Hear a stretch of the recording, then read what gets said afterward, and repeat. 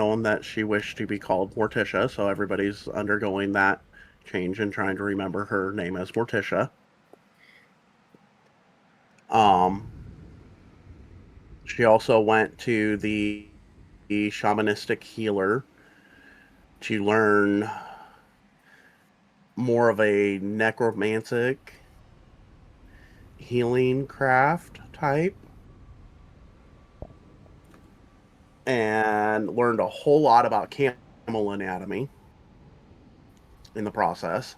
So as a minor correction to that, the healing learned was not necromantic. He is one that's a medic that keeps people alive and did not know anything about necromancy. He talked about being able to potentially find one, an instructor that would know about those types of things that could be used to use the Yeah, body she after went to death. learn that. Oh, went to learn it, She yes. went to learn that, but was not able to learn that, and instead learned a whole lot about camel anatomy. Oh, I misunderstood what you were saying. Um, Pathani has a set up an apprenticeship for when he's not out on missions with the local blacksmith. Uther and Tanith were talking uh, what's dude's name? Uh, Lesson. Thesson Reed about more recon and espionage type quests. Also, quests leading to Direction specifically exploration, not or espionage. exploration. Sorry, exploration. And possibly leading to him funding exploration thing for the Silver Spire.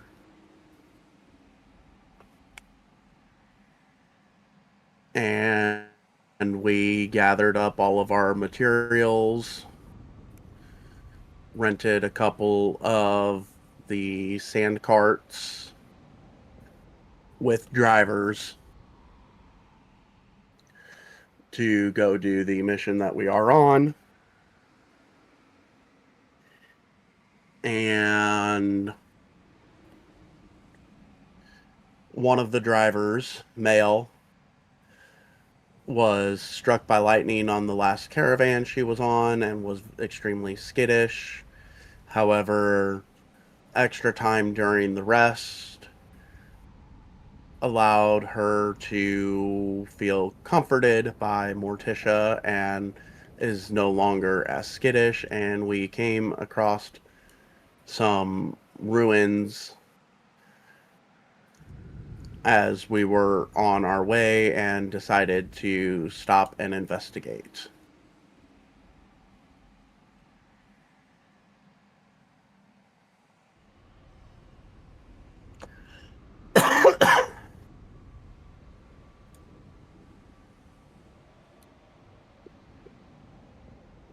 Did I miss anything of importance? Not to my knowledge.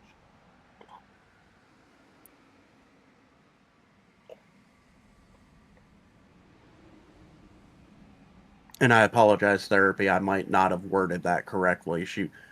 Morticia went to see about learning necromantic arts, and the shaman didn't know them. That's fine. So, It appears the best way to deal with the medical profession is bribery. I mean, appears to be well the best way to placed, deal with any profession in this well, environment. well placed donations. Apologies. Let me rephrase the wording. Right? Isn't that how? Yep, that's a big Whoa. camel.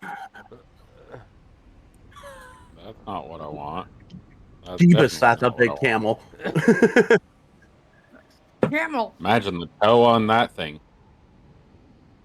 Right, Tess?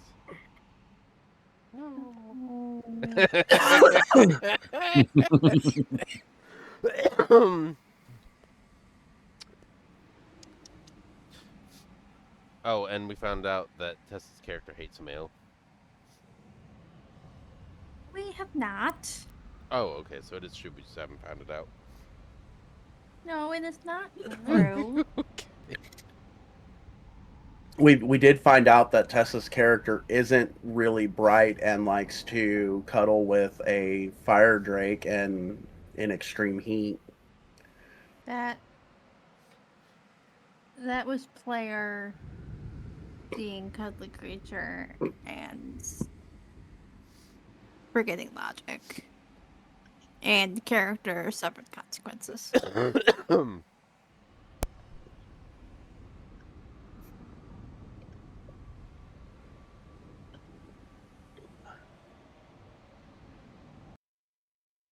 Restarting application because changes have been made.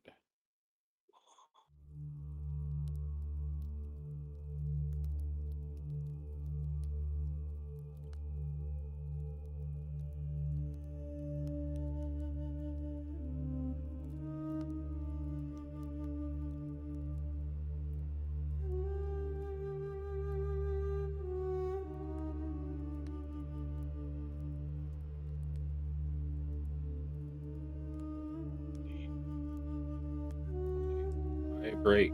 Why broken? Why break did? I got There my we food, and go. I'm proceeding to not eat the food. I should eat my food.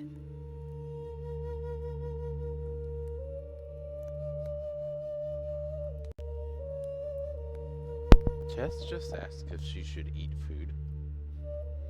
No, I said I got food and I didn't eat it. Oh. I should eat it. I'm Okay. talking to myself.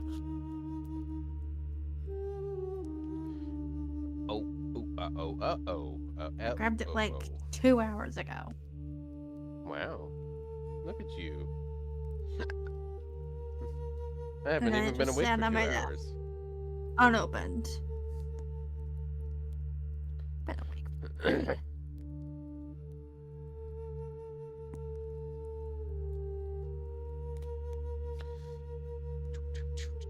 Because I Did slept not in get more than I to wanted to. set up the way that I wanted to.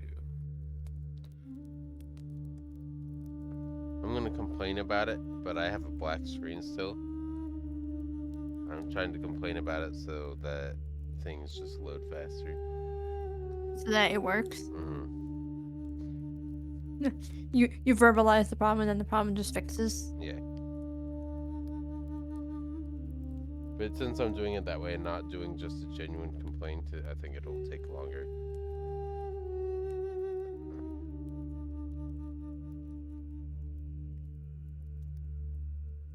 Let me see if there's anything in the background that's making things go slower.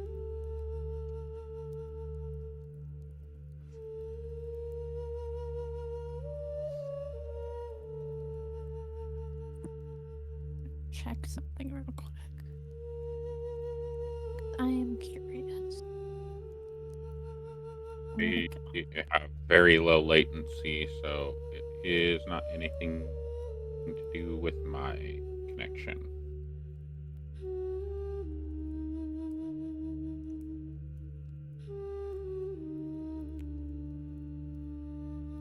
Are other people in the foundry already?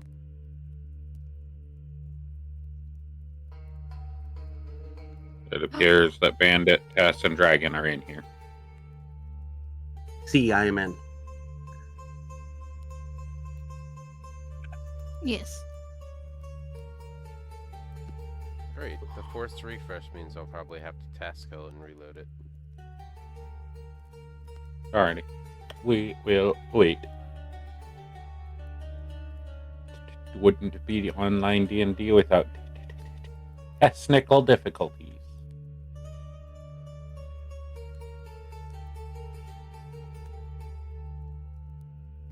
Right, Tess? No, Why you hacking therapy stuff? Yep. I'm not.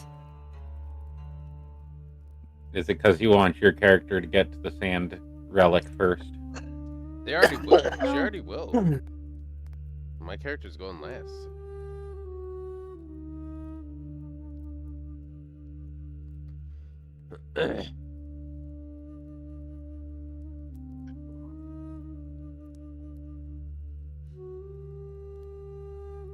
Ooh, it's a black screen. Easy black screen.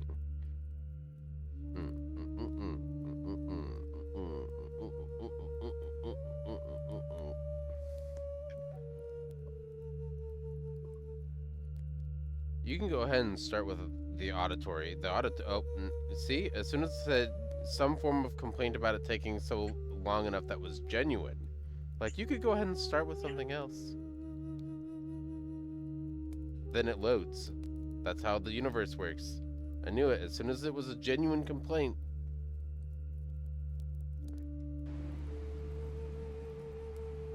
Okay, I'm here. Everything's ready.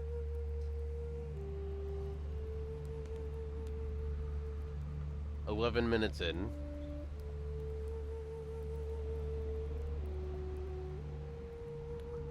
Ooh, Tess has pocket lint. Yes. Correct.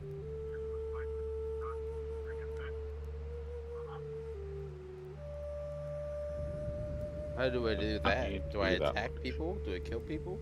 To do the trade? I don't understand. Bottom left, there's a button that says trade. If you, Oh, trade request. I Okay, think great. if you click it, it should ask you to select. Good, that will be And now my useful. dad's calling. 1 second. Chaos of the universe. Oh, request trade. There it is. Duh. Oh, that's right, when you gave me 500 gold for a piece of bread. Listen, that was like my third D&D session ever. Uh-huh. I didn't stop you. I just pointed it out afterwards. Oh, wait, you took all my money and gave me bread. Uh-huh. Well, actually, let me clarify. I took all the money you gave me and gave you bread. Yes.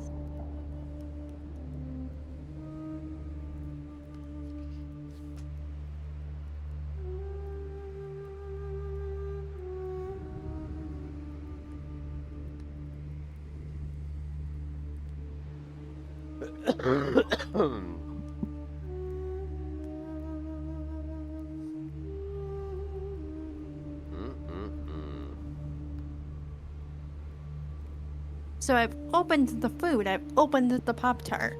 I am still not eating. Why am I being traded with? Am I going to get more pocket lint? Accept?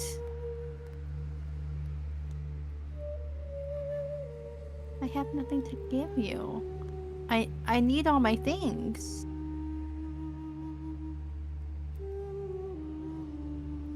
Oh my goodness, a babushka.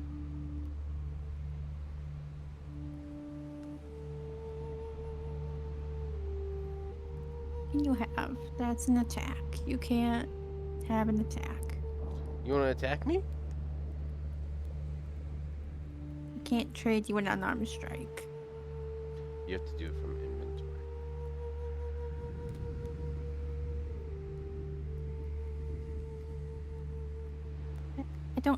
I don't have anything to give you.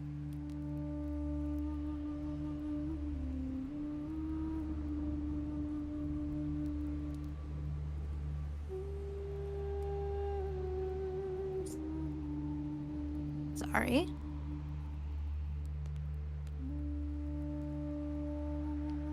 My backpack's still too heavy. Damn it.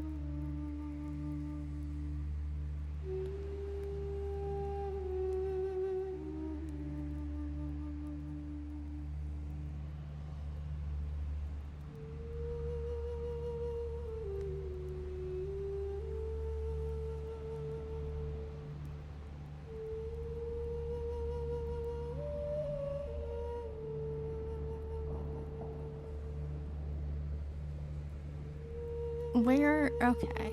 Thank you.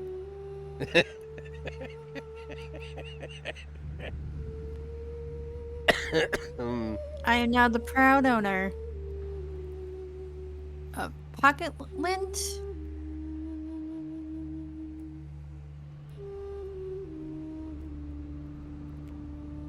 And a wooden stake. Yeah. Do I Still better than an overdone steak. equip? Oh, no. Put the lantern away, ma'am. I've got equipping the lantern turns it on. Whoa.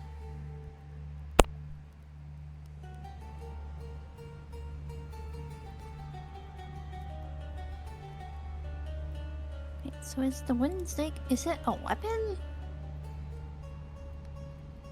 Can I hit people with it?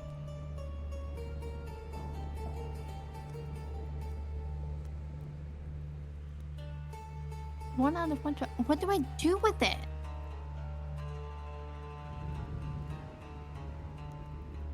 We found in the Monster Hunters pack.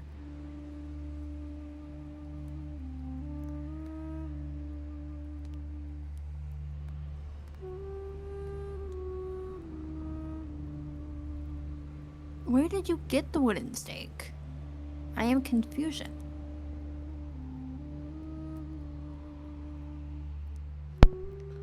I got it from a wooden cow.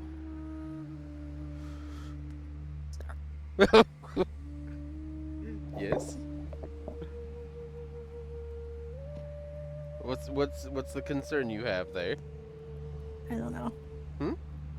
Did you I don't not know, like the my joke- humor? You didn't find it the joke- amusing. The joke was funny. You didn't find it amusing.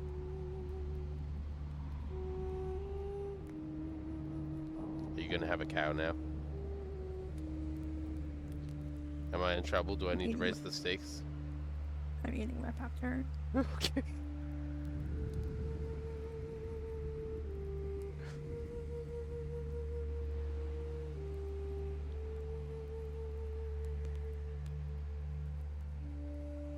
Hey, Tess. Mm-hmm. Even if you're having a baby cow, we'll do it again sometime.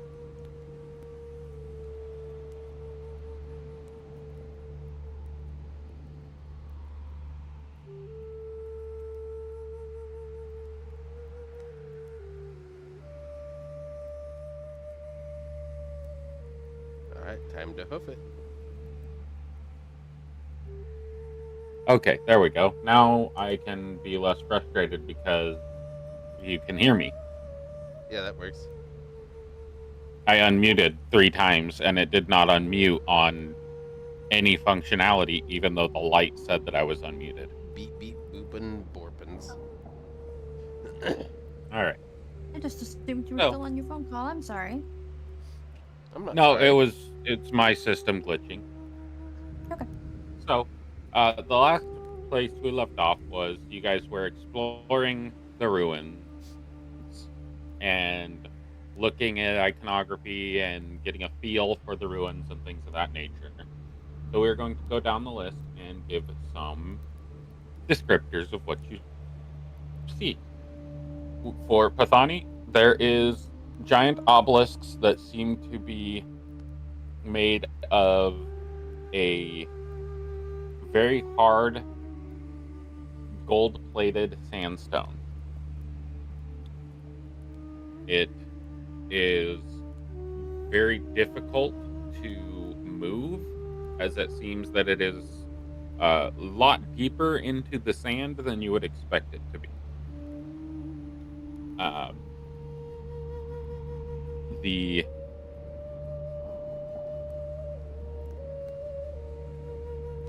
blue pyramids are made of a obsidian-like glass that has been heavily polished and scraped perfectly flat.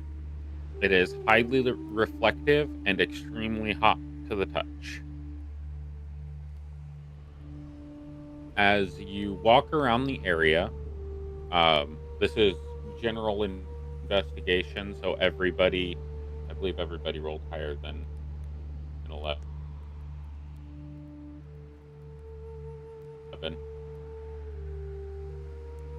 Yeah. Yes. So everybody is getting this information. As you walk around, when you enter a space that is aligned with the direction of the wind, the golden, what look like air bubbles that circle the pyramids, whistle when you enter the space on the opposite side of the direction of the wind. So currently, the wind is traveling this way. So if you are here, here, or here, you can hear a whistling coming from the eyelet on those gold droplets that seem to be circling the pyramids.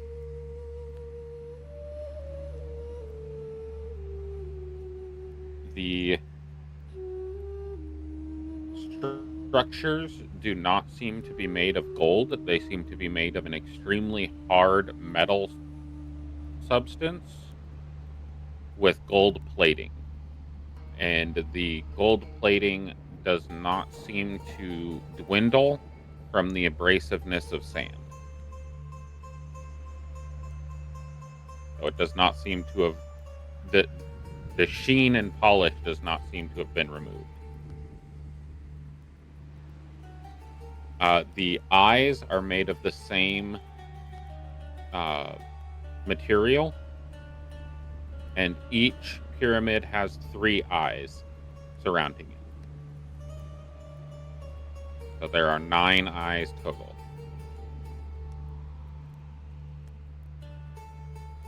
Uh, 10 obelisks, 3 pyramids, 9 droplets or wind bubbles. You are not quite sure. A podium in the middle. 9 sets of wings that seem to be circling the pyramids on the outside. And you can tell by walking around this structure that there is a lot more structure underneath the sand where this is.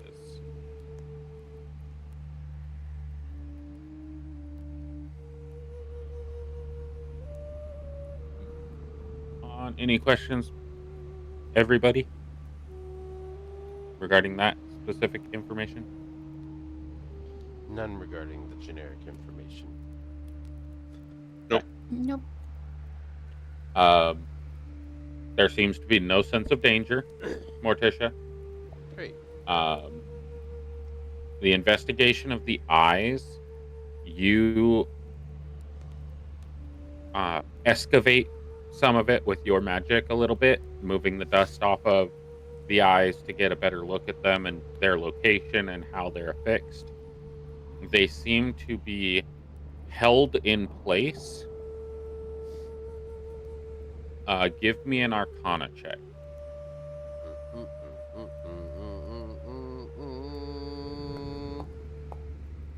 By sand.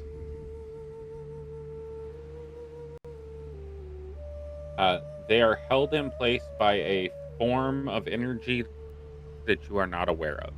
As you dig under it, you can completely free the eyeball from the sand, and it is not connected to anything else around it, but it is held stationary in its position.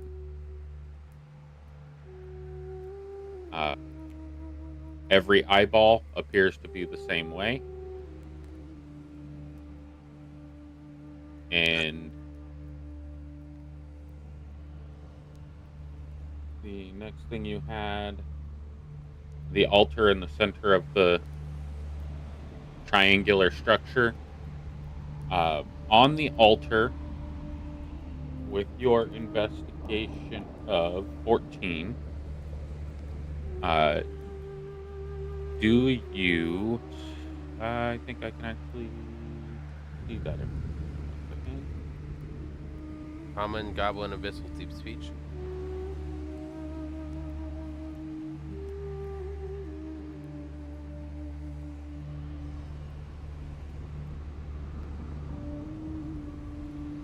Yeah, there's a.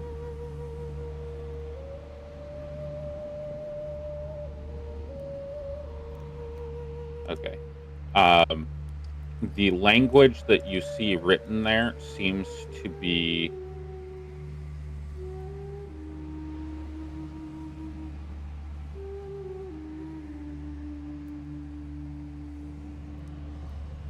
unrecognizable to you.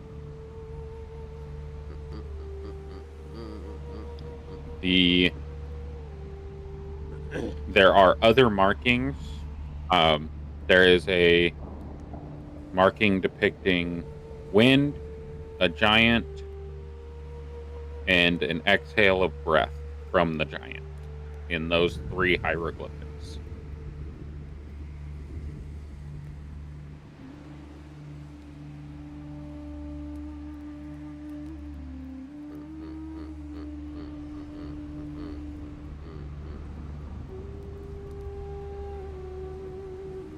Each of the 3-sided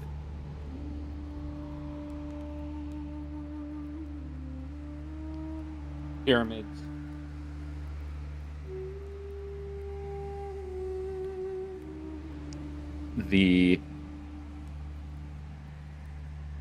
give me a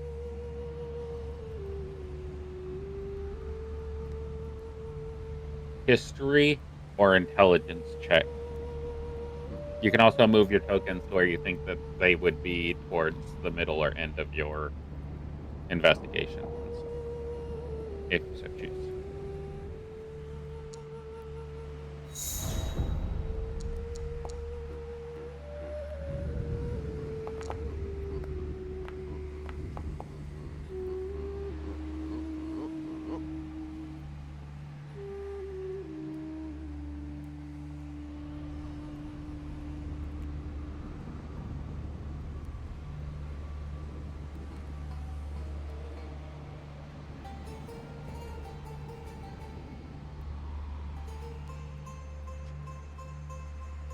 Morticia does see that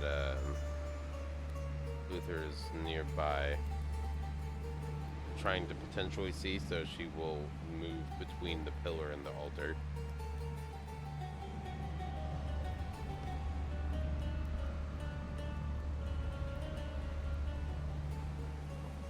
History was. I got a 5. You do not notice anything more than what has already been noticed about the 3-sided pyramids. Great.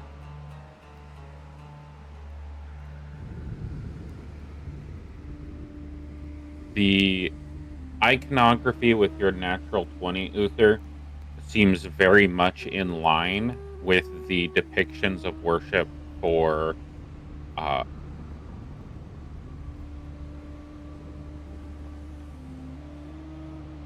Haku's Akron.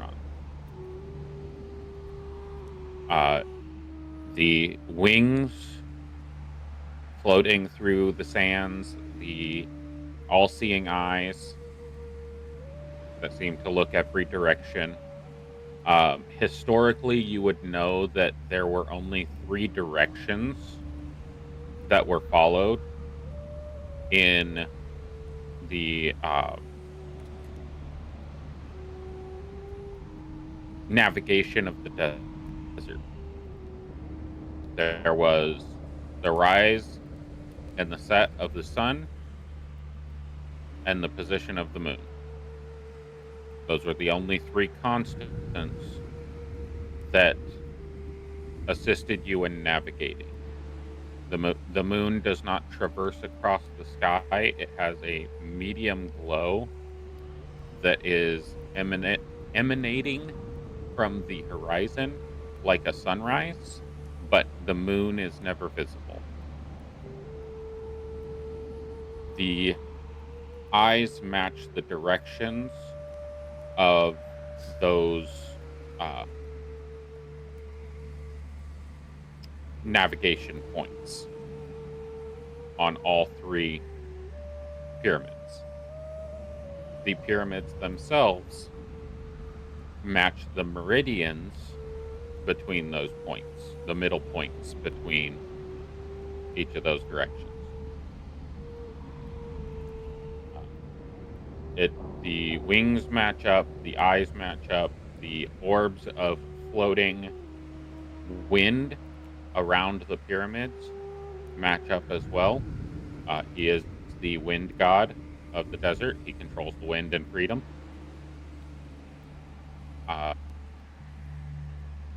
Most of the desert's flying creatures are considered to be his creation. So all of that seems to match up, and the larger triangular structure seems to align with the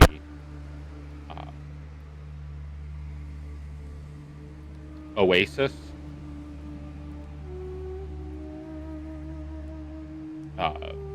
Heading directly across the center pillars, or the center monoliths, across that tablet at the center. I'm losing the name of what that's called. What's called? The rectangle in the center. Altar? Altar? No, the whole structure is an altar. Dais? Maybe.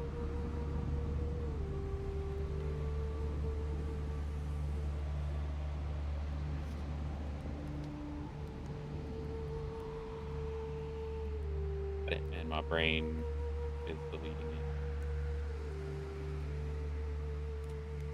I'm trying to help. The only word I know is altar. I mean, you have to alter that word, though. I know, it's not the right word.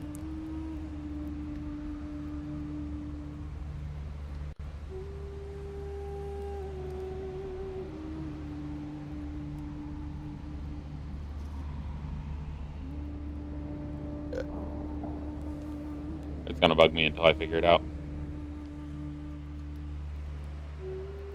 Is it not a dais? I don't even know what that word is, but it sounds like the right one. No, a dais would be the platform that the preacher stands on. Ah, okay. That's the only rectangular thing that would be near an altar that I can remember. I thought dais were circular.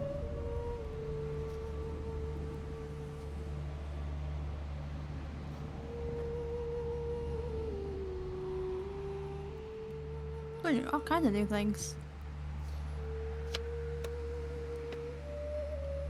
Long you guys stone. and your That's organized the term version. that I'm looking for. It's called a long stone. It's typically used for either sacrifice, display of artifacts, or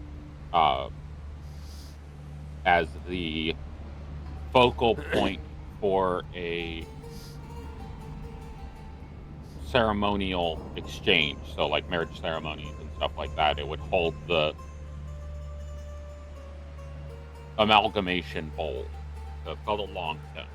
And for some reason, the long stone didn't prompt my memory of remembering that it's called a long stone. Anyway, the long stone and the 2 monoliths on either side of it depict the direction westward is the oasis as you are all traveling.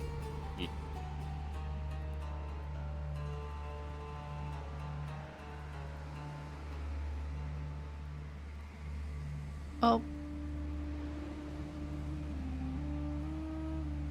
Uh-oh. Uh-oh, what? Oh, you got really quiet. I thought that everyone just cut out for me. No, it's a DM tactic. It allows people to converse about things And when it's silent, it tells me that I need to continue describing because there's nothing to converse about. Okay. Uh, so, there are linguistic patterns. Uh, you would detect several. Let's see.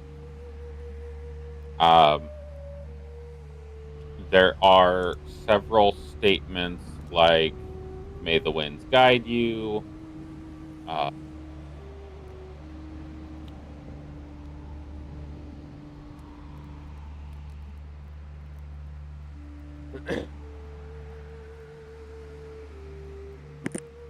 in common, there are on the north face of the bottom left pyramid, where you can hear the wind blowing through. You hear, or you can read the term "follow the high current" written on the base of that face. On the obelisk here, and the obelisk here, on the two faces on the top right that face to the south, in common, you say kneel not, you read kneel not to stillness. On the east facing monoliths, you see begin again, and on the west facing pyramid face, you see leave no footprint unlearned. And those are in common. There are several other inscriptions that you cannot read as you do not know the language.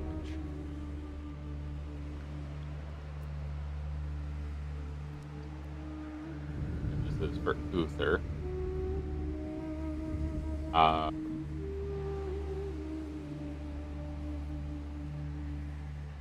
then there, almost everything in common is in the desert dialect, so it is very unlearned, very chicken scratch-esque. Simplistic words, simplistic writing, nothing sophisticated. When you touch the Longstone, it feels dense, as if it's anchored, and it holds weight. And this is a spiritual denseness. As you approach each of the three altars, there is a feeling of freedom of movement, like a uplifting and a lightness in the environment. And you do feel a source of divinity from all three of the pyramids. Also, there is a vastness beneath your feet. You can feel that energy radiating through the sand beneath your feet.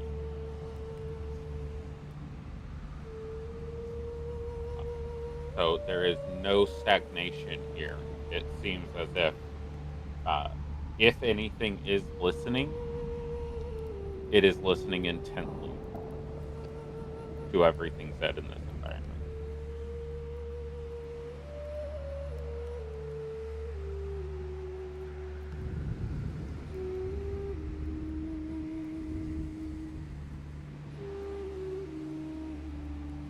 For Kenneth, with your dirty 20,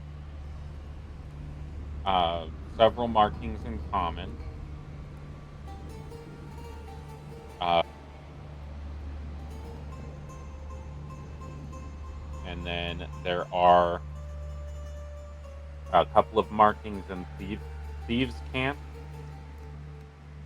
that seem to be scratched into the front two monoliths closest to the road. They say, "Leave this place."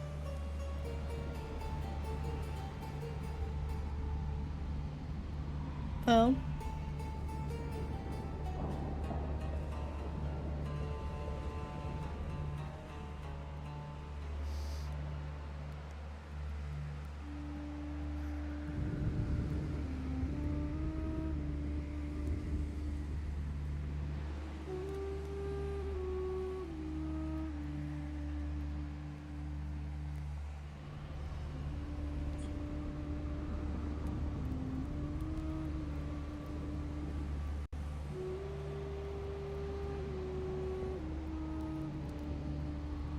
It's up to you guys.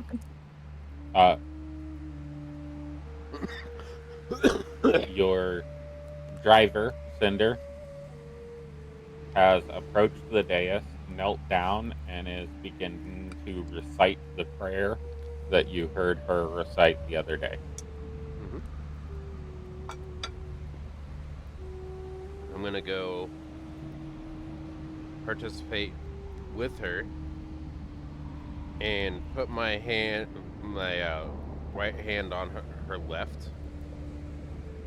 Well, I will.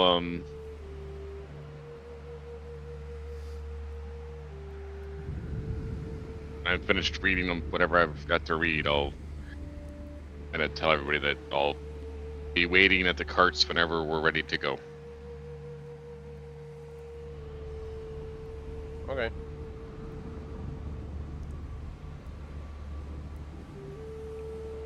And after reading what was scratched in Thieves' Camp, I'll like kind of tiptoe over it and be like, I don't want to interrupt. This looks very important. That just said to. I was reading over there. It said to leave.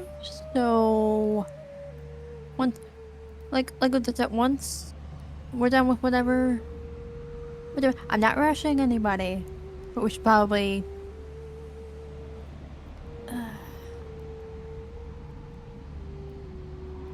Leave, but it doesn't look dangerous. No, like look around.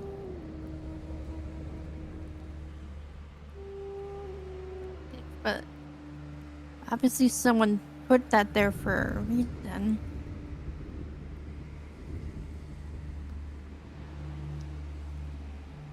Therapy, you were saying something about touching your left hand. Were you continuing? I was waiting until, because Kenneth says something, Uther said something. Okay. Yep. Uther's still up there. So. And then Therapy talking? I have been for a very long time, yes.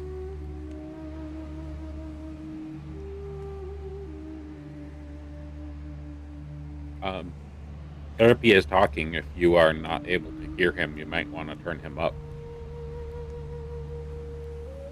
Percent on mine.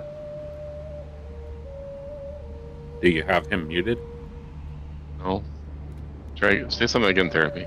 Words are continuing. He did I'm not, speak. I'm not hearing him. Let me leave and come back.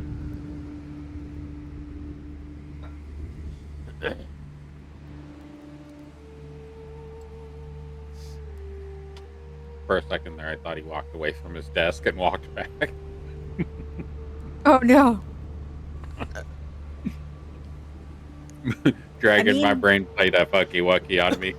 You said, I'm gonna leave and come back, and you stayed here and like didn't leave the call for a minute.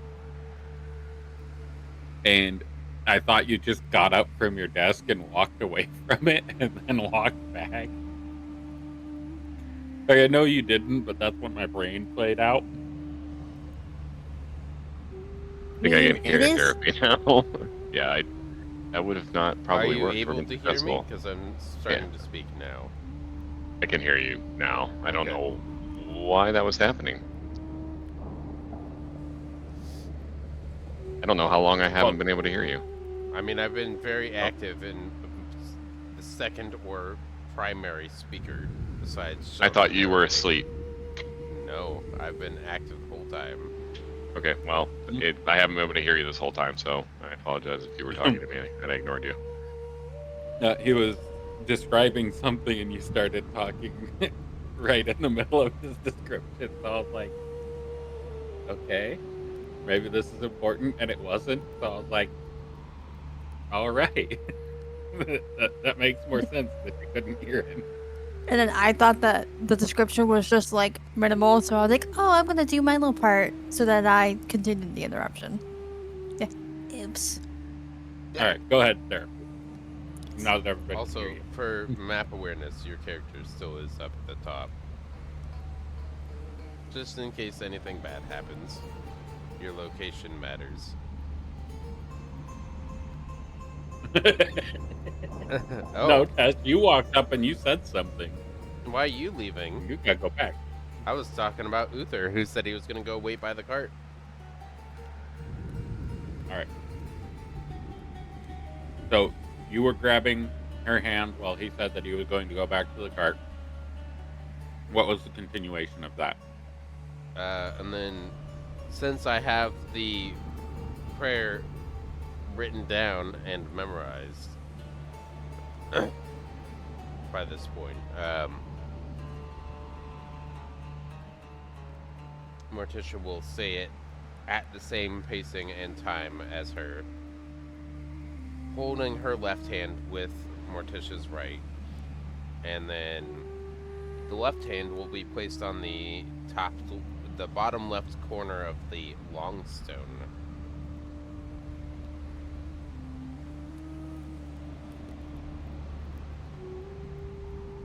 Right? Can you give me a religion check? To amplify that, before she's going to take, before starting the conversation, she's going to take a deep breath in and then a breath out and use elementalism on the altar for gusts of wind. So she's going to use wind magic on the long stone first, using her own breath as an amplifier. So let me do that. Beckon air is what's happening.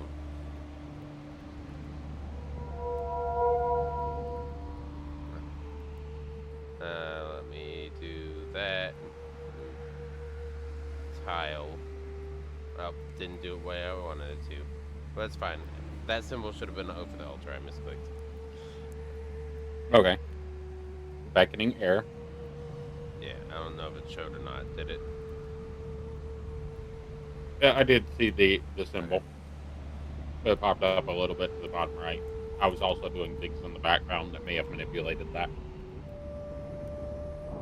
A breeze strong enough to ripple cloth, stir dust, rustle leaves, open, close doors or shutters.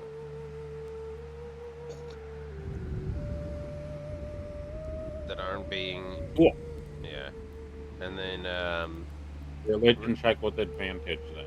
okay. Bam, bam, bam. Oh, I have proficiency in it. Great.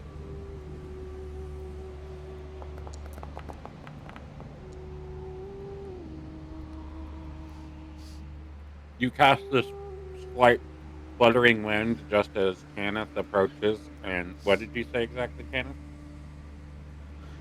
I was saying that I saw on the scratch into the obelisk the thieves can't. So once you guys are finished what you're doing, no rush. Because I can see it's some sort of religious. When you hear Kenneth say once and continues to say, you guys are finished, you do not hear anything after the term once. As that small little puff of air that you create turns into a massive gust of wind.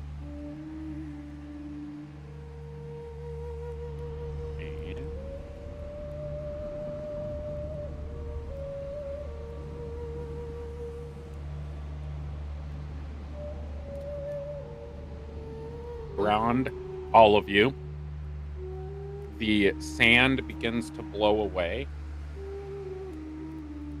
and it looks like you are about to slide down into a crevice. Oh, thank goodness Uther's Uther? positioning is still there.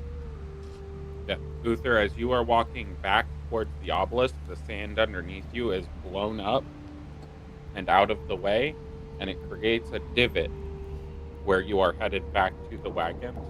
Tanith, you are now walking uphill slightly as the sand around the structure begins to push down and out away from the center Longstone.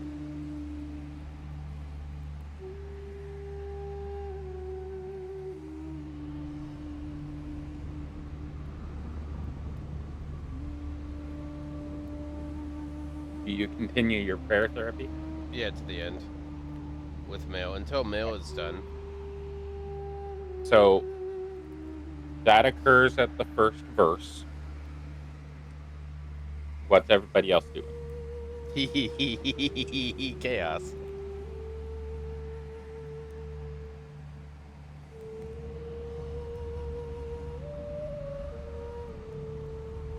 Seeing the sand blowing and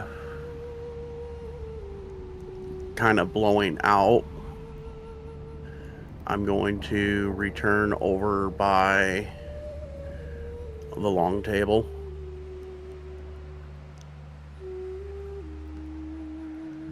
And just listen to what Malice is, or not Malice, what Morticia's doing. Give me a dexterity saving throw. Yes, Tess, it's a long stone, not a long table. Yeah, that's not what I was gonna say because I already forgot that that's what it was called. Whoa. Do you need one for Ashkara as well? No, the 23 is sufficient. It wasn't that important. It was just whether or not you were going to get stuck in what appears to be an eyeball in what you're looking at currently. Because you guys should be able to see what looks kind of like a face, right? Okay. A face, Yes. ribs. Yep. Oh. Oh. Oh. I'm making friends. Oh, I'm in its mouth. Tasty. Tasty Tanith legs. So No. I need a wisdom saving throw from Hannah. Again. Okay. Go. It's a Morticia. 4. Mm-hmm. Cool. Oh. Do you remember how I described your nightmare? Yeah. Oh. Oh. Yep. Yep. Yep. Let me grab that piece of paper. Yep. Oh, where'd the paper go?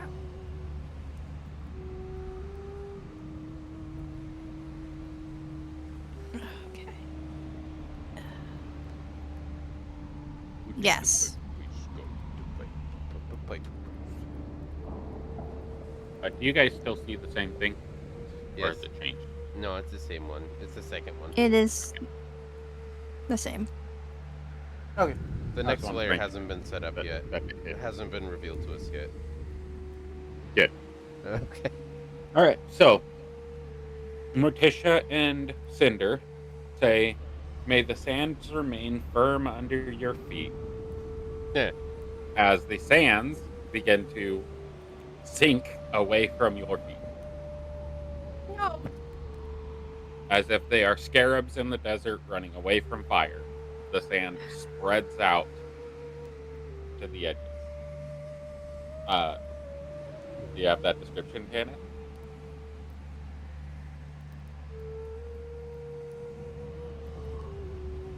I thought I did. The only thing I wrote down was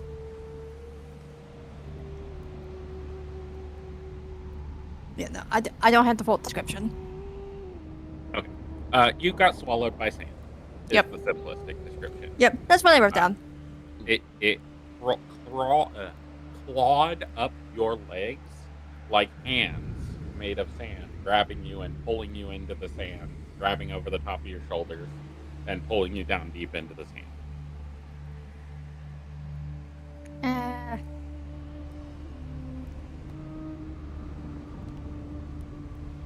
So, continuation. The prayer continues. The two of them appear to be standing on ivory next to the stone. Pathani, as you step up to the altar, your right foot sinks like 3 feet. You're able to catch yourself on the firm stance you have on your left foot, but your right foot is 3 feet deep in soft sand.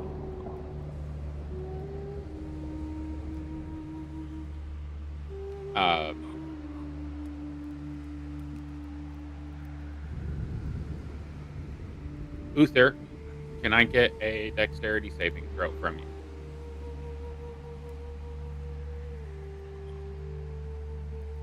And Tanith, I need you to do yours at disadvantage as you are panicked.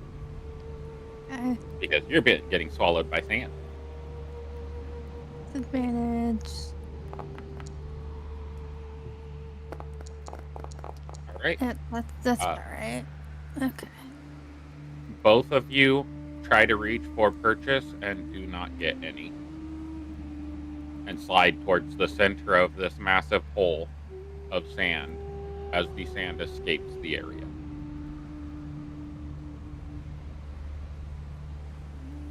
Your foundation under your feet is slowly leaving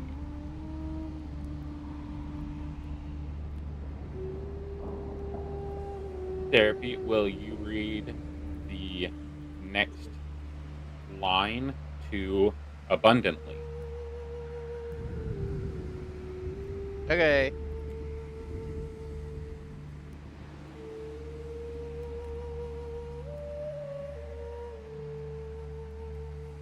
I just wanted to give 10 seconds of opportunity for other people to say stuff. The tarps of your tent remain calm. The water flow freely and abundantly, as no other characters have chosen to do any other form of action. Correct. As he is continuing on his prayer, I'm walking up not knowing what's going on. I didn't know that he was starting a prayer, character-wise. Started a prayer. I'm following. I'm going to pull my right foot out of the soft sand and kind of test with my bow that's in my hand to test the purchase of sand to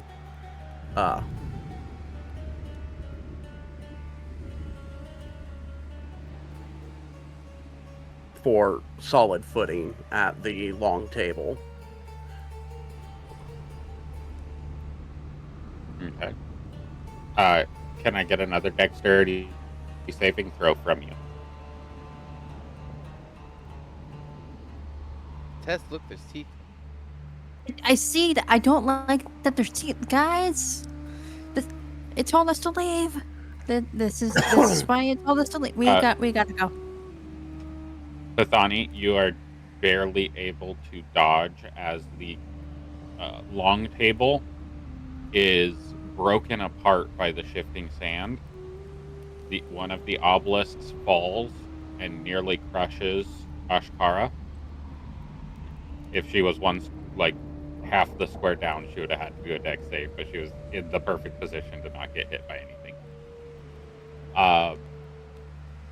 You are sliding closer to the eye. You are able to the right eye. You are able to maintain your footing and keep yourself from sliding continuously. What's everybody else doing?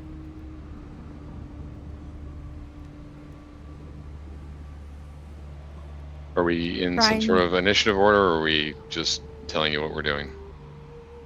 Just let me know what you want to do. We have no initiative currently. I don't want to slide down into a pit. So what do I do? What can I do? You can attempt to climb out. You can try to find. I'm gonna try and- like, Try and climb out, but Tanith is right next to me, so I'm gonna try and bring her with me.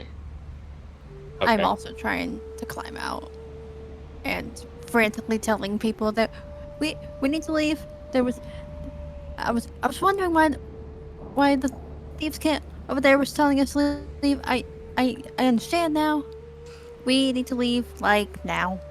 Quickly. Thieves' camp Morticia? are you talking about? It was written over there on the obelisk. Over in the bed. And I was trying to tell. Dexterity saving throw or athletics check, whichever is higher, for both of you with advantage because you're helping each other. Saving throw. You're essentially trying to climb a sand pit where the sand is moving underneath your feet. And you said with advantage because we're helping each other. Luther, I think you get a second one. Yeah, I didn't roll advantage.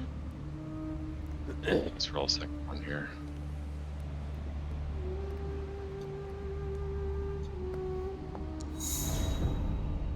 Thank Oof. goodness for I think the the first one. advantage is going to do you well. So, Tanith, you are stomping and running up. And as you're running up, Uther, like, helps you. And in helping you, his foot starts to slide. And you, like, reach down and grab, like, his horn or something and pull him. And you both are able to help each other up out of the hole. You can go whichever direction you want to go. And whatever you're trying to get onto, you can get onto.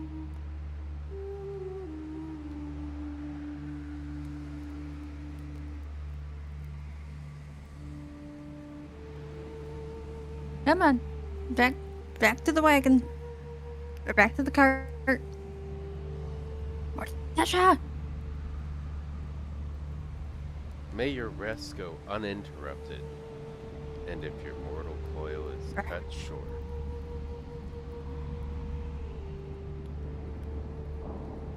I don't know how many phases You can there finish are. it. You can finish it. May you be delivered by winds to the halls of insert name I can't properly pronounce. Zak Haran. Zakaran.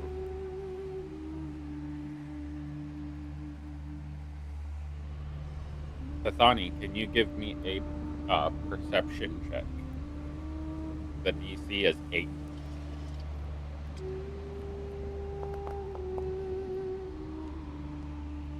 $22.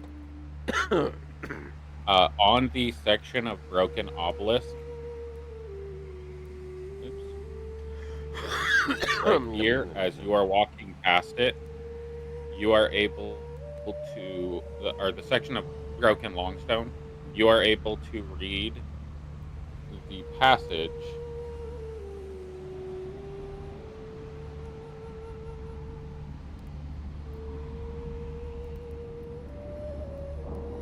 Here lies Hail Vakar, the last exhale, in giant.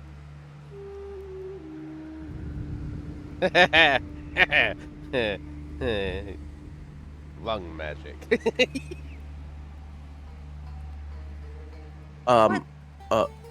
Morticia, Cinder, we need to go. This is not a good prayer to be doing here. This is the tomb of Helvakar. Give me a history check. See if you know who Hail Vakar is. Are you a giant or are you a Goliath? Goliath. Okay. Ah, Yeah, you don't know that name. ah, It's still a tomb. We need to go. Anybody else can do a history check on that name to see if they know who that is. Ah, Uther, you can do so at advantage.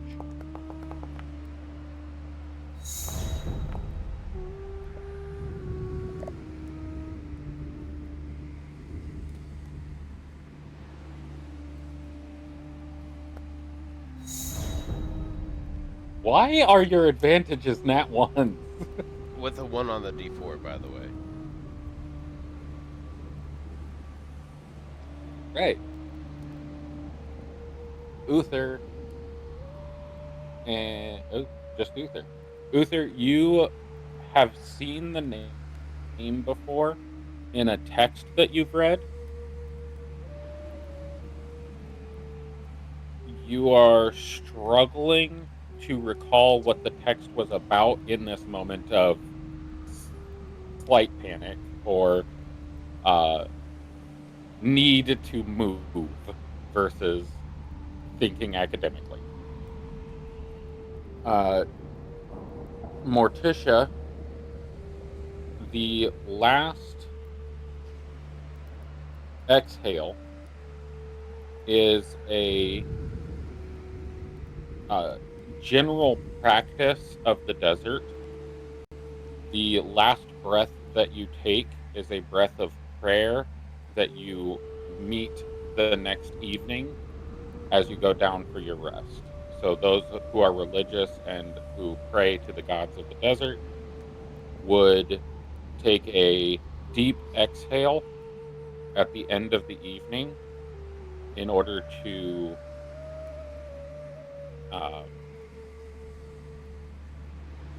inhale the gloriousness of the next day and to set themselves out with the most preparedness for their wakeful state.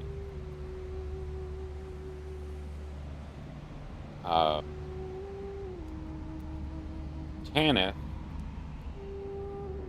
you've heard that the giant known as Pale Vakar, the last exhale, is known for guarding a tomb of great treasure and vast wealth.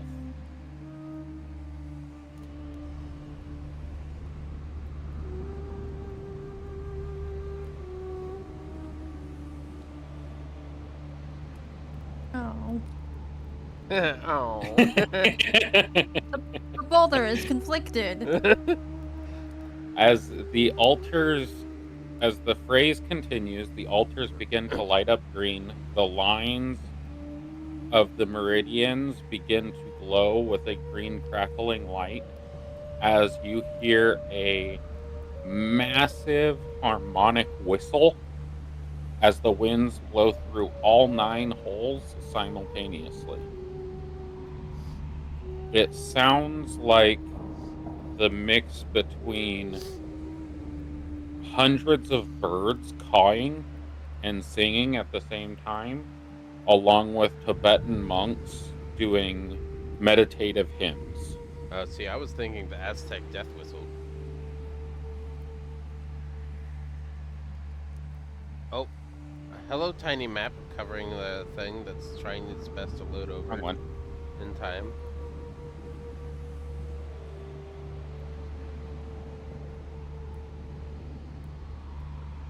Friend! We're level 3. Friend! We're level 3. Friend!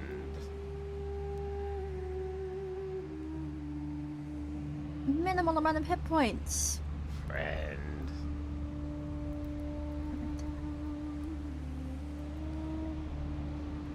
The 3 of you who have been in motion leaving this area see the rib cage being excavated from the sand of a creature that is easily 70 or 80 feet tall. Oh, way more than that. Right? Hold on.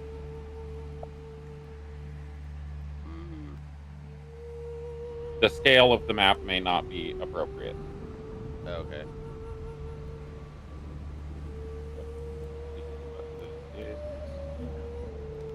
I did not set the scale of the map, so Okay. I was gonna say that sternum's 45 feet in itself. 45, 50 feet in okay. So itself. Is it just double side, like everything's half measurement? 10th, 10th? Okay. pretty close, except the It just zoomed in super far from the a bunch frame so we is could see. the frame is the skeleton is extremely large for what you're experiencing. The bottom of the sternum is probably where the bottom of the jaw is, effectively. So shrunk down by a factor of 10. A tenth the size is what you see here.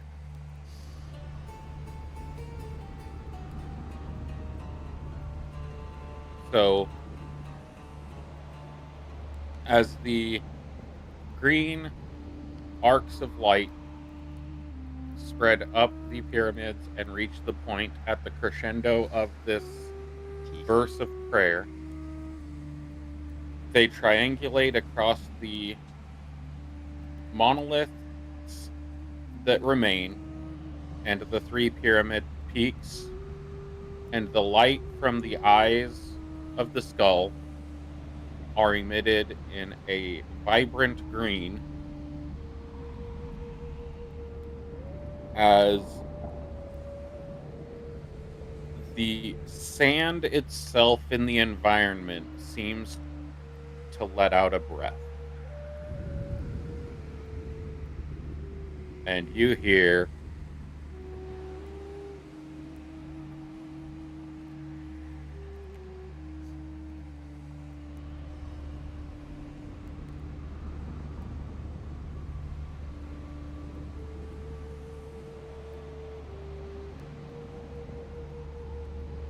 The the sound- light okay. of the sky Mm-hmm. vanishes. The light on the pyramids vanish. Uther, for the first time, your dark vision does not seem to assist you very effectively in seeing where you're going for a split second. It is as if all of the light in the world, in the universe, has been shut off temporarily. I As caused a power outage. You, everything returns to normal, and you turn to look at the rib cage, and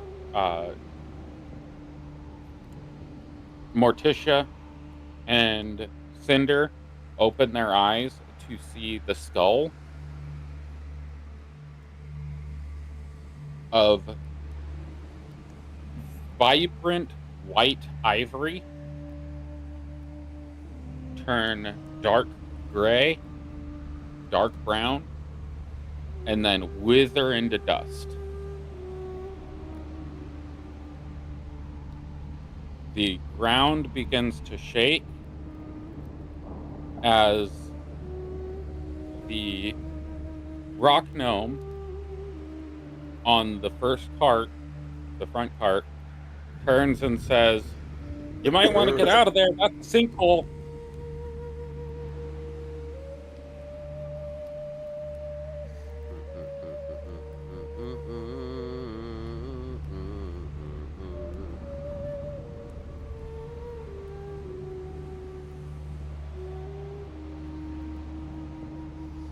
What's everybody doing? Looks like 2 people are running away from the environment. It won't let me off the map. I'm going to grab the rope off the side of the backpack that is off one of the side of one of the backpacks that's on Ashkara, and throw it to Morticia and Cinder to try to help them out. Holding one end, throwing the other end to them. You know the And rope I'm exists? going to yell to grab a hold of the rope. Nat 1 on perception at disadvantage because she is enthralled with giant skeleton and male. So, Morticia, as you look down, you see this visage of a gigantic skull. The skull is larger than you yourself are. And you watch as this pure white ivory turns into sand and becomes the sand that you are standing on. The pyramids begin to shift and shake and vibrate as they sink down into the sand.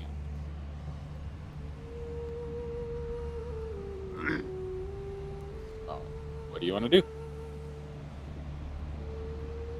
I'm yelling at you and Cinder to grab the fucking rope. I don't hear you. It's a nat 1 on a perception check. Oh, In that moment, the thing that distracts you from Pathani is Cinder stands up, turns and puts her right hand on your face, and says, "May the sands remain firm under your feet," and smiles as she turns around and begins to walk back towards the sternum, You don't towards the want two obelisks I at would- the bottom.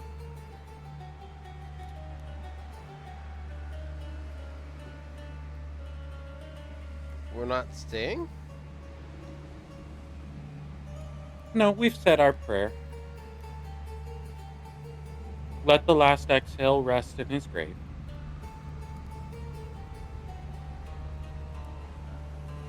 As she smiles to you.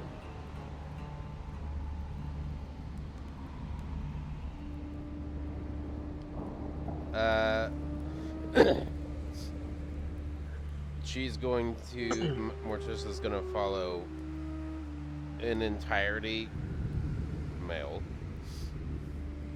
until out of the sand pit. Gigantic. You all watch.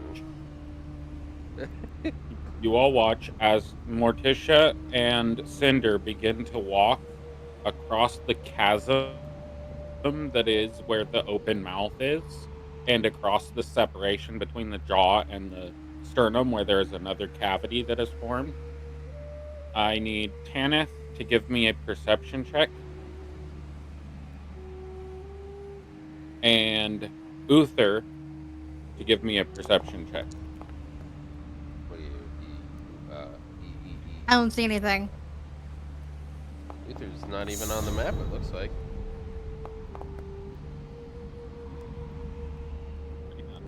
Rolls are absolute dog shit today. Listen, I rolled. Oh, where did that just close? Oh no, you are on the map. You're just in the very bottom left. Okay. Alright. Yeah, we're Yeah. over on the bench. Got it. You're as far away from danger as you can get. Okay, that makes sense.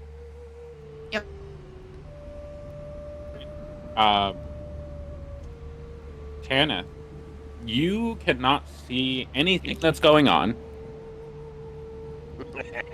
I'm blind. because you are supremely hyper focused on the just below the bottom of the center of the chest cavity, right about here.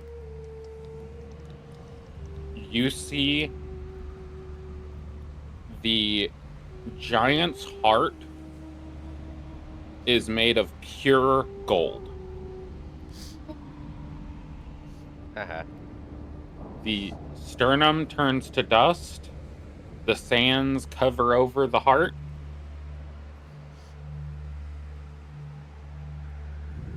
And you're left staring at a bunch of sand where you just saw a massive golden heart. It was just. No. Uther, you saw the green lightning. You saw the green magic arc across the pyramids. The skull's eyes brighten as you turned and took off running when you heard that it was a sand pit. And as you turned to look the other way to take off running, in the very far distance, you see a silver beacon for a split second. It looks like light has reflected off of a large silver object in the distance and shot a silverish blue light straight up into the sky. And when you blink, it's gone.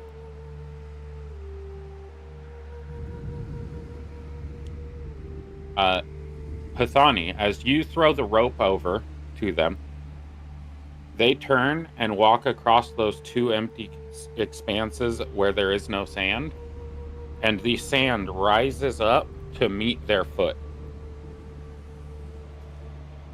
The green lightning is gone. As the sand settles back down into its dunes, there is no evidence of the relics,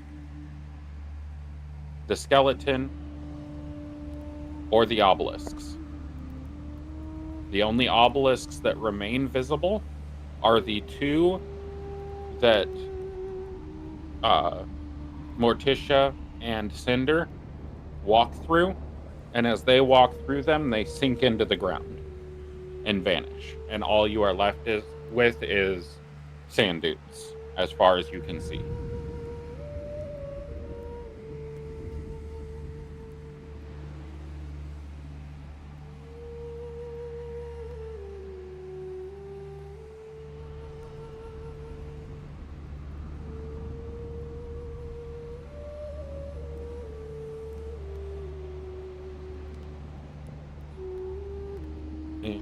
Uther, can I get another history check from you?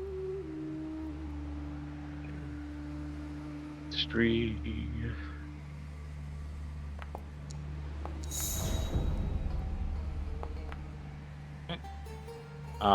Seeing that silver beacon in the distance, you remember where you saw that name.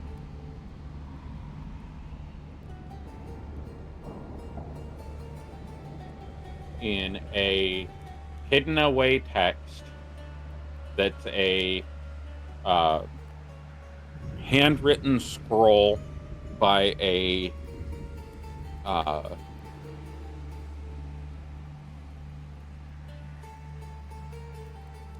what are those people called? Gust Runner, a messenger of the desert. It says, found an obelisk in the desert. It had strange markings. I took this scratching in the hope that somebody would decipher it. And there's a scratching below that, and it says,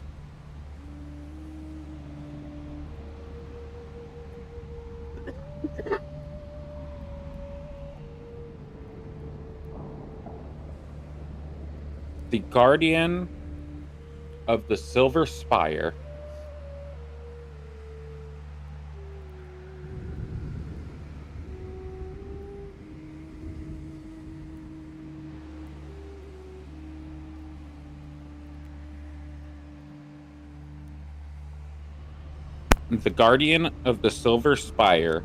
lights the way to the path of discovery.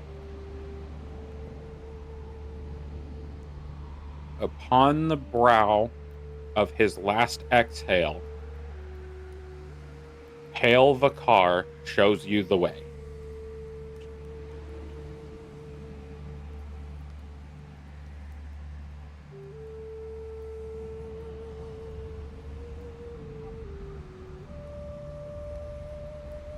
Alright, so the Guardian of the Silver Spire lights the way to the path of discovery upon the brow of his last exhale.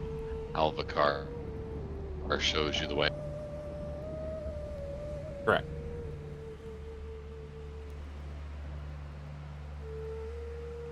That's how you spell his name, just so you have it.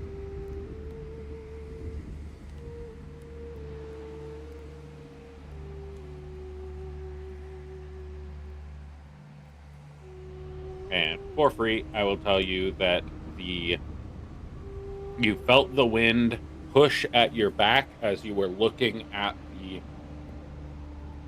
Silver Spire in the distance.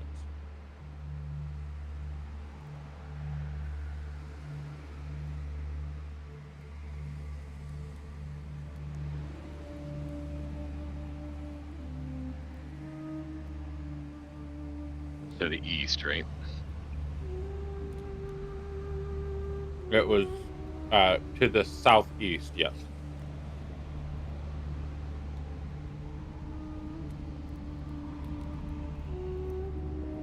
Sorry, correction, northeast. My fault. It's to the northeast.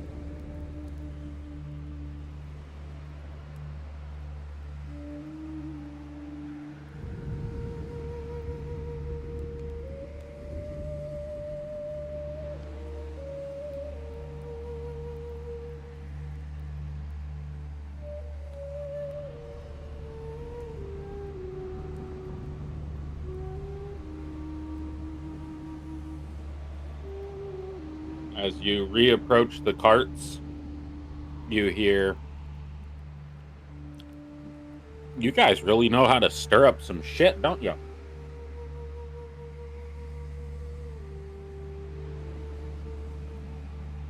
Don't know that everyone knew how to do that, but right, that was a certainly interesting event. Yeah. Uther, did you see? There was gold. Did you see the gold heart? It's under there. It's under. No, It's I under didn't. the sand. I didn't see the gold heart. I think if we dig long enough, we might be able to find it. Then we could just like chip off part of it. How much sand are you talking about digging?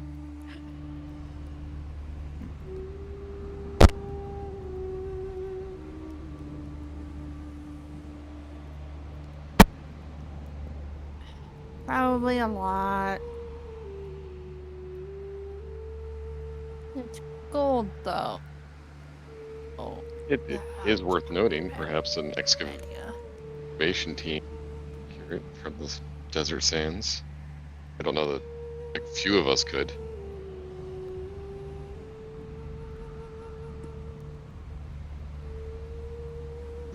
Let's share your news with the rest of the party.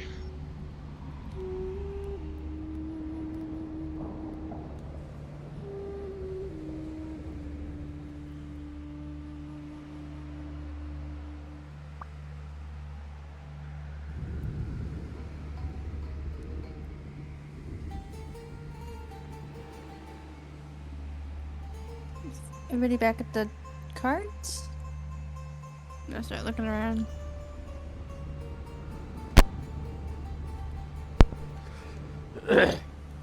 I'm still following Mail.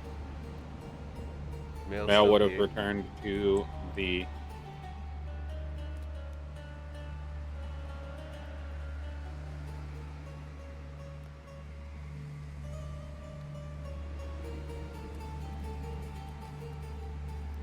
Once we're back all would the way return out. to her cart. Once Not we're- having said anything, would have continued to hold your hand the entire way.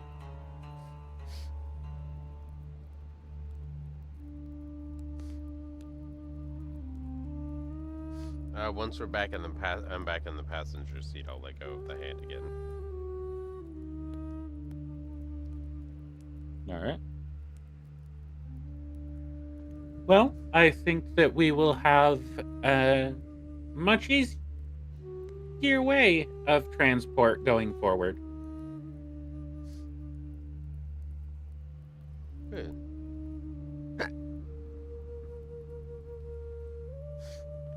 Seems simple enough to do.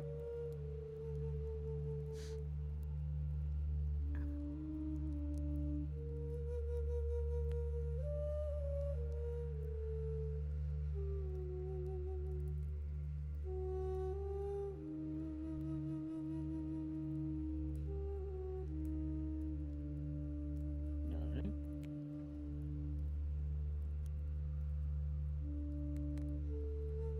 You all continue on, I'm assuming. Everybody getting in the carts and heading out. Yeah, I mentioned put myself Yep. in the passenger seat. I was waiting for Pathani and Tanith to decide whether or not they were going. Yeah, Yeah, are they gonna... I returned to the cart, and Ashtar and I get in the lead cart. I just abandoned the gold in the ground. Yeah. Good, but I didn't see it. I look at the cart and I look at the general area of where the gold. There's treasure under there. Should we just leave it? We could try and get it.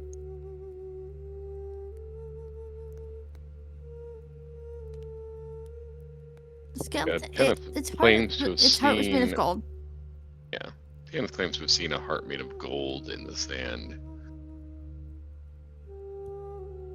It was right over there, and I just point at a giant pile of sand Did the in the general direction. spirits you saw a couple nights ago tell you that gold was there? No. What spirits? I saw. There was a girl standing behind you. Morticia? Was it? Was it male? Oh, No. Oh. She had like curly hair. And a scarf wrapped around her head. She was just little thing. Are you feeling all right, Tanith? So just a short girl with curly hair and a scarf in a desert?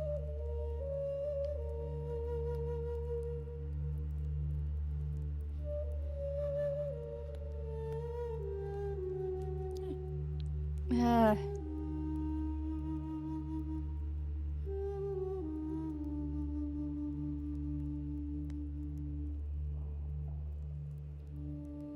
so we're not gonna look for the gold, is what I'm hearing. Okay, We're just gonna go. sure. we're talking about spirits. I don't know that we're deciding about the gold yet.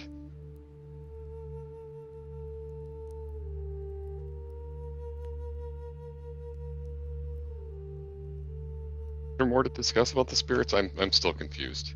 Me too. I'm confused why you're confused. Alright, Hey, great. well, let's I told start you with what I saw. what did the You're one spirits that tell said you? that you saw spirit. Didn't say anything. What did I they was look trying like? to get Morticia's attention. I just told you it's a girl. She had curly hair, and she had a scarf wrapped around her head, and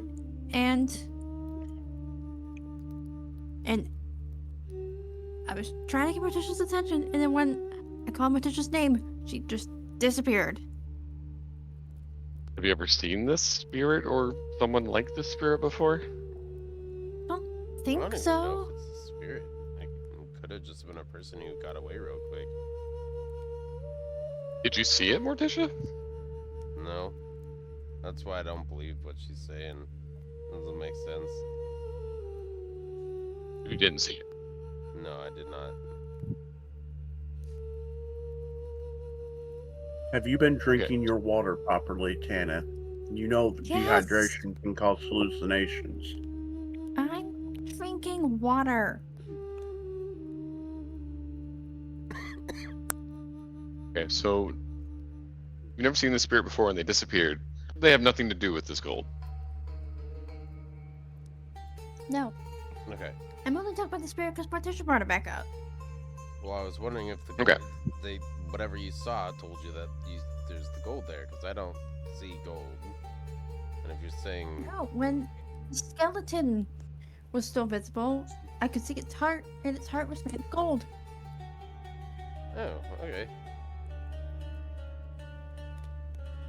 How deep was it? I'm not exactly sure how deep in the sand it is now. I could see it clearly when the skeleton was visible, but now that the skeleton's gone. It shows the heart. Skeleton was 70 to 80 feet tall, and it's completely buried by the sand. I imagine that's more than a few feet.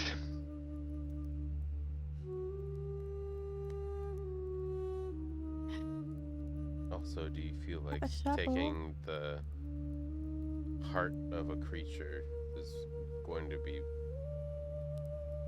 a good thing? No. Well, actually, It's made- Morticia, I have a. Maybe it's Cool. made Are of you not gold. interested in scavenging body parts? I thought that was something you were interested in. Yes. But we made it through that experience without issue. I don't know that Yeah. going through that I will be don't- beneficial if it turns hostile because we stole treasure from it. To be fair, I mean, No. it would sell for a lot, so pragmatically we could just take But- what we're able to. Oh. Yeah, I didn't want to take the whole thing. We could just like Also, wasn't the chip off a little bit. plating for the wings outside? We don't know that it's pure gold. It could just be the plating again. Oh. Now that I I'm thinking about it, Pouting. the plating and the heart aside, it's quite a bit of weight, and we don't necessarily have the machinery we would need in order to heft it even onto a cart. Something that big, yeah. Maybe we note this for later, because it is important to mapping the desert. And maybe we find another opportunity down the road to come out here with more muscle and equipment and think about it then. Okay. Yep. Taking the heart is probably a really bad idea. Now that I say it out loud. And then climb back into the cart. Well, hold on. If it's anatomical, then maybe it would be of interest, but I'm not sure. hmm. Well, we don't have the ability to do it, and we have a job to do that's going to pay more.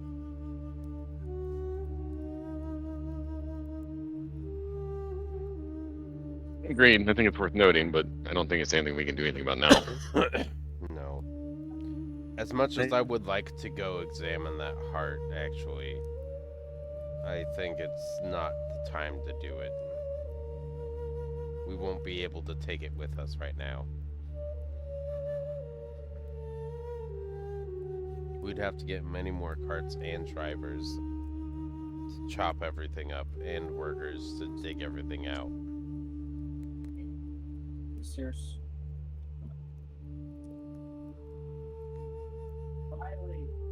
Yeah, it sounded a lot easier to do it in my head. I have a shovel. And I have a pick. Well, I also have this, and I will take a portion of water from like the environment and make a thin rail, light a fire. It's basically I'm gonna make a barricade of hardened mud using a mixture of fire, air, earth, and water. And then, so that way, like, the area we're digging from has a wall, and the wind won't push more dirt into the hole that's being created. And we can excavate stuff out. You can effectively make a hard, dense mud that's been dried and smoked so it stays.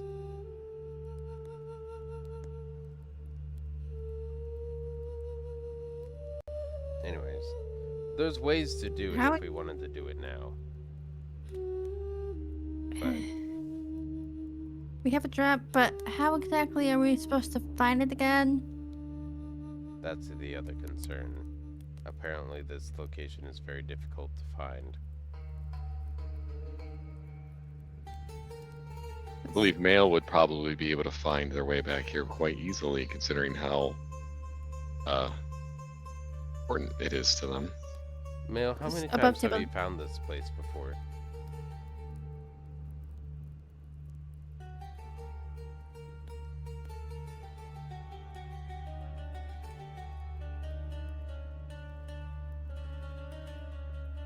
I asked Sheldon.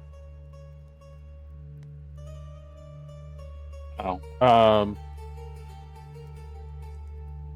this is my first time finding an altar to the wind god. I've never found one before. I was told what to do and what to say when I did find one, and to trust in my faith to him. So I did so. Do you believe you And that can is the extent of what I know. find it again easily because you found it once? No, the wind god is fickle and appears where he wishes to, give signs to those he wishes to give signs to who will be receptive.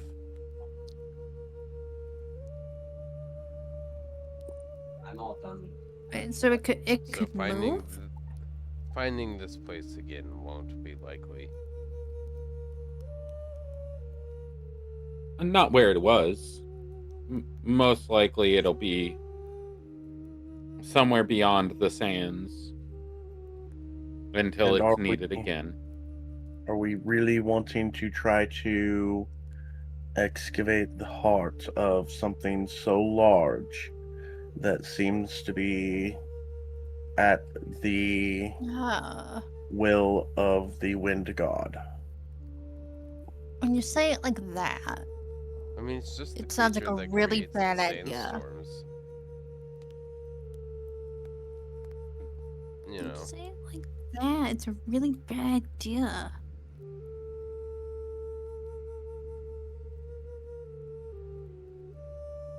I've been on many an incursion and excursion where a fool has hunted for gold and treasure in the desert that they saw that was lost to the sands. Most don't make it back alive from their journeys, and those that do usually come back changed. And she will look at you, Morticia. You probably know better than the rest of us here that going and looking for artifacts in areas that were lost to the sands is treacherous and perilous. what makes you believe that?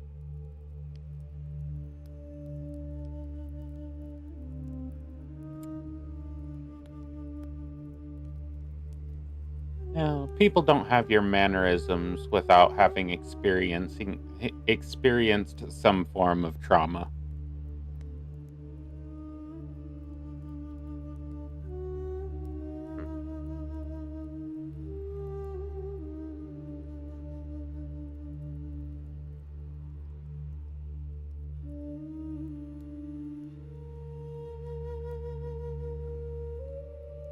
She did a natural 18 on her insight to determine if you were trustworthy or not from your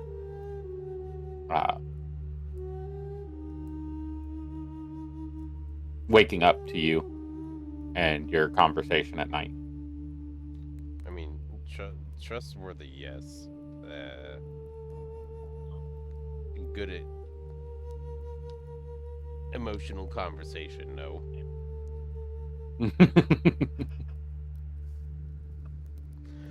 Yeah. Well, Tess, do you feel like it'd be a good idea to further excavate the heart of this summoner of Not my name. sandstorms? Who's Tess? That's you, right there.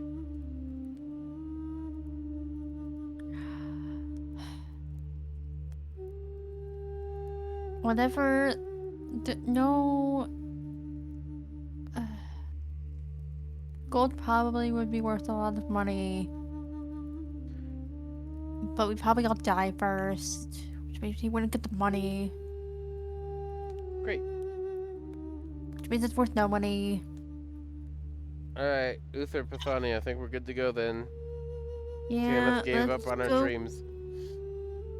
It wasn't a dream, it was cool. Like, howl in the back of the cart. Okay. I agree. It was quite the sight to see a gold heart in the desert.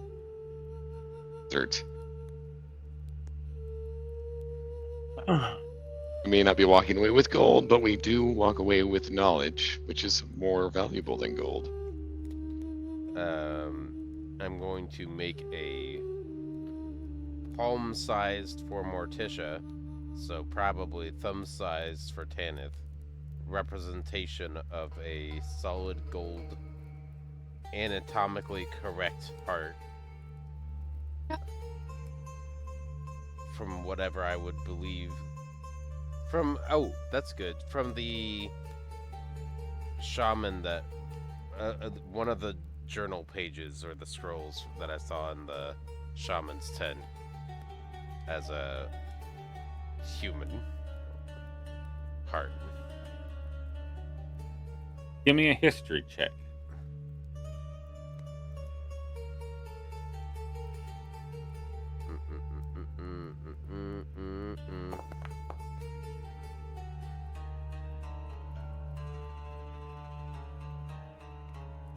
And I'm using the minor creation at the bottom. Create a magical, non-magical. Right. Create a non-magical trinket. Fits in your hand. Yep. Oh, it lasts until the end of your next turn. Oh, I thought it was like an hour.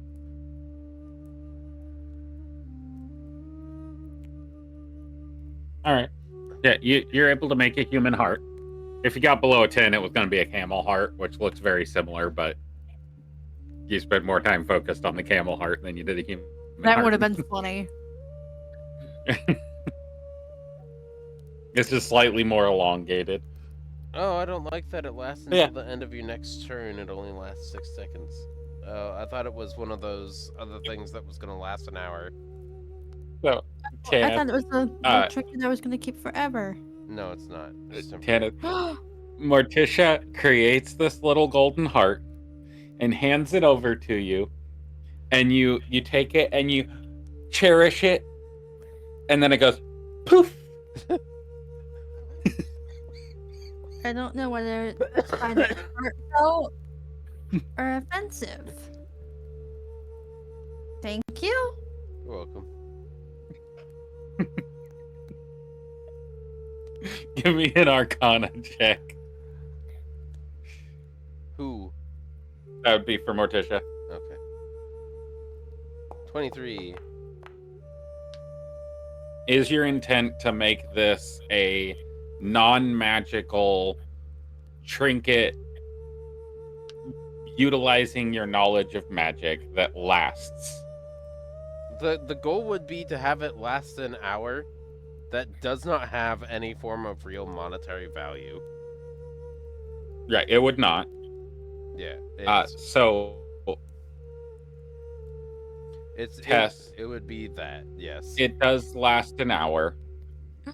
It is spectral in form, and you can tell that it has substance, like as if you conjured animals. The conjure animals have a tactile sense of their bounds, so you can feel it and you can hold it and you can look at it, but after an hour it vanishes. Oh, I will preface it with, as I'm handing it over, this won't last a super long time, but it's temporary means of appeasal.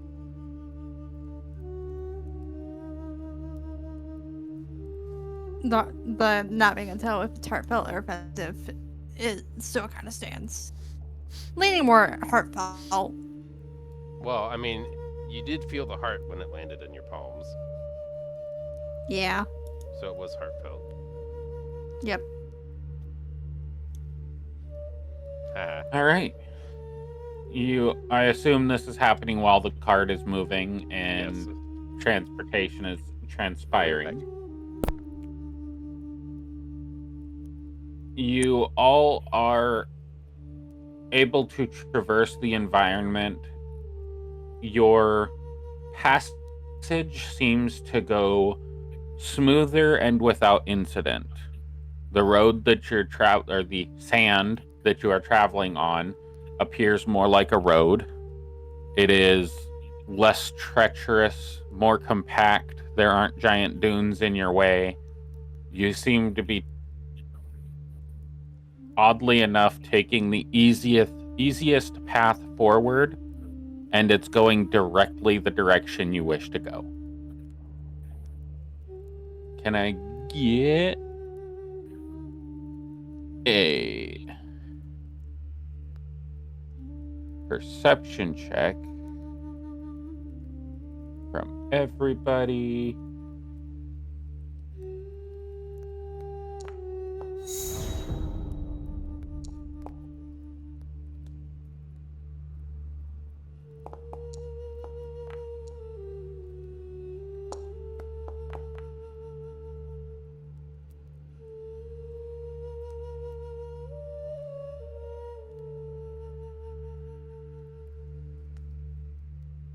There should be a roll request for you.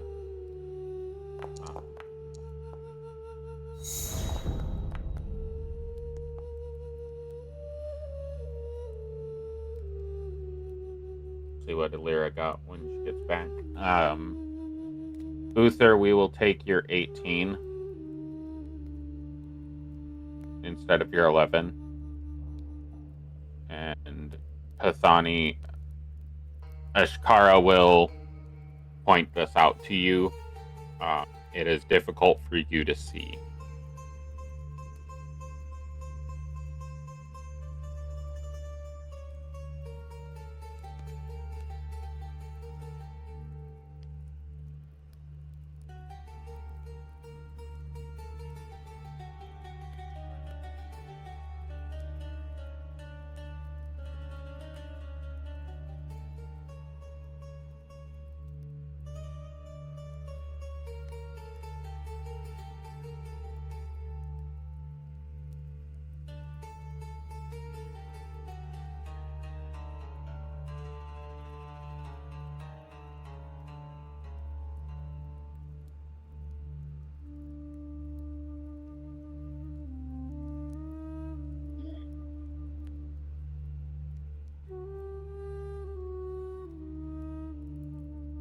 Oh.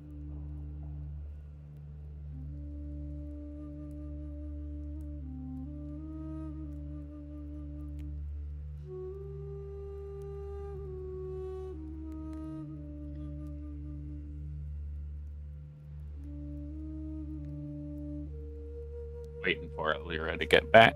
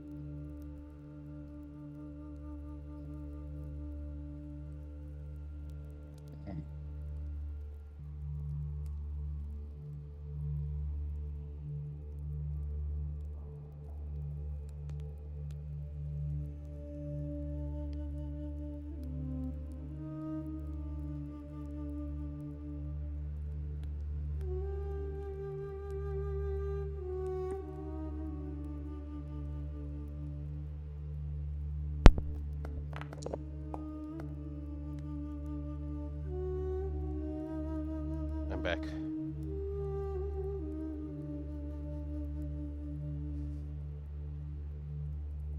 Perception There, bear you 21. back. All right.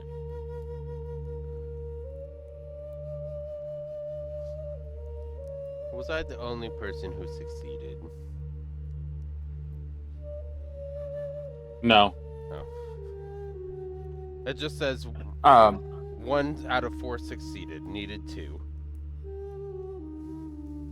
Yeah, it's Uther's was not included in that. His perception check was rolled outside of the group Okay. roll, Got it. as well as Ashkara also was not included. Fair. Yeah, that would do it.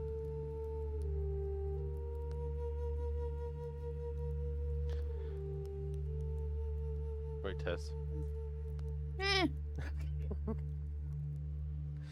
Uh, meh. So, as you continue to travel,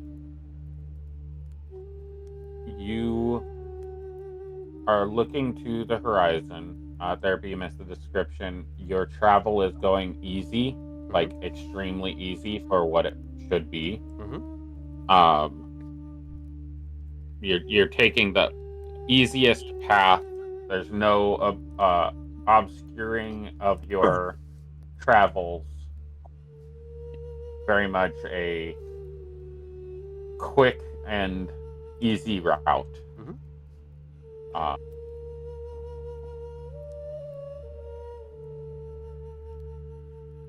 As you are traveling down this desert path, in the distance, you begin to see a white fog roll over the dunes.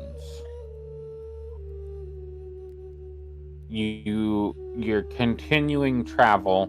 The cloud grows denser and larger across the horizon until it goes horizon to horizon, end to end in the direction of your travel.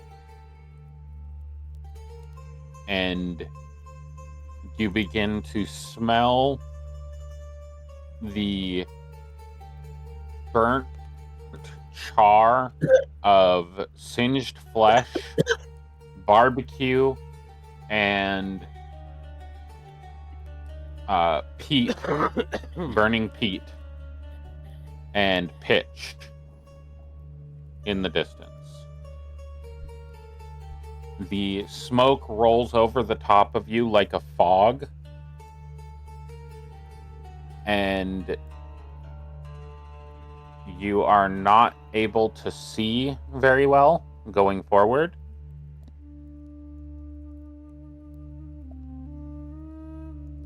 The slight rim of moonlight, which seems in this area to be a little brighter than it is at the oasis, reflects off of a large pool of water that looks crystalline blue in a valley of sand. This portion of water seems to have plant growth around it and seems to be a long-standing body of water. Very much an oasis in the desert.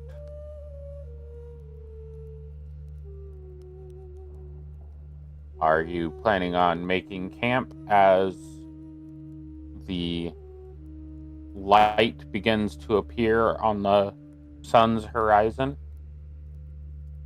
Or are you going to continue forward?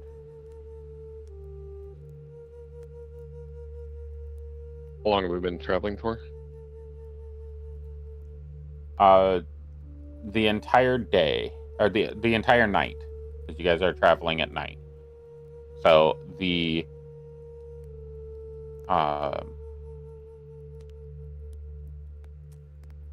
relic encounter occurred at the waning hours of the day, and then you continued to travel through the night uneventful and arrived very close to the place you believe you're supposed to go. The smoke was an indicator. So you are approaching what should have taken you 3 days, has only taken you 2.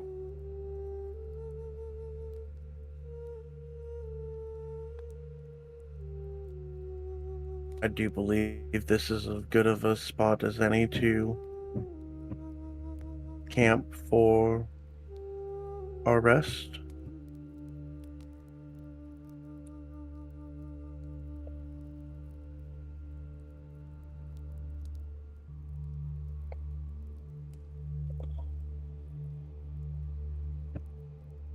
Well then, let's take camp, but let's be vigilant.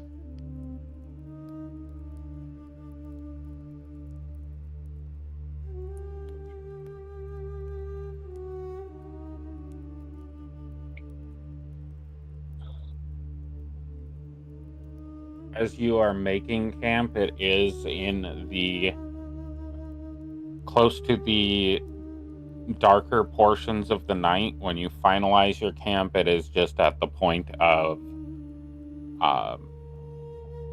that sun creeping over the horizon. You're getting that silver haze across this fog bank, indicating that the sun is rising.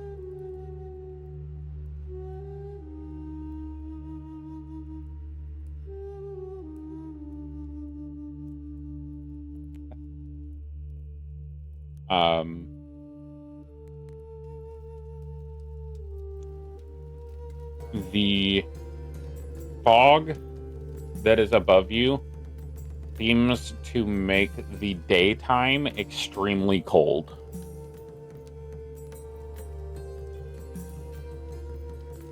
So the 2 people operating the wagons begin to work together to make a campfire.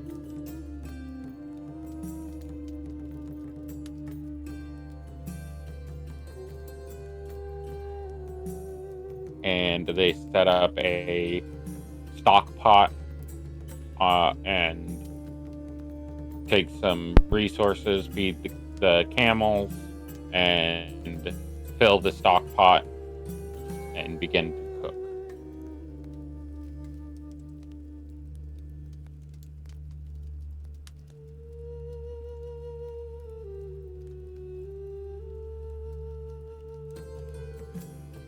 There we go.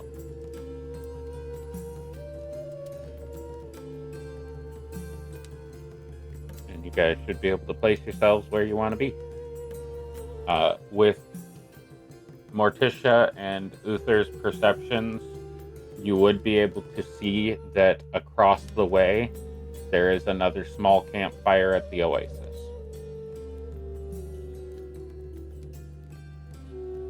It's What not else a is already regular set up for camp? you. It appears that somebody has already set up camp at the oasis. It is not unusual for you to encounter other people. It is practice that if you approach the same oasis, that you camp on opposite sides of it to respect the other person's privacy.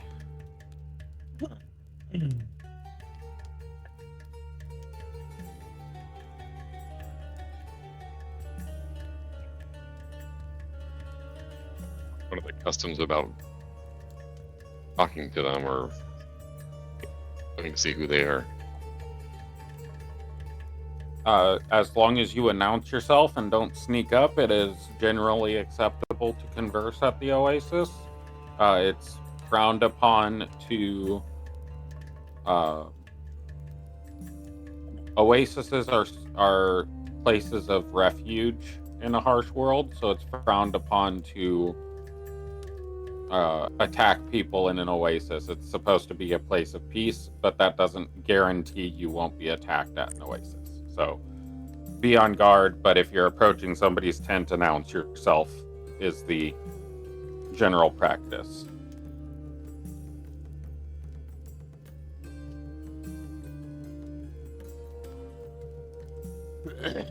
anyone want to come with me to say, or at least see who our guests are going to be for the night? If you take Yeah, we 10 of the rations that I have here and give it to them from the cart.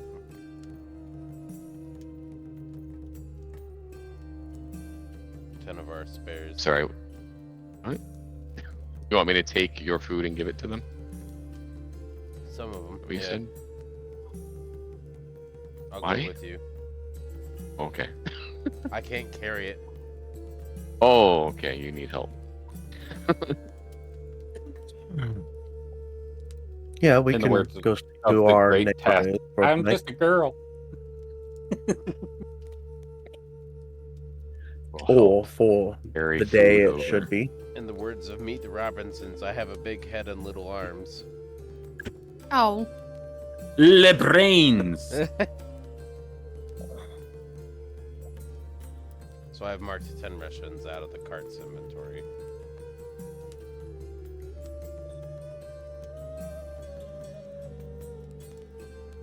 so we're all going to go speak with the people camping on the other side?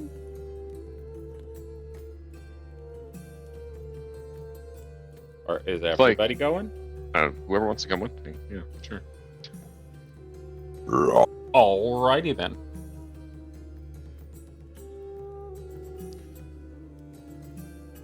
We are making our way over, by the way. People on the other side. We're approaching the If vicinity. you are non-threatening, be welcome. I do not have much to offer. I don't have much to trade. I certainly don't have much to steal, so unless you are here for my life, well, we shall be friends.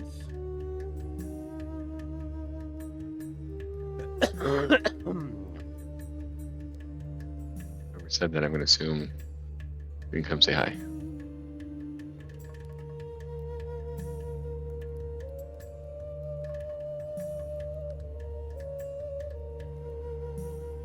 What is this path you're taking, sir? Above table. One that doesn't exist, and I just went around the grass house, robbing. Le Pass de Therapy. Okay. Le Road du Difficulus. If you even know, I can go like this and make really small, obscure pathways, and go like that. There you go. I'm glad you're having fun, friend. You're going 0 feet. What are you doing? You're not even moving. Is this going to operate properly? Okay, so or is it Morticia going to has be the different? zoomies.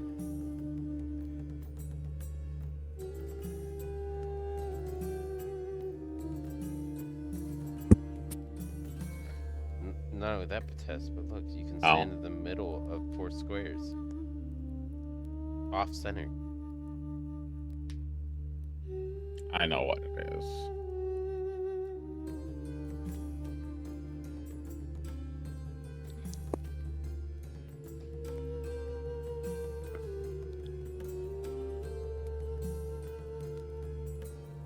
Alright, can you all see the picture? I could see it before. Yes. Is it a little more clear now? Because it looked very hazy.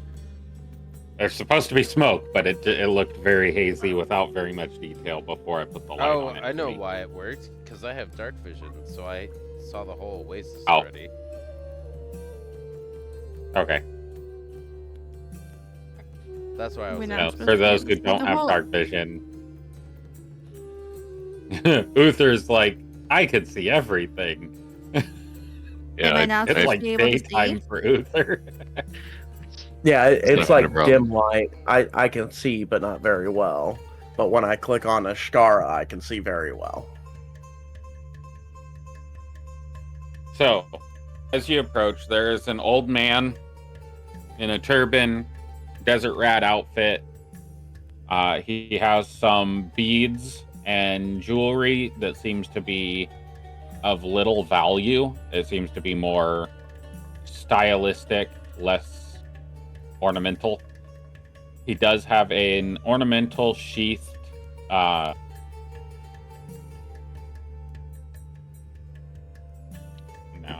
forgot what the name of the short dagger is. Damn it. It's a short dagger. And Nif.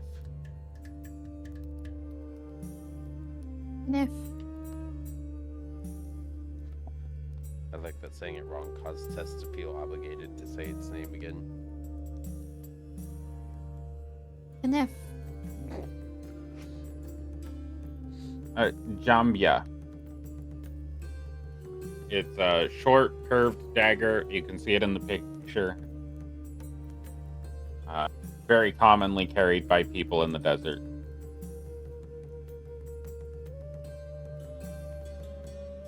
As you approach, he says, how can I help you? Oh, you all seem very young. Are you sure you're supposed to be out here in the desert all by yourselves? Don't you have parents? That is a rather long story. We are on a mission for the Merchants Guild at the main oasis. Yes. More slaves of the Tinklers.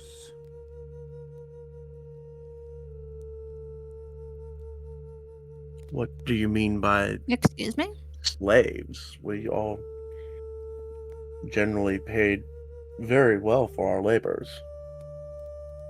A slave to wealth is still a slave.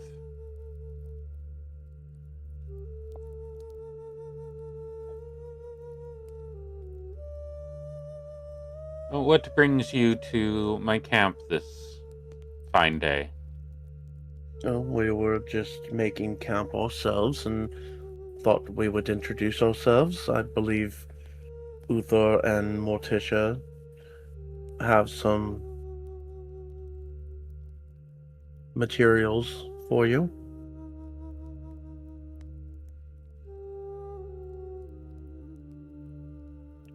These are mine. Need any rations? Materials? What do you mean?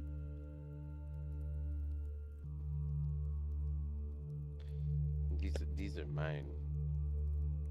Now they're yours. Well, aren't you generous? I was finding myself very low on sustenance as of late. I seem to have but trinkets.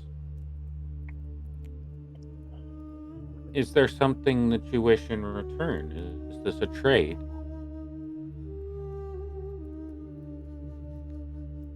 No. No requirements. That is most generous of you. I greatly appreciate it. What are you all? What's your job that you're doing? Perhaps I can provide you some wisdom from the road. I'm coming from that direction, and he points westward towards the smoke coming from the hills.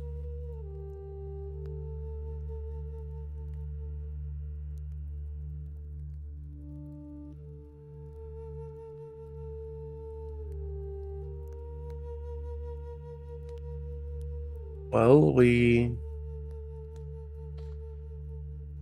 are currently on a mission to investigate and eradicate a cult.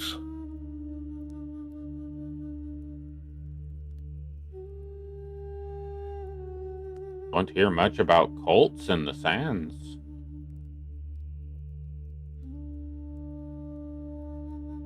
Is something new that's going on, or? Have they come from another nation and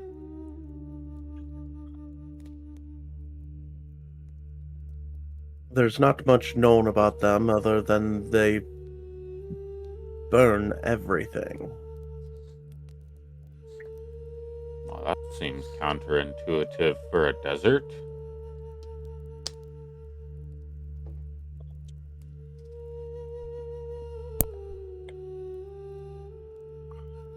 Well, for some reason, the desert during the day is extremely cold in that direction.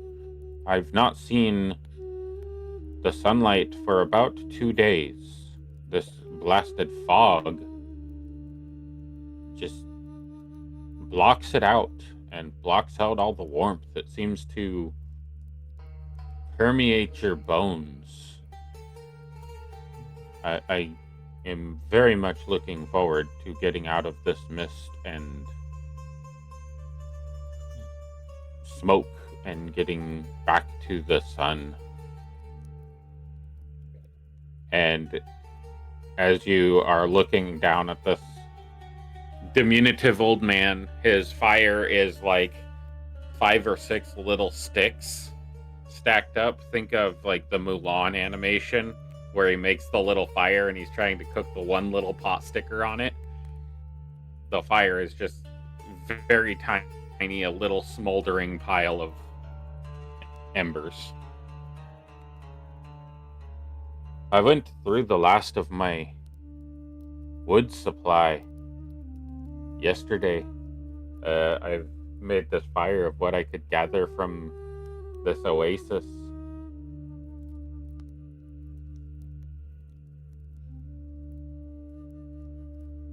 I certainly hope that you are successful in your endeavors. If it ends this blasted cold, it'll probably do us much good. We desert folk don't do good in the cold.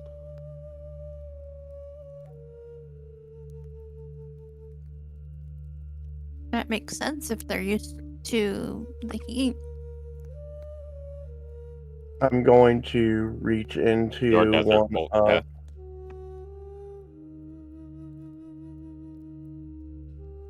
Go ahead.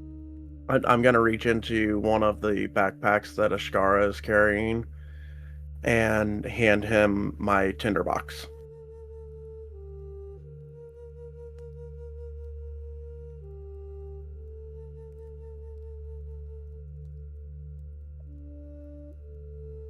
Okay.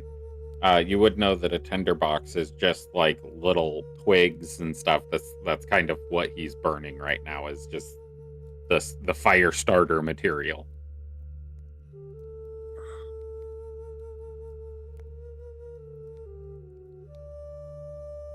And he holds out his hand and he takes it from you. He goes, "Thank you. That will help me light another fire if I need to on the next night." Does this fog continue very far? Oh, I ran into it about halfway through the night, I believe. You should be out of it in the next day or so. That is such good news. I do hope to see the sun again soon.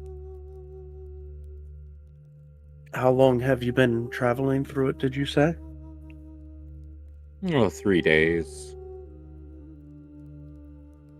I was sent to deliver a message to New Anglia, and I delivered the message about a week ago, but it's been rough travel on the way back.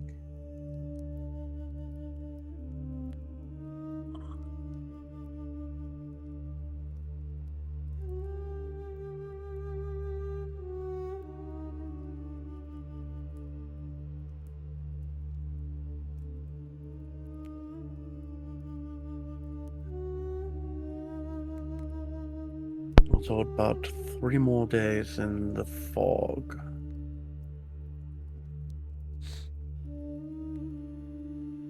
That would put it roughly another day out towards the center. What is New Anglia, by the way? Oh, it's a pretentious city of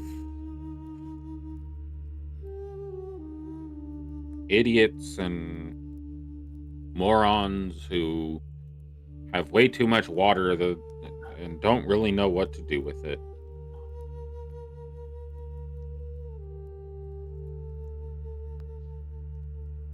Where's that? Bunch of people who don't appreciate what they have, who always ask for more. Oh, if you have good travels, it's about 18 days by camel to the northeast or northwest. If you follow the sunrise, you'll see a body of water. You just follow the water, but don't drink the water because the water is salty and it will dehydrate you and make you sick. When you traverse this body of water, you may come across vessels that sail upon the sea. And some of these vessels, if they have the correct colors and banners, and the people appear a specific way, which is very hard to describe, there are many different ways that they appear, then they are safe to ask for passage. But if they appear ragged and rough, you're best to re-enter the sands and avoid them entirely. But continue to follow the water, and you will come across a bridge. The bridge will lead you to an island, and that island will have ferries. The ferries will take you across the waterway to New Anglia. You have to pay passage in gold to get across there. It's very expensive. Even chartering the ships from the coastline to get you back to New Anglia or back from New Anglia is very expensive.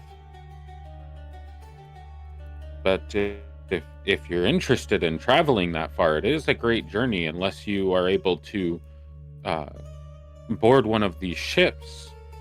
And the ships are magnificent. They sail across the body of water to the point where you can no longer see land any which direction you look. And suddenly on the horizon you will see a mass approaching as if it moves across the water with you. And that is New Anglia. But traveling by ship seems to take much less time than traveling by camel or by land skiff. What are the colors that we would need to look for? Oh, there are messenger missives that you can learn about the colors. New Anglia is blues, greens, and whites on their flags. They have to be flown in a blue, green, white orientation, top to bottom, and the cloth of their sails are usually a light blue, and the front of their ships look like a bird's face, as if the bird's face is half sunk in the water.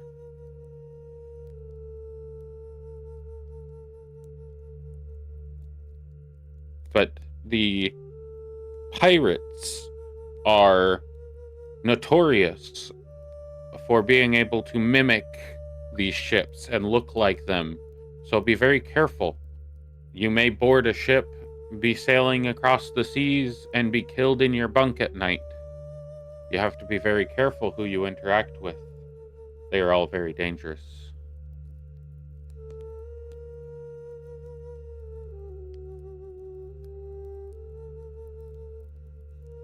You will also need to be prepared to see vast wealth and riches in this area.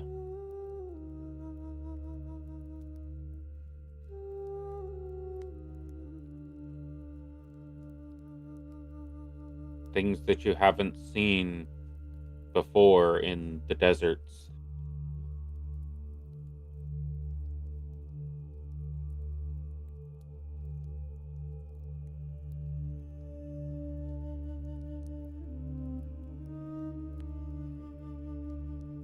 I'm gonna lean over to Tanith and say, if you wanted to excavate that heart, that sounds like the fools you would contract. More money than sense. Yeah, that could actually work.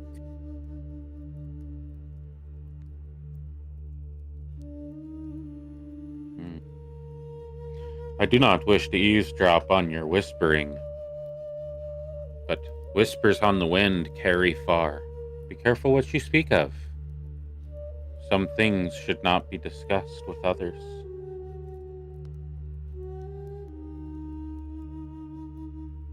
It's my personal opinion that riches in the desert should remain in the desert, but you are free to do with what you wish. Oh, I fully agree. I was just saying that if there were anyone to take on such a foolhardy task, it sounds like these uber wealthy in New Anglia, I believe you said it is, they would be the Yes. fools to take on such a task.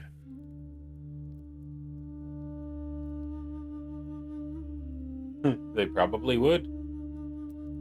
Though they're not the type to take on the tasks themselves, they would just send thugs. I feel it would muddy the waters of the desert to have so many people passing through.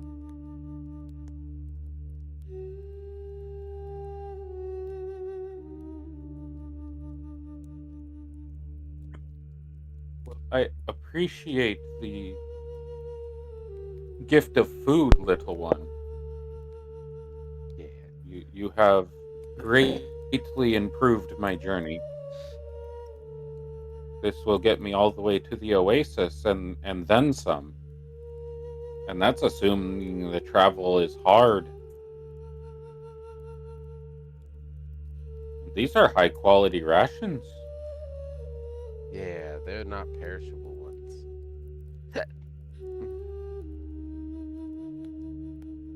I think I will cherish these for a long time and keep them as reserve for any time I get low. And I will certainly remember you every time that I do.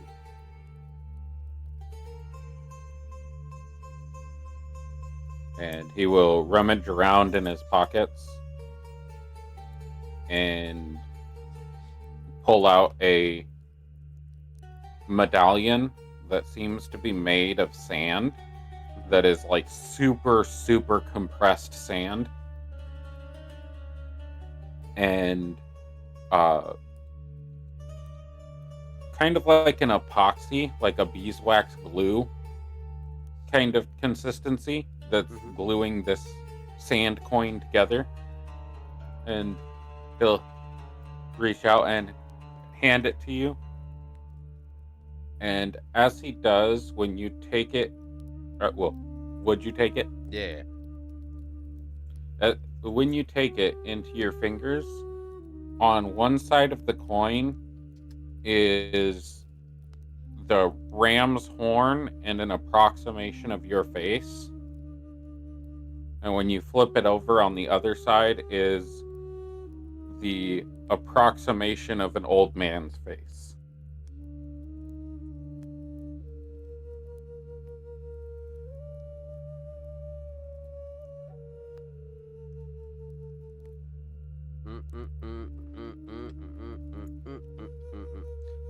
I'm gonna flick it up in the air.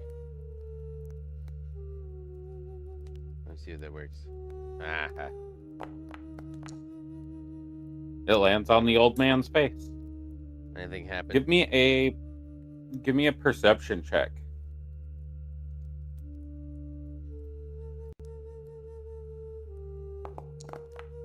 Nothing happened.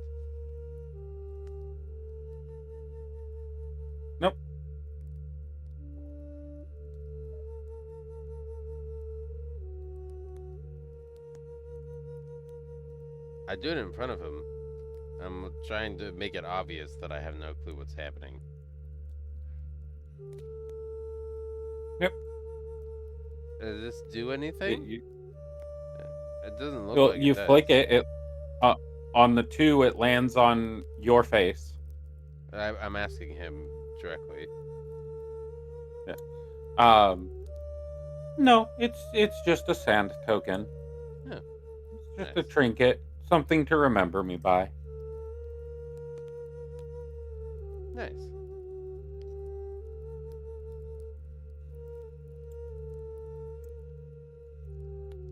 And what would we call you if we're remembering you? Oh, well,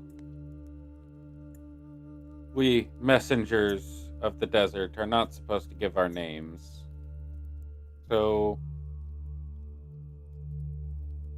we usually go by Harketh.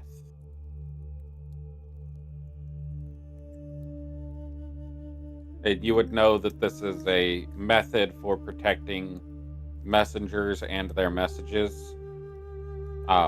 They all seem to cover their faces as much as possible. They travel alone, and when they interact with people, their name is always Harketh.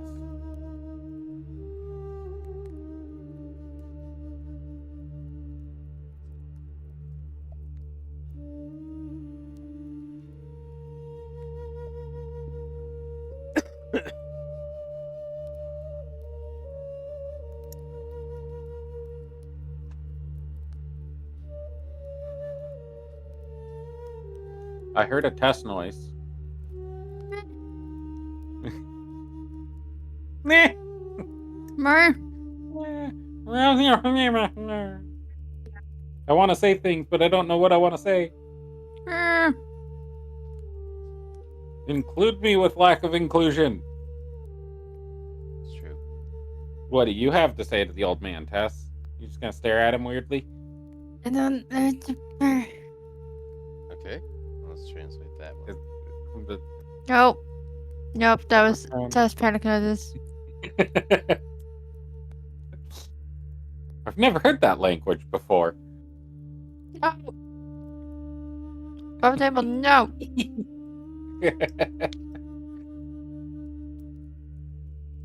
Okay, well, I'm gonna head back. Well, I'm sorry for everybody else hiding out in the shadows beyond your visibility.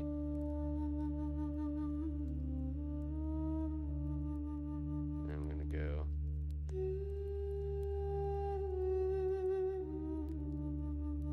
Oh, that's no problem. Some people just don't prefer to step into the light. True. It was a pleasure making your acquaintance.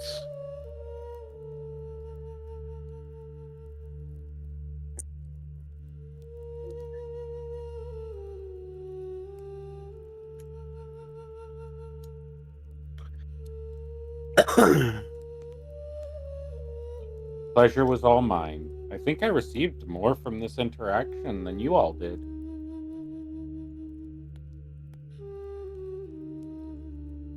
So distracted about therapy's token just zooming across the map. It's because I actually wanted to walk along the trail that existed. Right? Oh, Tanith is just gonna walk away without introducing herself. That sounds about right.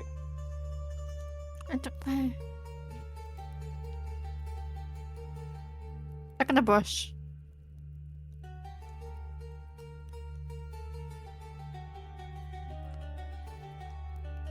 Nobody else left.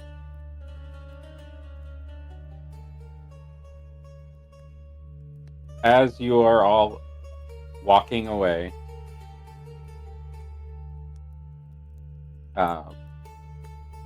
to your back, Tanith, you hear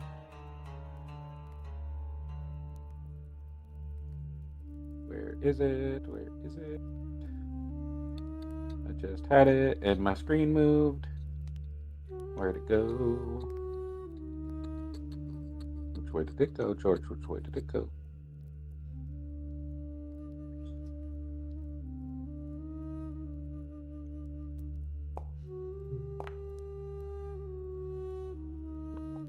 May the golden heart of the desert deliver you to your greatest treasure.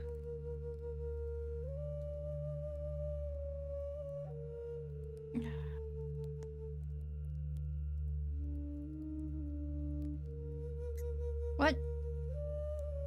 Like, stop and I look. Give me a perception check.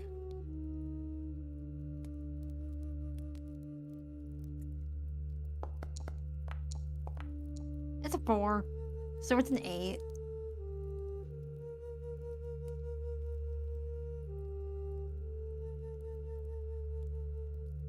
You see an old man standing at the top of the dune as he pulls the sash from his turban across his face and turns to walk off in the direction of the oasis. Instead of walking down the sand dune out of visibility, he turns and vanishes into the smoke. What? Oh, nutty.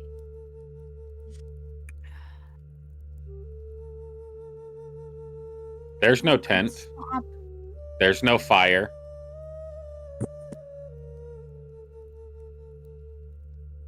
The person that everybody just had a conversation with is not there anymore.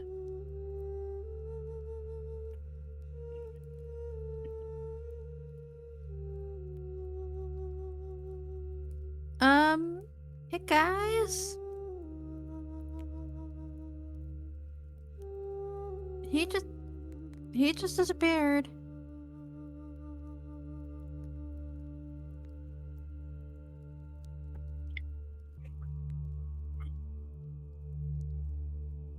As a messenger, maybe he went off to message. I'm gonna poke my head back out of the tent and look across the oasis. For He's an old gone. man, he sure is spry. Got his tent down and his campfire out very quickly. Good for him. He just vanished.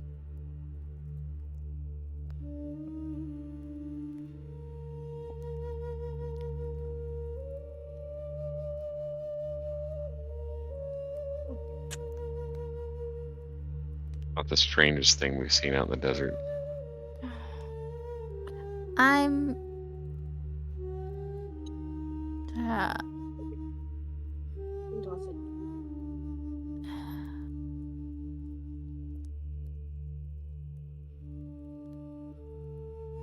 All right, Tanith.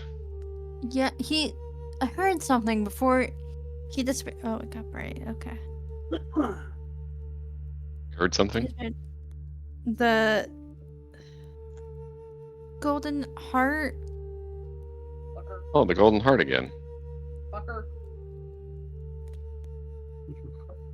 Do you need me to type it out for you, Tess? Yes, please. I was like, give me a second. Thank you. May the golden heart of the desert deliver you to your greatest treasure. That.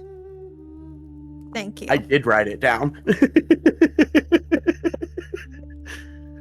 I was like, oh, sure. I don't need to write it down. I'll remember it.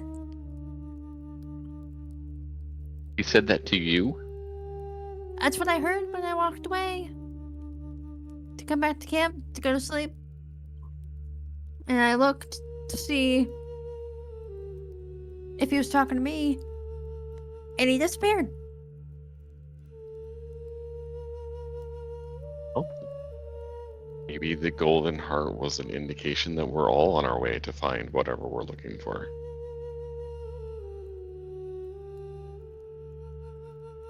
But what is one looking for when they don't know what they are looking for?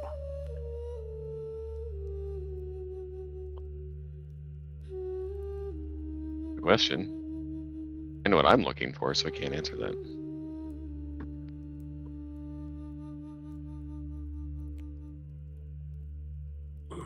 There is a pot of soup. It does have a bit of dregs in it. Like, there's enough for each of you to have a very small portion to eat. Probably a half portion of food.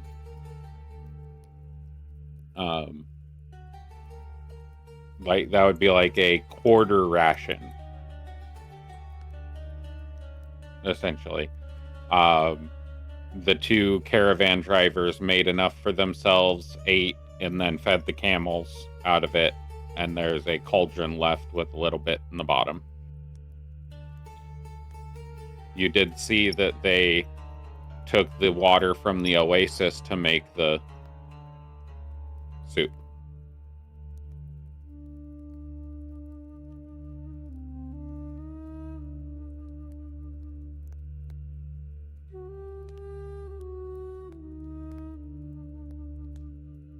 And it does appear that both drivers are currently asleep.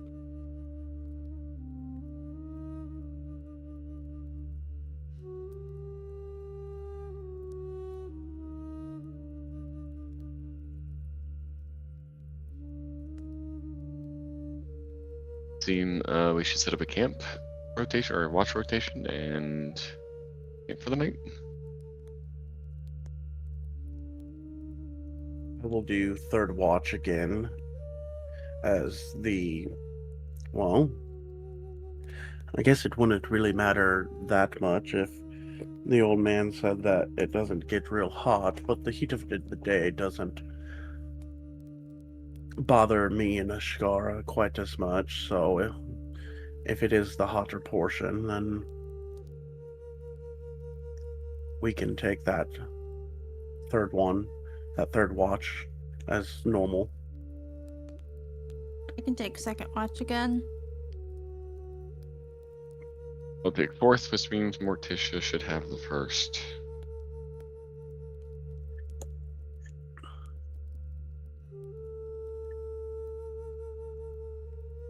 Therapy, are you present? What?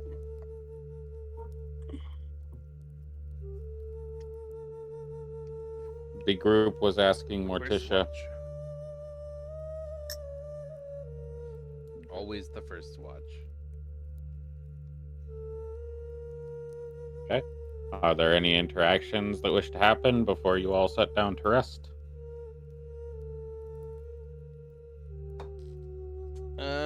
Not this time.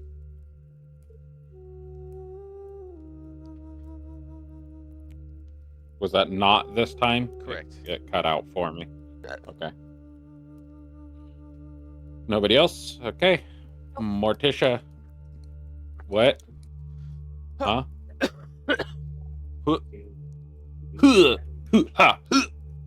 Johnny Bravo.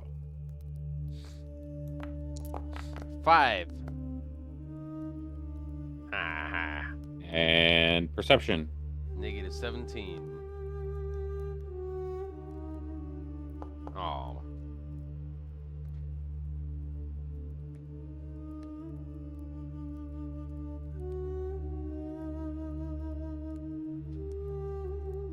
The 5 scares me. The 5 is what makes it a wonderful test.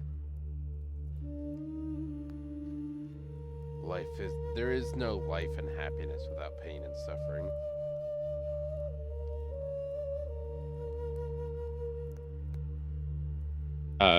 Morticia, Mhm.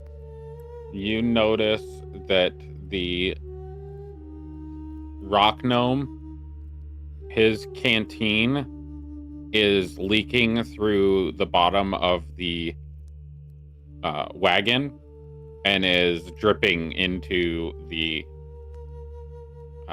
sands beneath the wagon. Okay.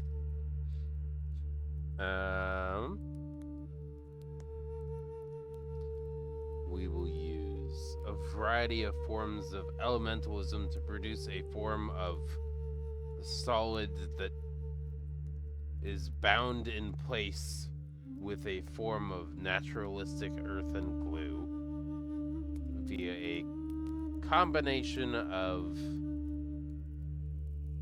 earth, fire, and water.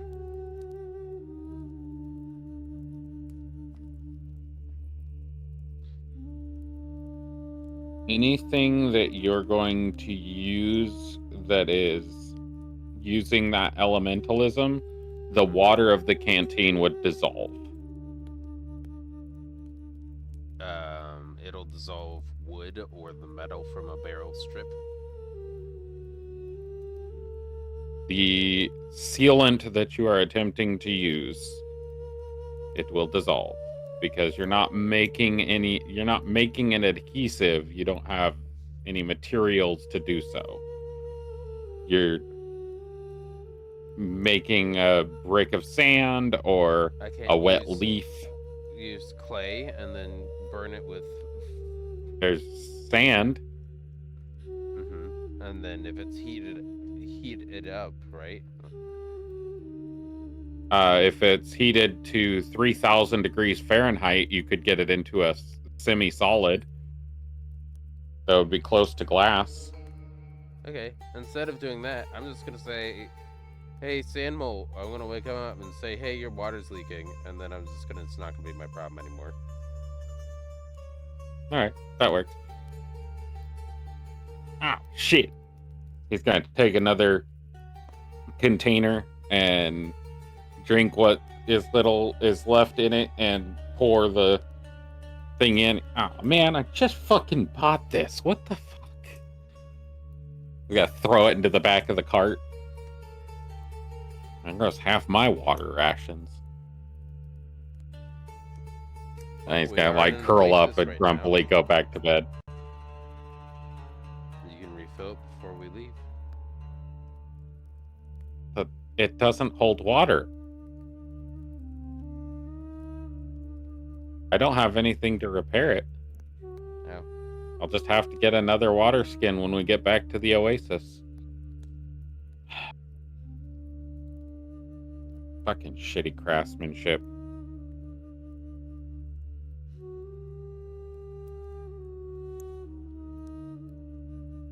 Rather tell you than you lose everything. At least you have a way to store what was in there. Okay.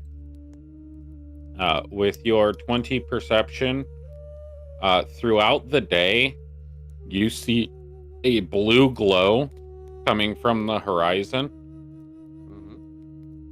and the sun is, as it's coming up, is blocked out by the smoke, and the smoke is extremely cold.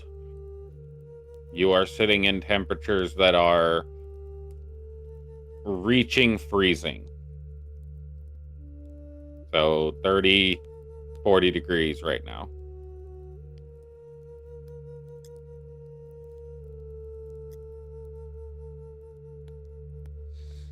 I'll use prestidigitation on myself for an hour or so, and I'll go around and do that. I think I can have 3 active instances of it. Hold on. 3 active instances, so I'll do it on myself, and then male, and then stature-wise, who's probably the next? Probably Tanith is the next thinnest, the least likely to be able to keep themselves warm. Yeah. Less fat, yeah. Muscle, whatever. All right. And then do it so that Your it's watch warm. goes pretty uneventful beyond that. So you can wake up the next person in your watch I'll wake up rotation. the second person.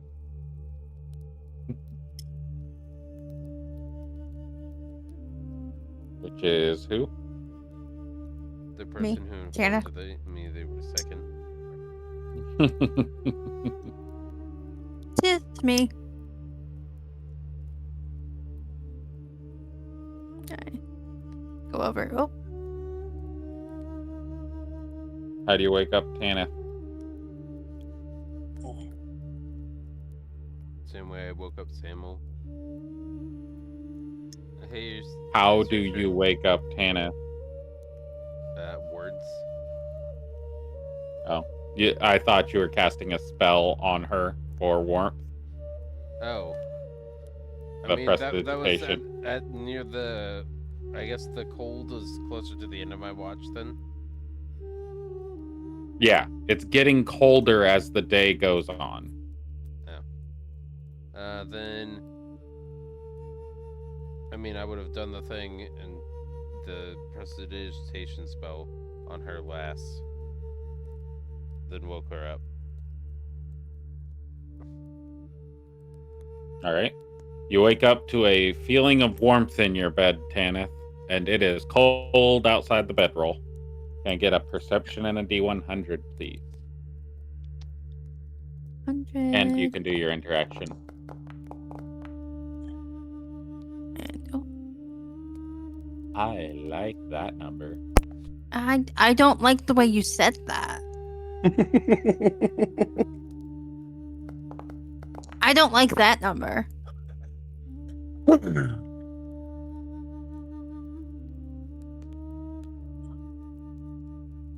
No. Cool.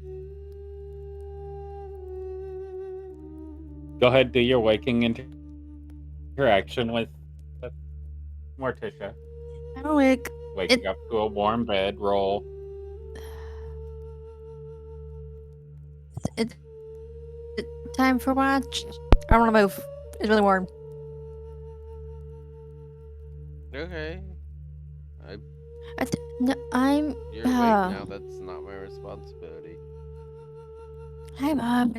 It's so cold. Yeah. Why? Okay. It's not cold anymore. By the way, the heat is not emanating from the bedroll. It's emanating from her body. So, or whatever attire she is wearing. So when I get out of the bedroll, it's still not completely freezing. I'm still slightly warm. Right. Okay. So I get up and I walk out to where. Am I blocking you in? What? I'm not inside of a tent right now. I saw someone trying to move, and I thought that where my token was, I was blocking your token from moving. Tess, you understand? I can just go like that over your token.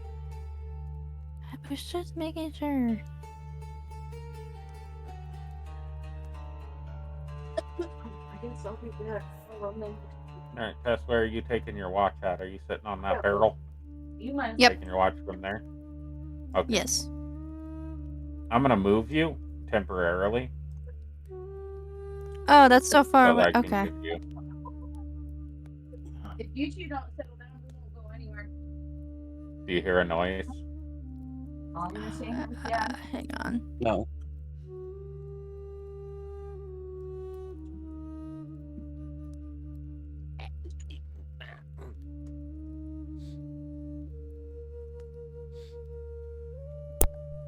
I believe Oh, I it's hear just the that. environment.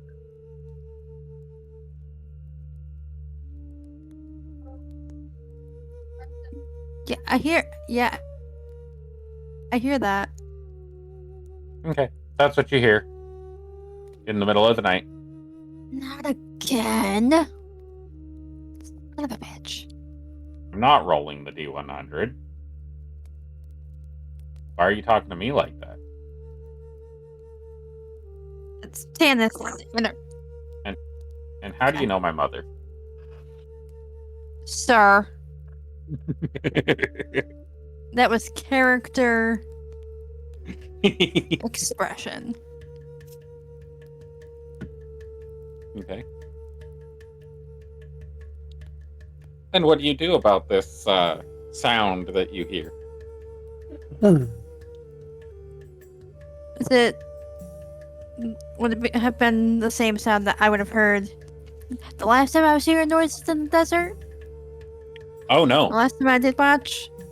Oh, it's the new sound. This is a completely different sound. The last sound that you heard was this. See if it does it.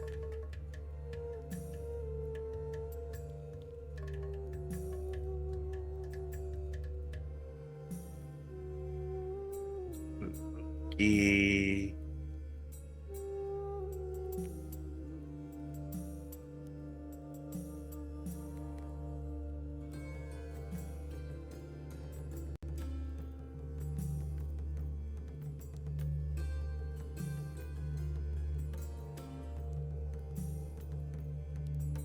The other sound was completely different. Do you need to hear the other sound again? Yes, I don't think it played.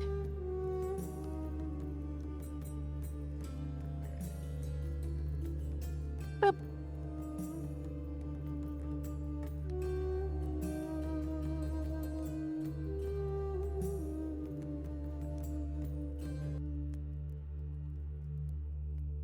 Can you hear it? Yes. How about now? Yes, I can hear it. Can you tell the difference?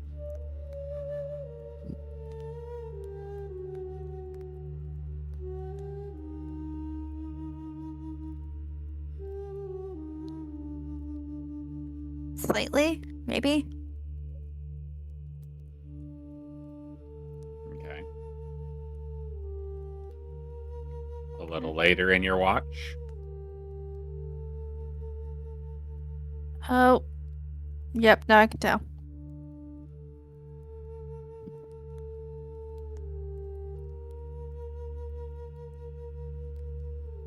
And then later in your watch.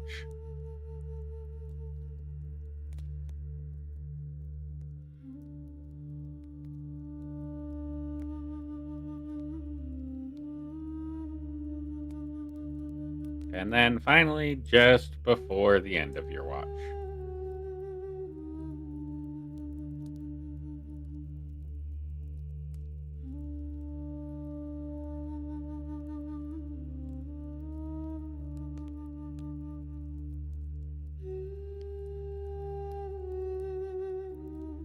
Okay.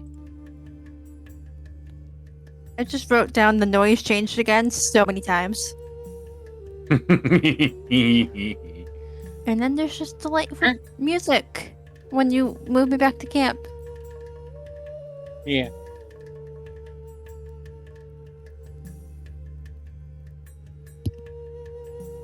Everybody else is sleeping. They Okay. don't hear the noise. It's your watch. Ah.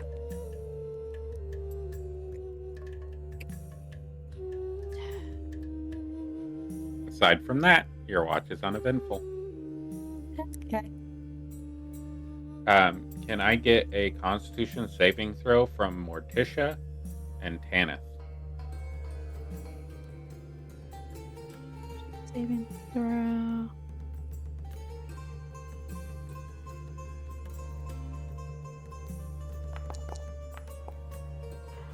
Ooh. Not bench. Big ouchies, bro. This feels familiar. It's almost like this happened last time. Uh, I heard noises. as you sit outside and do nothing to protect yourself from the cold, you take 4 points of cold damage. Uther, where are you sleeping? Inside a tent or? Yeah. Okay. Instead of a Can I tent. get a Constitution saving throw from you as well?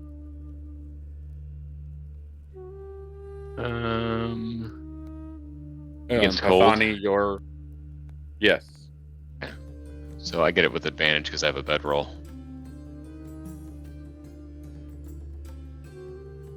Okay. Do you have a bedroll, Morticia? Oh, sorry. Do I have a con saving throw? Yeah, I got a 12 a minute and 7 seconds ago. Do you have a bedroll? Oh, no, I did not use a bedroll. Okay. Did not either have a blanket. What does the blanket say on it? While wrapped in the blanket, you have advantage on saving throws against extreme cold. I did not read that before. Oops. So, roll It again. doesn't say you wrapped yourself in your blanket for your watch. You're standing Oh, for the outside. watch. Okay, I understand. I thought it was for sleeping, and I got confused. Uther, you're fine. So Morticia didn't have to because she was prestidigitating herself for warmth. Oh, She okay. can't do that while she's sleeping, though. I can do it right before I sleep, but it only would last that 1 hour. Yeah. Right. And her watch is 2 hours long, so this is your hour of going into that. Pathani, you as well. Okay, do I have advantage for bedroll plus Ashkara? Ashkara does not emit heat. Not enough to alter. It's just her body warmth. That is not a function of her anatomy to emit heat. She does not have an ability that does that. Okay.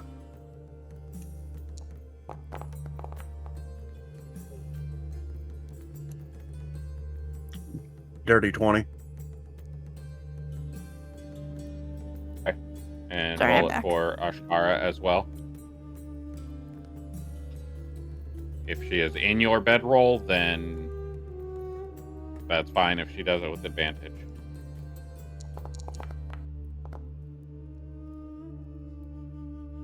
Dirty 20 for that one too. Yep. All right. Tanith, you took 4 points of damage and you have a point of exhaustion. Okay. You can alleviate that point of exhaustion in this rest if you rest warmly. Yes. Wait, I have to wake up people for watch. If you think your character wouldn't wake somebody up for their watch, you can most certainly just Nope. go straight to bed. She would. That was player being confused. Me like, I want to get rid of this point of exhaustion. Nope. I gotta. Where do I? Okay. Token was not doing token things. Sunny is third watch, correct? Bandit. Yes. Okay. Sunny, your turn for watch. I'm gonna go back to bed. It's really cold.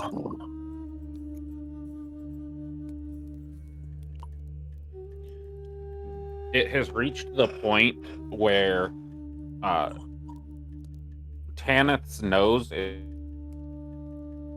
red, her cheeks are red, and her breath is showing on the air. And as you turn your face and she opens your tent to wake you up, you feel a blast of cold hit your face as you were bundled up inside this warm cocoon of warmth, and now you're being exposed to not warmth. I'm going to take my traveler's clothes and put them on over my armor for extra warmth. What kind of armor are you wearing again? Leather. Okay. That's not super important. Adding an additional bundle, I will allow you to get a +1 to your roll. But your traveler's clothes are meant for traversing the desert, not for the extreme amount of cold that you're experiencing. This is starting to reach below 0 temperatures.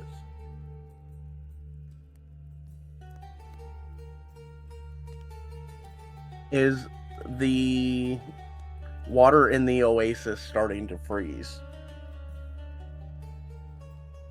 Give me a perception check.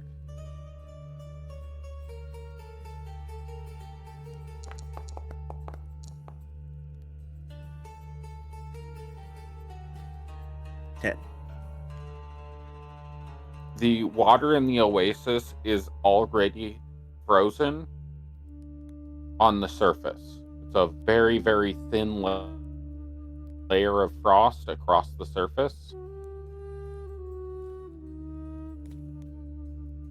Not frozen solid yet.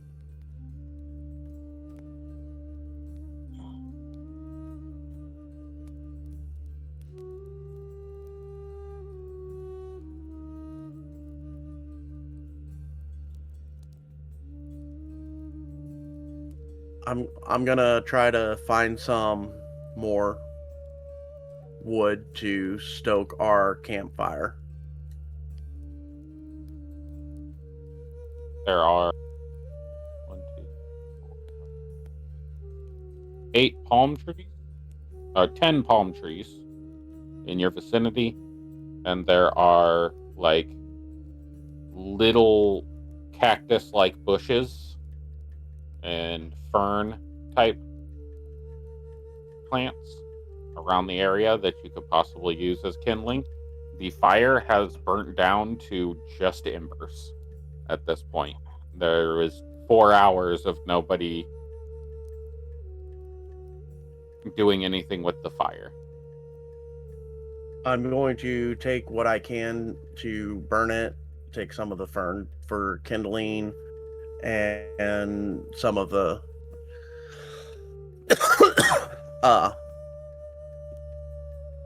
are the palm trees still standing, or are they like down to where Yep. I can? They're fully healthy palm trees.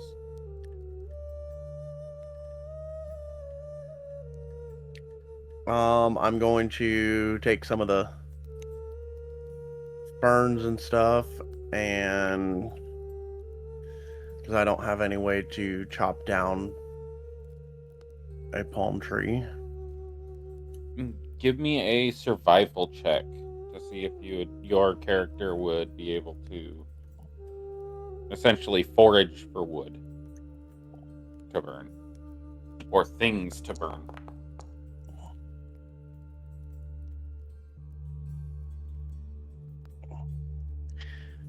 Yeah, I'm gonna use my heroic inspiration on that because that rolled a 4.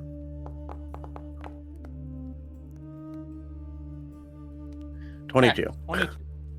So you would know that those palm trees have dates up at the top of them that you could harvest as additional food.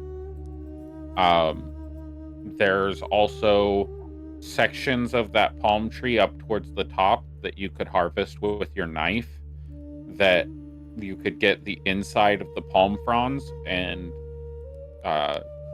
be able to burn them. The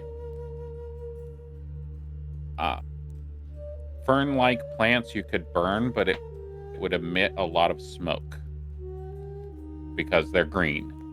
So anything that you try to burn here is going to emit a lot of smoke, like a white plume of, look at me, I'm over here, there's a camp right here, giant plume of smoke in the sky.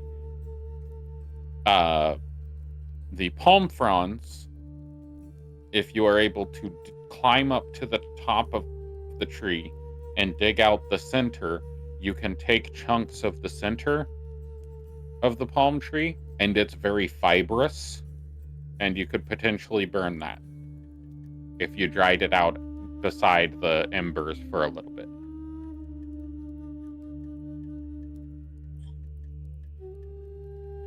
I'm going to attempt to do that using the rope to, like, With that in 22, you can accomplish that. Give me an athletics check just to find down one-armed from the trees. –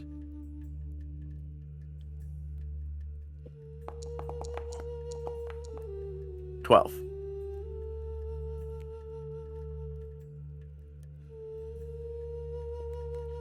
All right. Yeah, you're able to do so.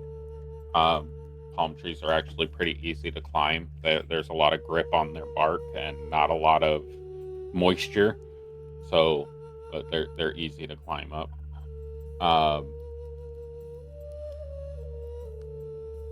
Can I get a perception check from you with disadvantage because you are actively doing a task rather than watching your surroundings, and a D100. And while that is resolving, I need to use the restroom.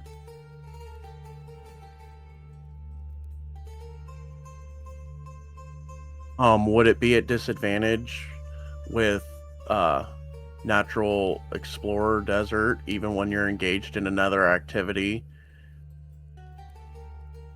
You remain alert to danger.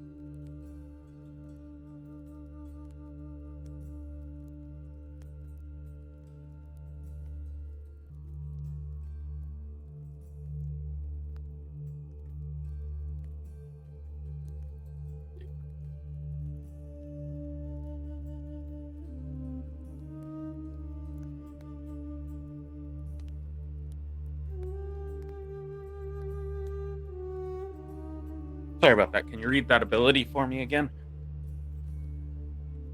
Yes, so natural explorer.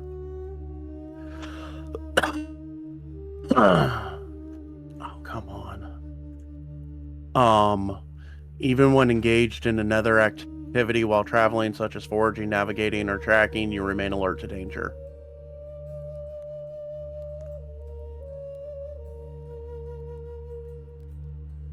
Okay.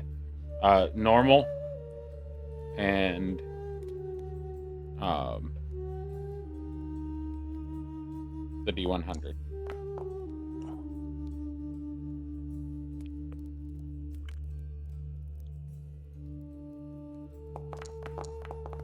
$19 and a 56. 6. Do you want a perception from a Ashkara as well?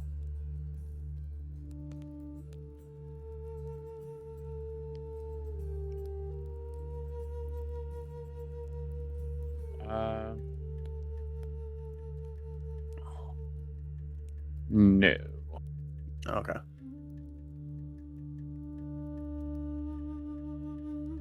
And how many dates did I harvest from that while I was up there? Give me 1, 2, 3, 4, 5, 6, 7, 8, 9, 10, 11. 11 D4.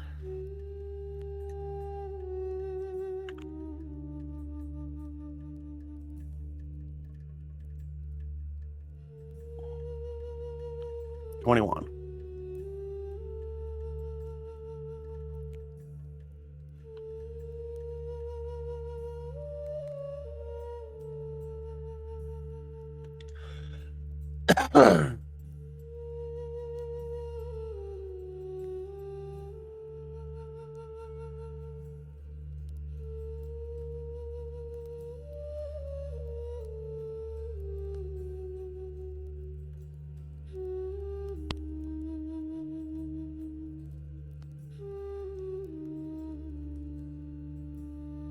All right. You are able to harvest 21 dates.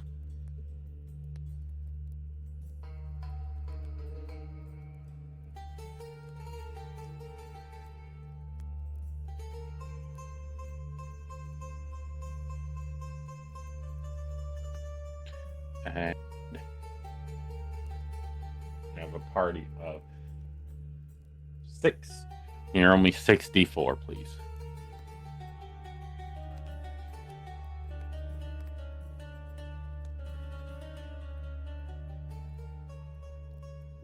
$15.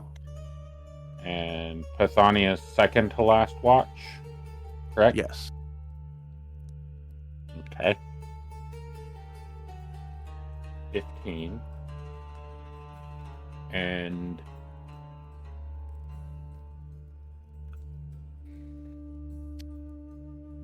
can you give me a D2? You want this to land on a 2.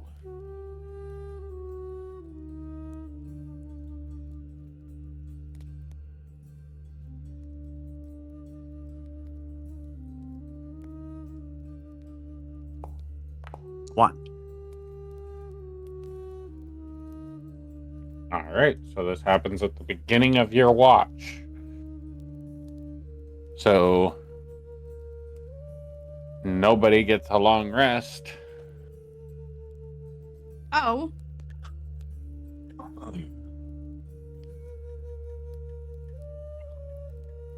I left for like 20 seconds. Yep, this is the first hour of his watch. So let me get these.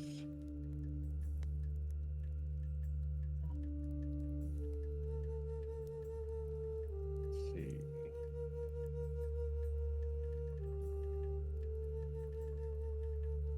Two.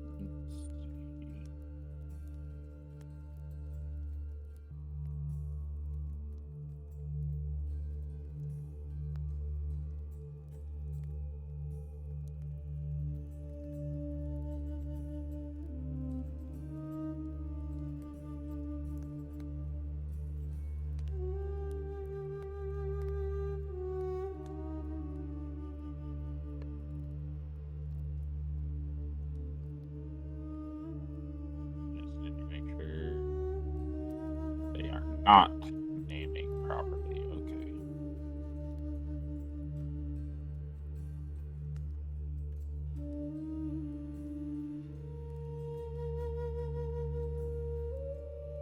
Okay. I'm encountering things to change as I'm doing things.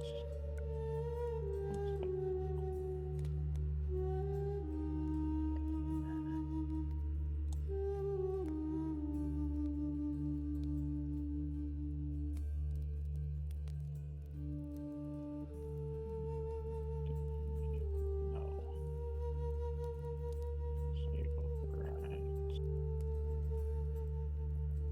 Where is...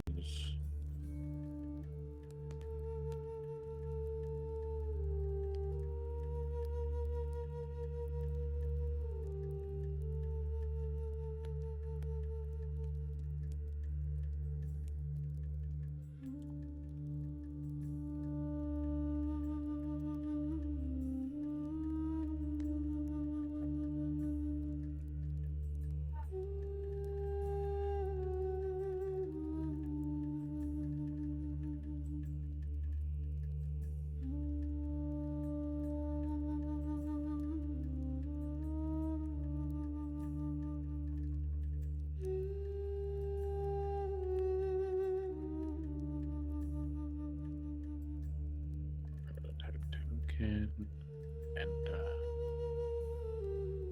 incrementing number.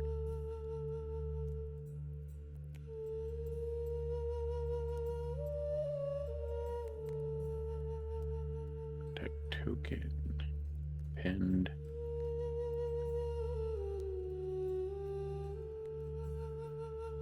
There we go.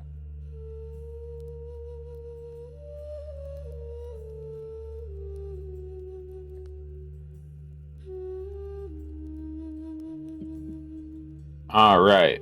Pisani, where would you have been gathering towards the middle of your process of gathering?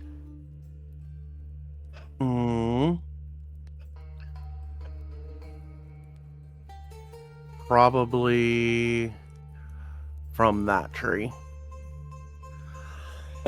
Okay.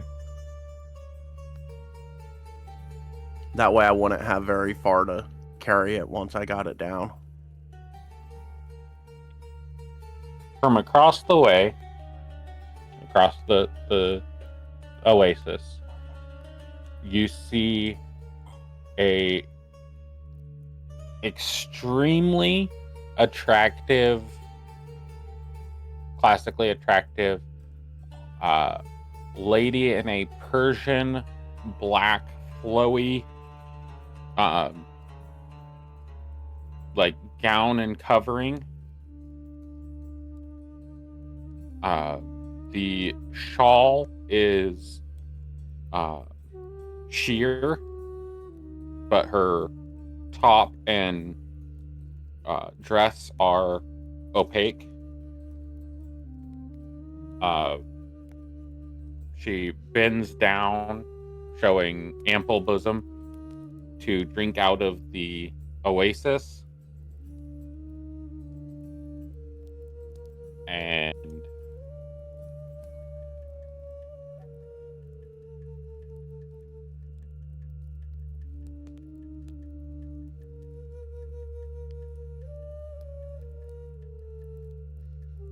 I'm going to give you and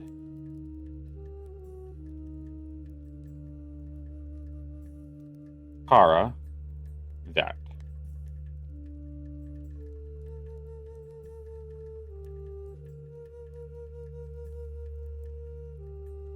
You should have a prompt to roll, I think.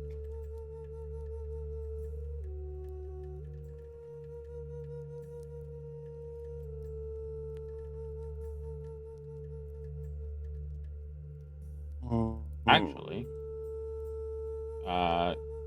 cancel that. It can do that.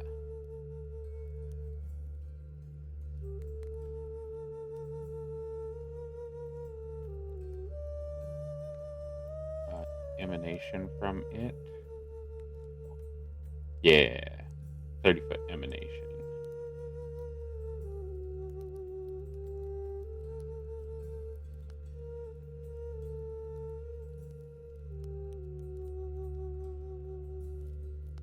Okay, so she will walk 10 feet into the oasis.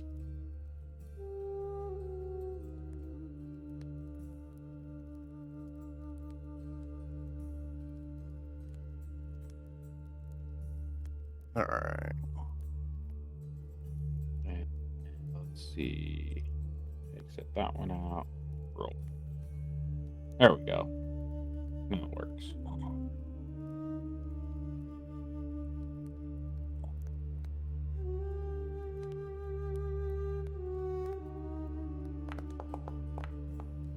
Cool.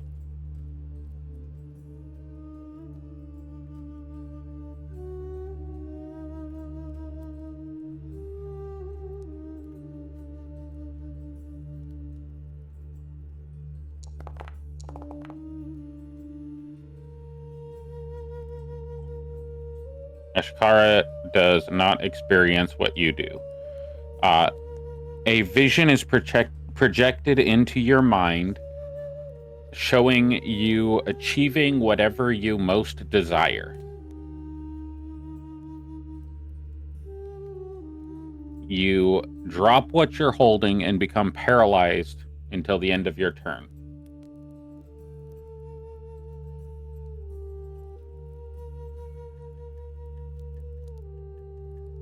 I'm going to go ahead and roll initiative for you two.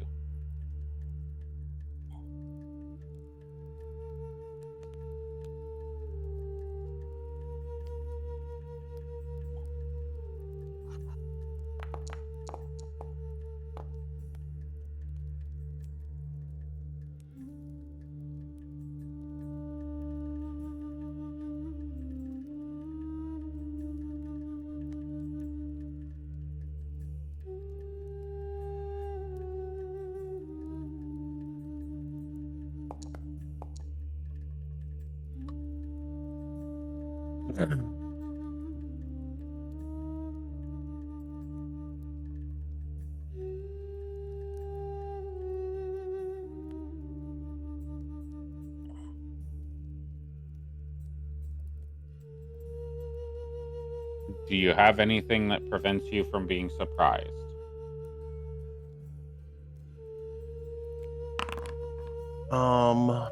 I know that's kind of a ranger's thing.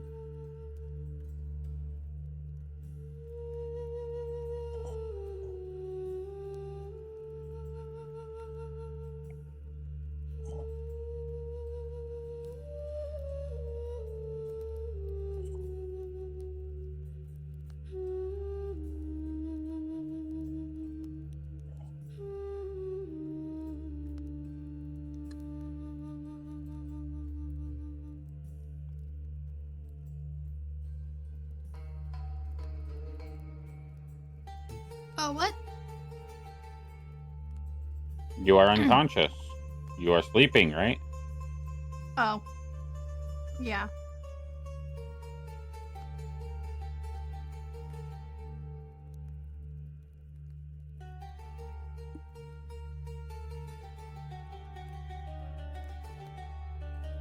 I don't see anything that prevents me from being able to be surprised. Okay. Other than I was making sure I don't remember what level it's at or which type. Certain rangers have the ability to negate surprise actions. So I was just verifying. yeah, I So- don't have anything that I'm seeing. All right, give me a D100. 50 or lower, you were at the top of the tree. 50 or higher, you were at the base of the tree. Oh, no. 60. Okay, you were at the base of the tree. So you didn't fall out of the tree and land on the sand. Which sucks, because that would have alerted people to things. I wanted to fallen out completely out anyways because I would have fell against the rope that I used to help Yep. climb. Yes, Without crotch Pathani's- splinters. Pathani's Inner just thigh upside down. splinters are great. Ow. Alright. Let's begin combat with that. Eshkara is first. What does she do if you are paralyzed and incapacitated? She continues. She acts of her own accord, as I believe how it was written. Let me pull up Beyond real quick. It's in your Drake companion.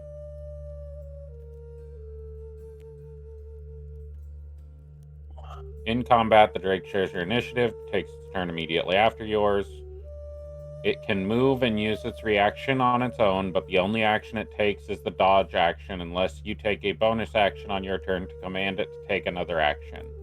That action can be one in its stat block or some other action. If you are incapacitated, the Drake can take any action of its choice, not just dodge.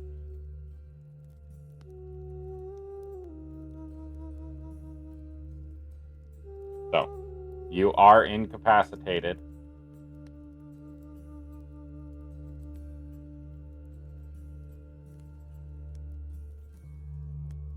So I would say that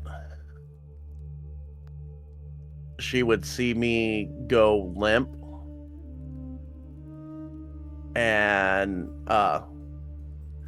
come over to like nudge me God, I was just and taking turn order.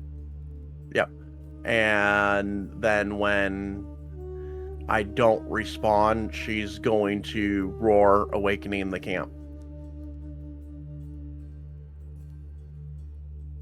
All right.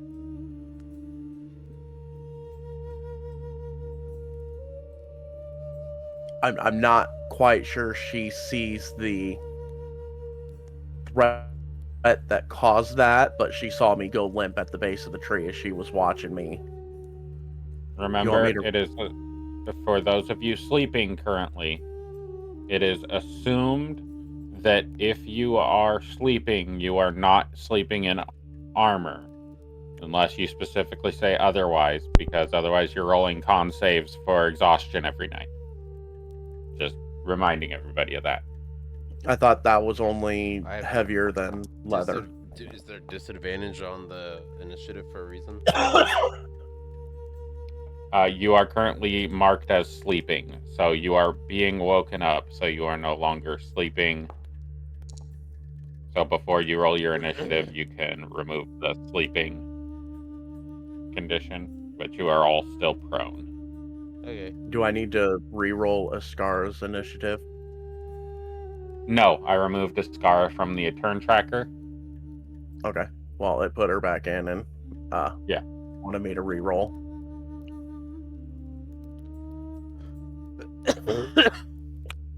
So she's going to roar to awaken the camp and then take a defensive posture round, and that will end my turn. Okay, so she's taking the dodge action, or She's taking a defensive stance. She's not really taking a dodge action. She's in a defensive posture, ready to bite anything that comes at me. okay, so is that she's holding an her bite. action? Yep, she's holding her Okay. bite action. Okay.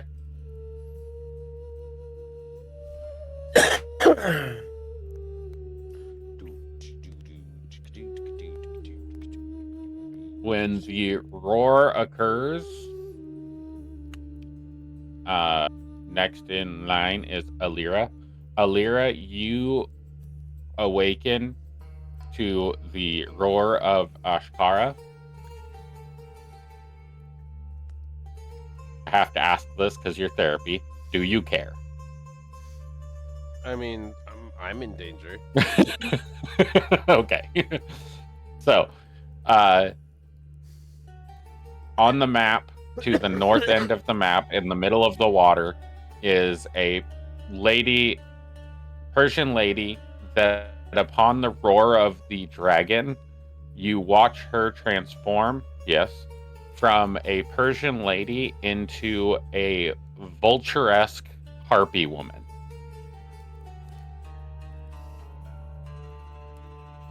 So a harpy, but with the bird form of a vulture. Okay.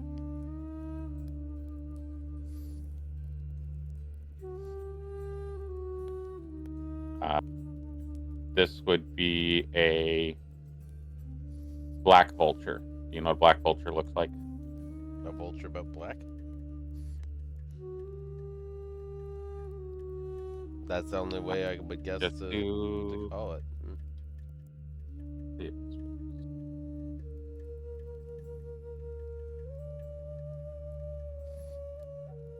a camel. That's not a vulture. I was gonna say, I didn't know a black vulture looked like a camel. Sorry. Oh, that was funny. What? There we go. It's in Discord. The 'cause vulture just it was being difficult. turning into a camel.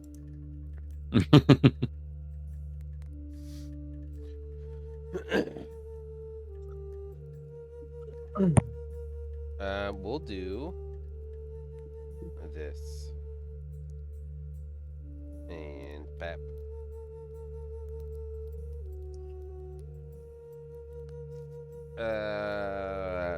Why not?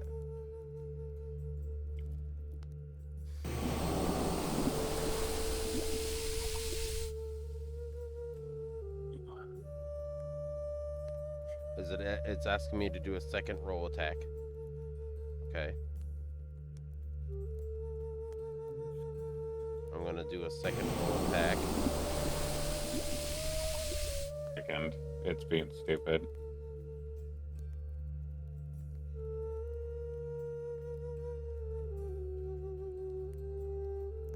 Try again. Like from the beginning. Yeah.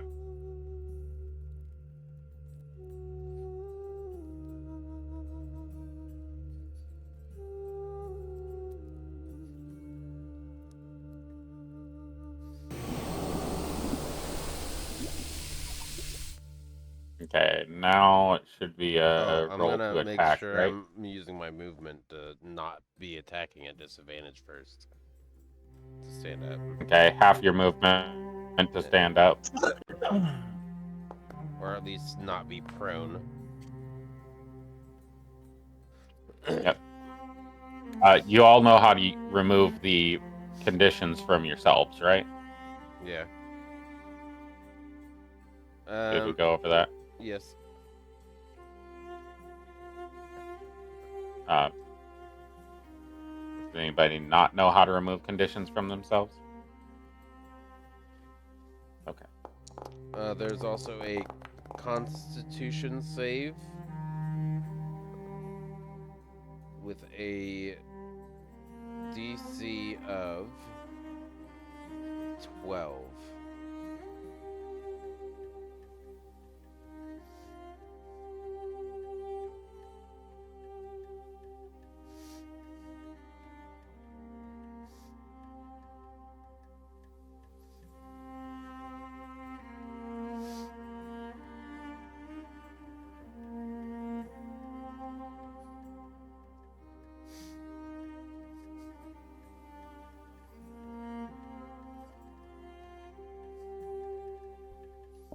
Okay.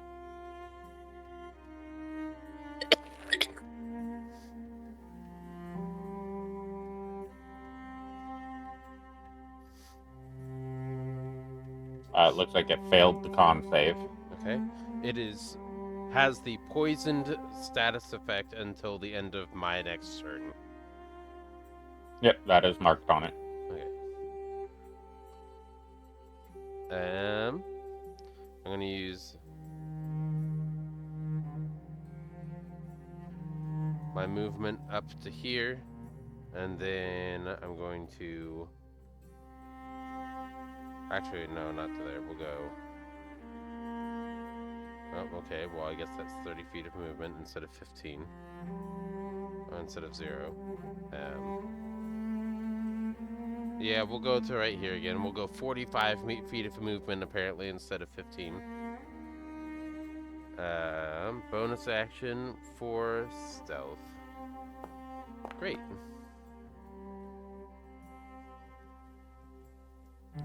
End turn. You do not feel as if you are stealthy at all. Hey, Miss Exhaustion Point. How's it going? Hi. Great. I'm gonna stand up Le Queen de la Exhaustion.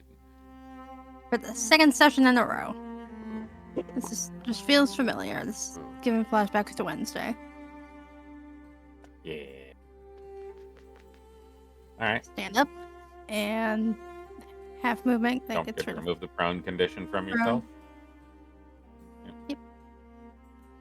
And then step out. I'm still in my tent. You still have no idea what's going on. And you watch as a green ray of energy hits the vulturous woman.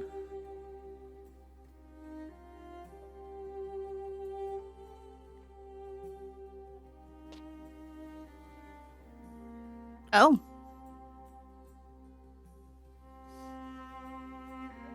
And I look and I see Pathani on the ground. And wait, I need to target first. Take my short bow.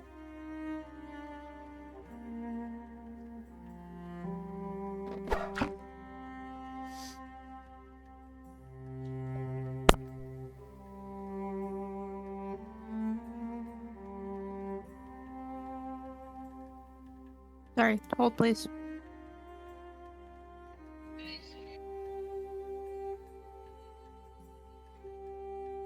It's 6:30.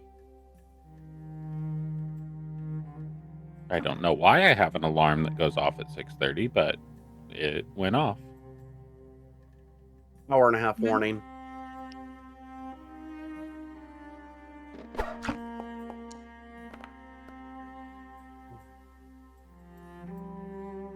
That, good sir, is a camel. Knock it off. What?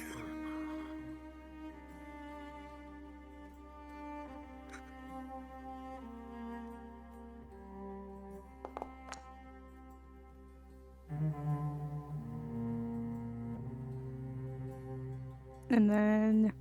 Wait! There's more! Bonus action hide. Behind... this barrel. A crouch. I need to do... double check. Okay. Remember from last time. Weird things happening to my foundry, so I'm going to refresh. I rolled a 2.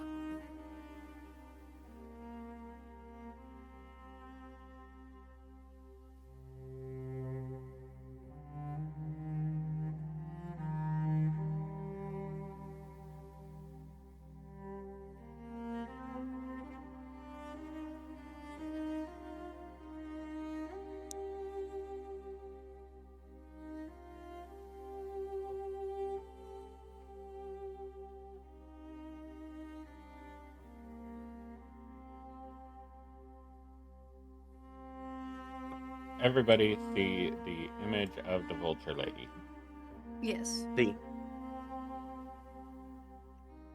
Also, you scared me when you were yelling about camels. It was funny, but it scared me. Why did it scare you? I was like, it caught me by surprise. I was just like, I'm just trying to roll my attack roll. Why are we yelling about camels? Because I was trying to paste an image and it was pasting a camel. So I also did say good sir, so I wasn't talking to you. I know it still startled me. I was like, I'm not a sir, and I'm not doing anything with camels. Right? So you hit with your short bow. I failed my stealth roll. You do not feel very stealthy. You feel like you're in the middle of an open desert standing in a camp that has tents and canvas protecting you. Does not feel very secure. And I'm crouched behind a barrel. Not secure at all.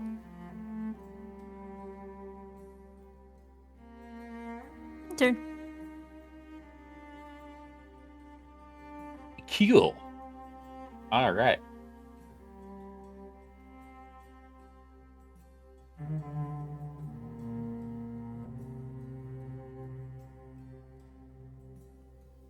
Wow, it had advantage on that saving throw and it still lost. Anyway.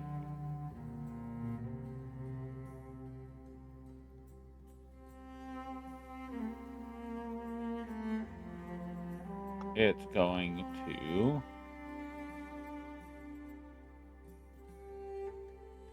fly forward. No.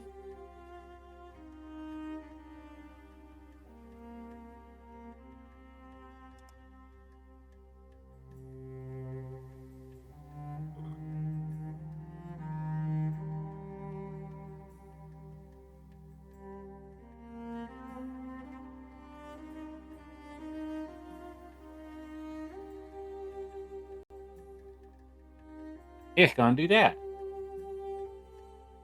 it's going to start singing a melodic belly dancer song.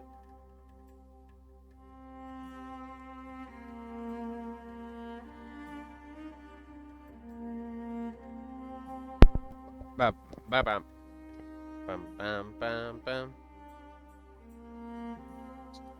I don't know why I have an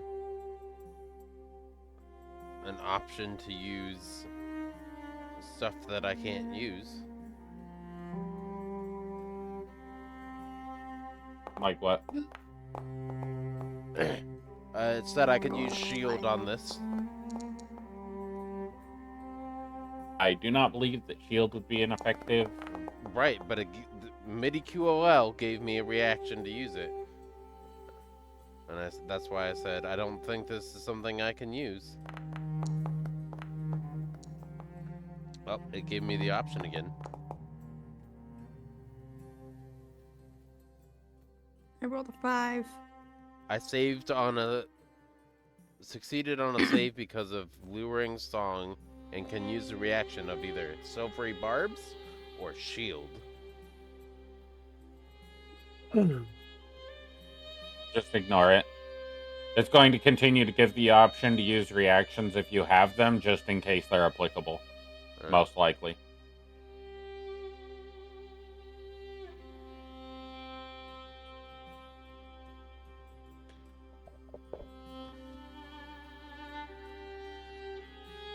Every plan I had for this combat, I think, just went out the window. You had a plan for combat? That's not how combat works. You don't make plans, you react. You have to just look at it like the turn before yours.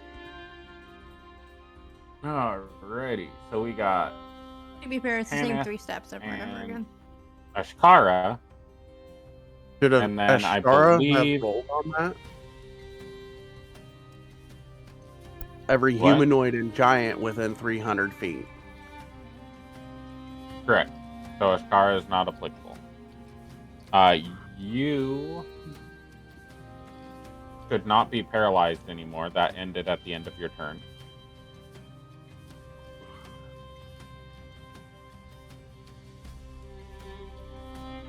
But you did drop whatever you were holding. So you dropped the rope and the dates onto the sand.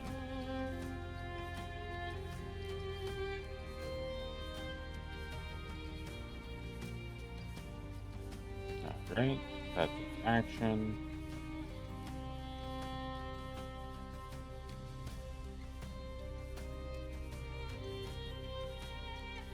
I did not remember it, but going forward, you have disadvantage on the luring song if you are within 60 feet of the matriarch. I did not announce that beforehand, so that's that. Alright. That's the end of the matriarch's turn.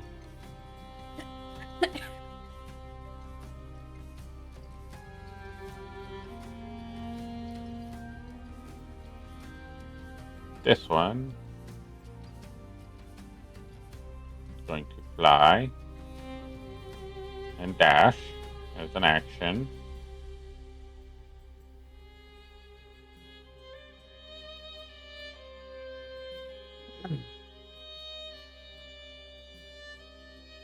Fly and dash.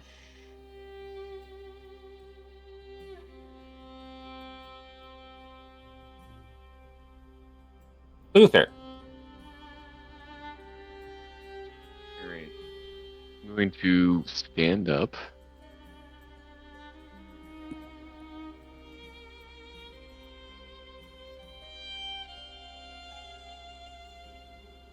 Let me get out of it. And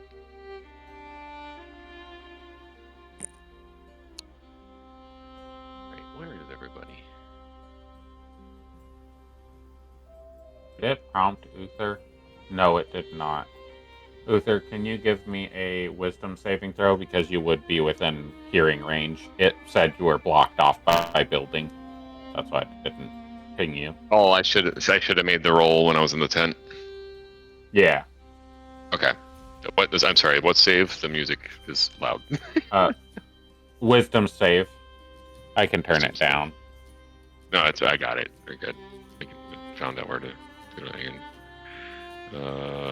Save. Wisdom save.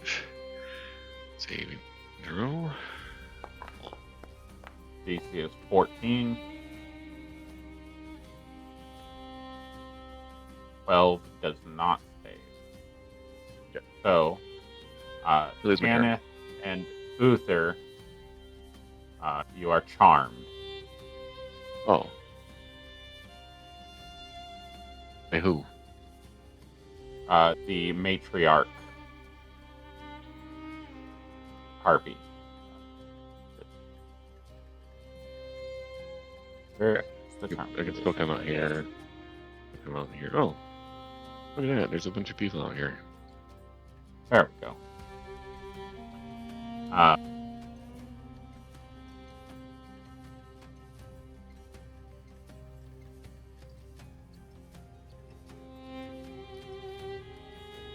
Alright. Oh, I If don't the remember target if the charmed target is more than 5 feet away from the matriarch, the target must move on its turn towards the matriarch by the most direct route, trying to get within 5 feet. Doesn't avoid opportunity attacks, but before moving into damaging terrain such as lava or a pit, or whenever it takes damage from a source other than the matriarch, the target can repeat the saving throw. Okay. And you repeat the saving throw at the end of your turn.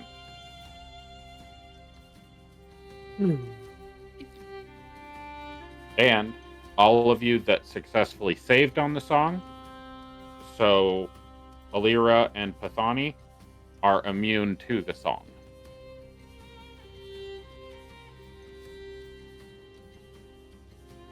Did I take any other actions or no? Says the target is incapacitated No. So and no. ignores Okay. the song from other harpies. Okay. I moved and I'm done since I'm incapacitated.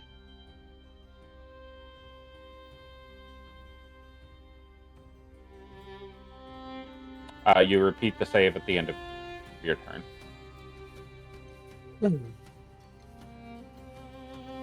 You said the save is at disadvantage when. I'm just asking for Yep. clarification when it's my turn. Yeah, save is at disadvantage when you're within 60 feet of the one with the dragon token. Okay. That's all saving throws against the luring song.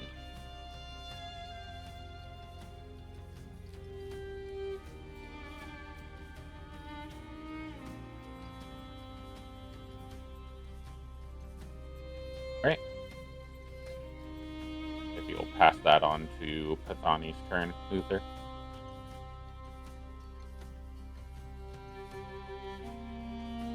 Oh yeah. I'm sorry. I gotta find where that is again. If you hover over your icon at the top of your screen, Oh. it's on the right side of that banner. There. It's thank you. also on the cross swords of your sidebar. That's where the options are for your encounter controls. Excellent. That's one I remembered, sort of. All right, we're good. Thank you. All right, Pathani.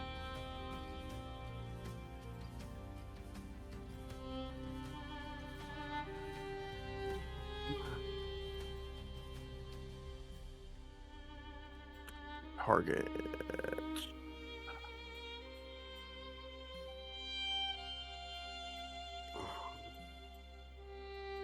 Target. There we go.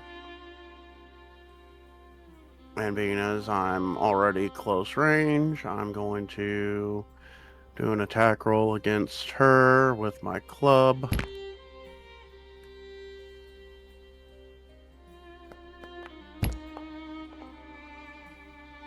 $17 to hit.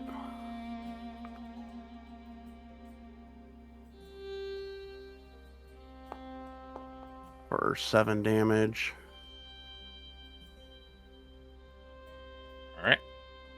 and I'm going to move.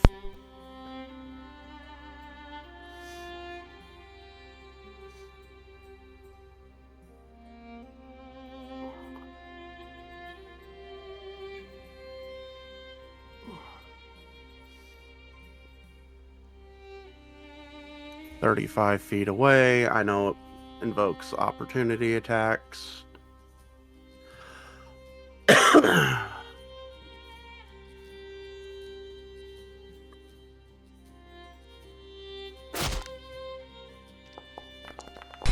Misses.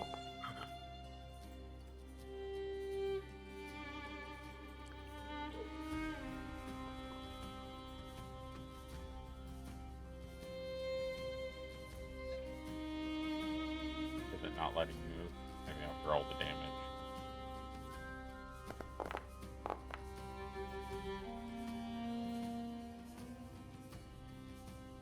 First one was Harpy. This one's the Harpy Matriarch. That's a nat 1. Everybody within 5 feet of the Matriarch, which is you, get a swipe back.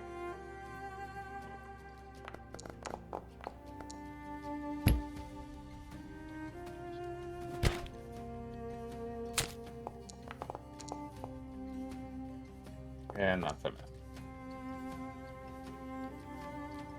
Okay. Great club. Roll. Oh, now it's saying I'm too far away. Well, you have to roll your great club before you move out of the range. I tried. You did roll. You did 7 damage. Yeah, but for the nat 1 on her. Oh, And missed. and the second one missed as I'm like swinging over my shoulder. Yep. And Ashkar is going to move up and take a bite.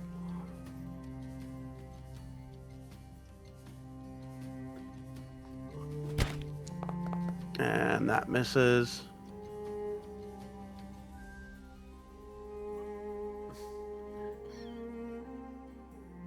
And as a bonus action, I'm going to cast Hunter's Mark on the Matriarch.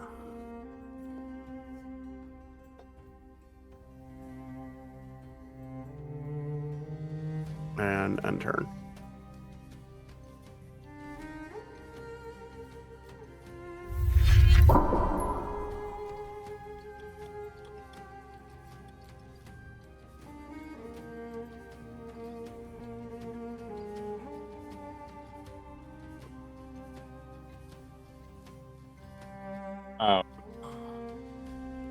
Just a manner of note. If you had done that before, at the start of your turn, you would have done more damage. Even with the Great Club, I thought it was only ranged attacks. Hit with a Whenever weapon you attack. hit it with a weapon attack, Oh, okay. you have an advantage on perception and survival.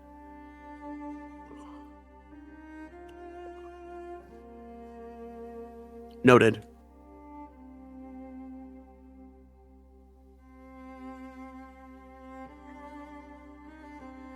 Alright. Morticia, you move farther away. Yes. As I'm looking at them and they're approaching, I'm going to see them and then cast it as I'm running away. Or, I mean, I guess I'm walking because I'm not dashing. But, we will do...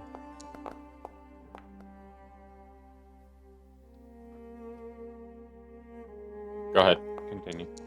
Hold on, let me go back to where I saw that before. That's what I was doing.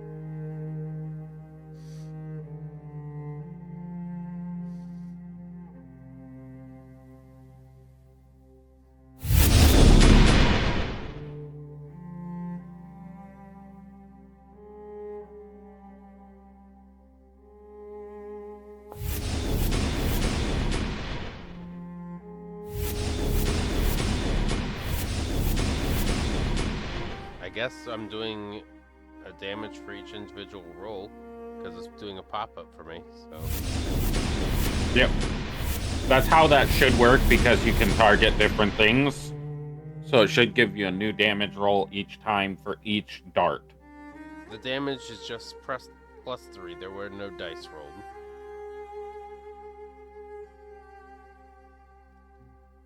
When I clicked the damage button, it just gave me +3.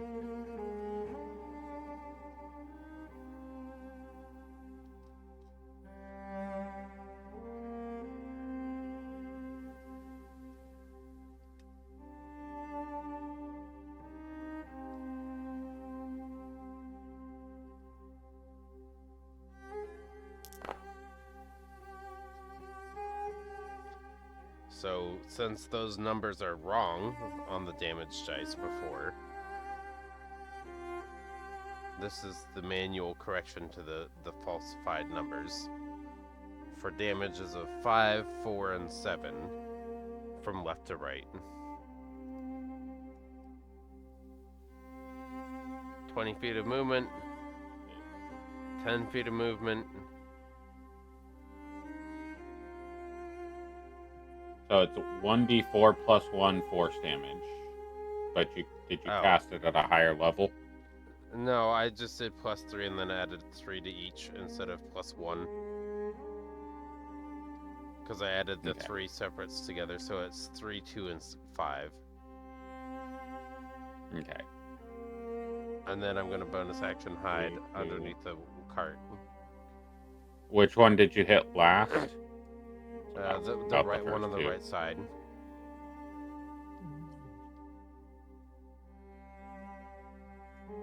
So it needs to lose 2 more. There we go. Then normal. Great.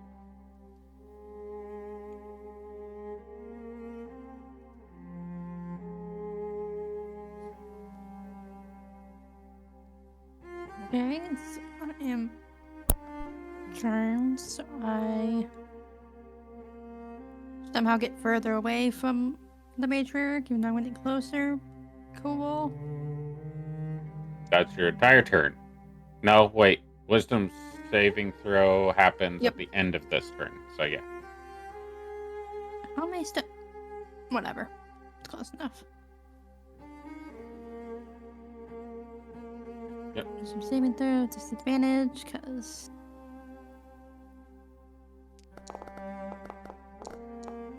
That is That one is a below the failure. DC, isn't it? Yep. Because you have a -1. You would have met it to beat it if you weren't exhausted. Don't bitch. I'm done. Bird's I'll be about right to back. have a snack. Okay. Oh.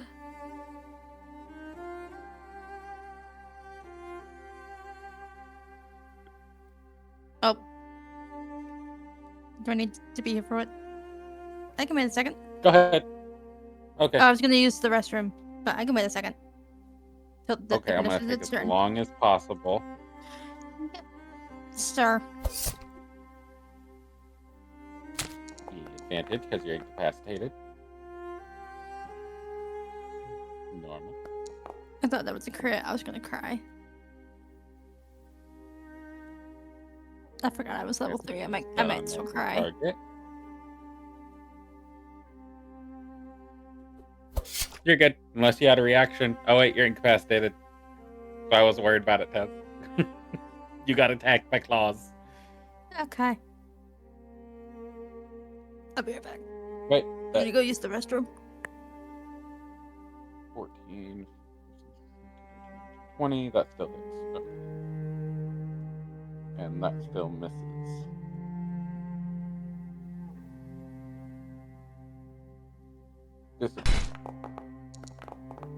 That misses. Okay.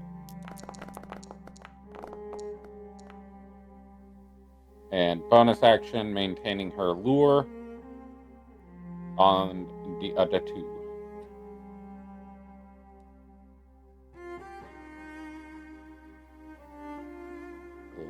These get an attack with claws and an attack with a club.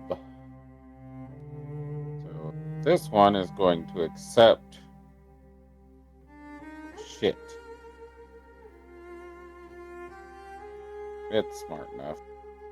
It's going to hit with both attacks.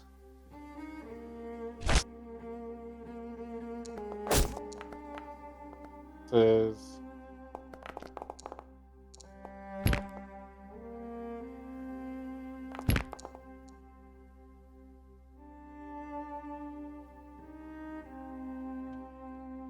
Therapy, do you want to save the dragon, Drake? Okay.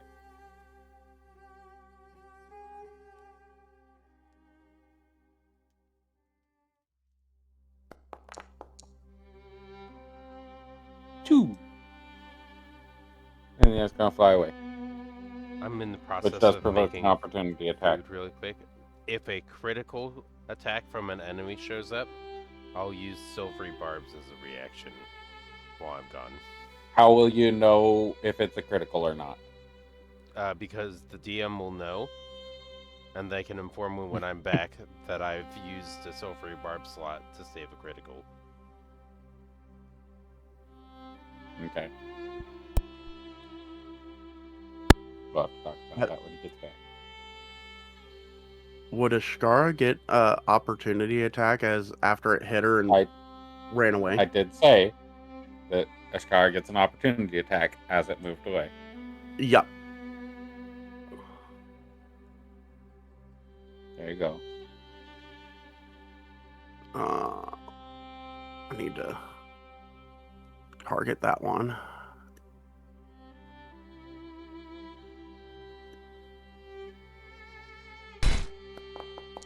Natural 20. Silvery barbs. No. If I go specifically by what the character said, He said enemy he's gonna. rolls a critical.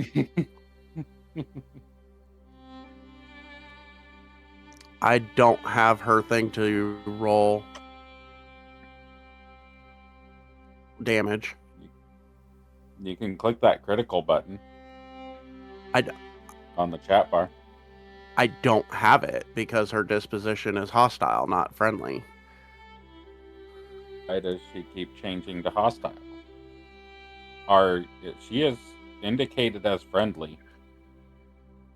I rolled her attack, Indicated but I friendly. don't have. Let me go to the It's combat friendly. one. Are you using the character sheet from the token, or are you trying to use a different character sheet? I'm using the character sheet from The actor's tab. characters. Yeah. Use the Should character I- sheet from the token. Oh. I'm back. Okay. Can you roll the damage on that? Because I have to refresh now. I got really confused and thought you were talking to me for a second. I was like, no. 10.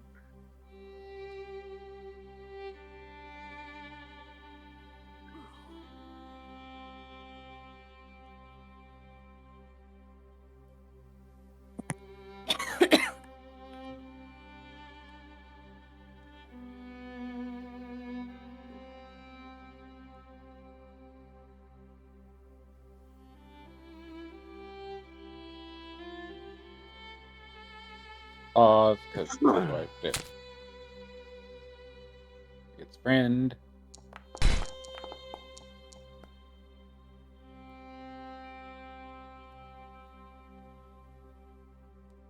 Miss. So it's going to target the one that's easier with a club.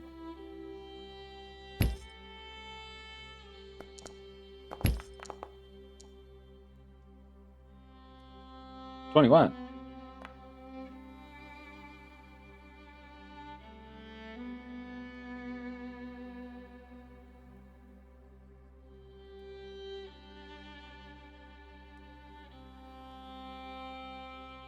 All right. Uther.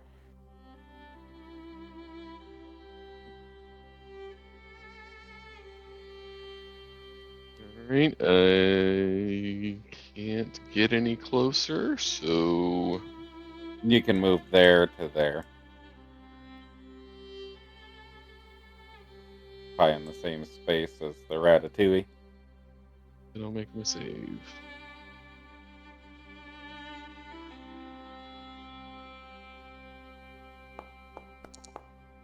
Nice! You are no longer charmed or incapacitated, and you are immune to the song. As what appeared to be a beautiful Persian lady in front of you, luring you to the water with whispers of the Silver Spire, now turns into a grotesque vulture lady trying to bite your head. Oh. I don't know why it made me roll initiative, but I'm done. Num, num. No, let's get Bandit's turn. Yeah, Therapy! You No. silvery barbs an enemy's or a friendly is critical against an enemy. It's not the instruction I provided. This is also false information. That's fine. That's why I provided you with that's not the instruction provided, so that's not what happened. I was gonna say, what did I miss? I also Why did already it scrolled skip through my the turn? dialogue box before you said that too. Yeah. So, I have a question for you. What is the indicator to you that an attack is a critical?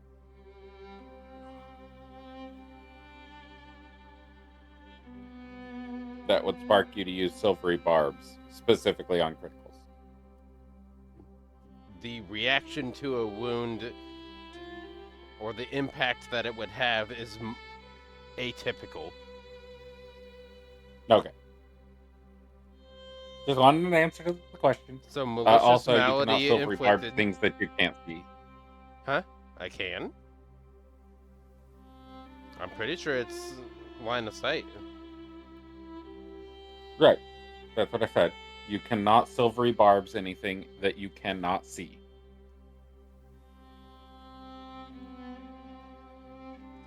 Right. So, for example, right now you cannot silvery barbs because there's a tent between Except this one. you and all of the enemies. There's Except an for enemy over that here. one, which is... Right. Which is not within 5 feet of a teammate. But that is correct. But silvery barbs doesn't need to be within 5 feet of a teammate. Well, it can't make an attack if it's not within melee range. That's all I'm saying. Go ahead, take your turn. it should be my turn. Who skipped your turn? When it made Uther re-roll, it skipped my turn. Made him That's what I said. re-roll initiative. Weird. Yeah, so it skipped Bethany. All right. I don't know what Also- happened to all my hit points. You got hit by 2 different attacks. While you're charmed, which means you're incapacitated, which means attacks against you have advantage. I hit the second one. Go.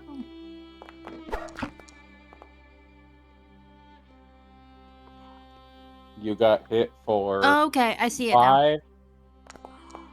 Okay. Okay. 5 and 6, I believe. Okay. Which, Oh yeah, which and, is and half that, your that health makes more pool. sense. Yeah, I was That like, longbow why? hit. And I see that other one moving in, so I'm going to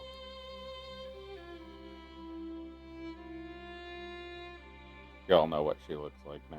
So. move further away. And then Eshkara's going to chomp.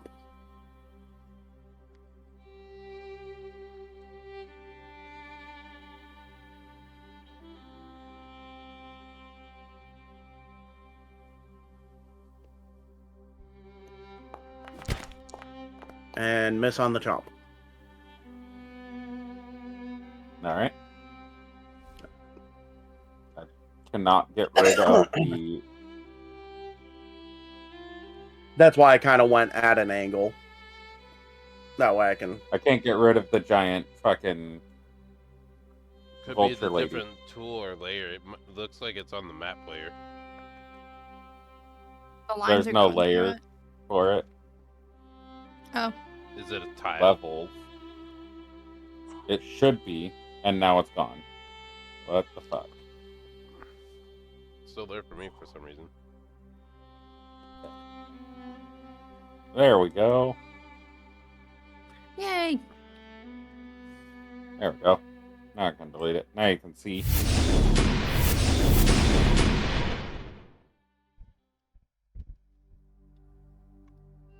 Alright. I don't know why Magic Missile is broken. As fuck. That's fine. I just did it manually. It's all one target.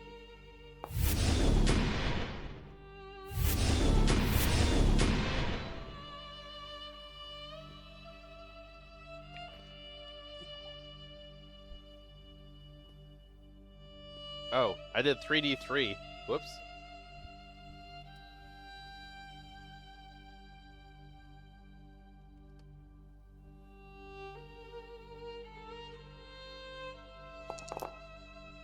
There you go. One more. Get that extra point of damage. Hey, one more is one more. Heck and yeah. then I'm gonna actually do even more damage than that.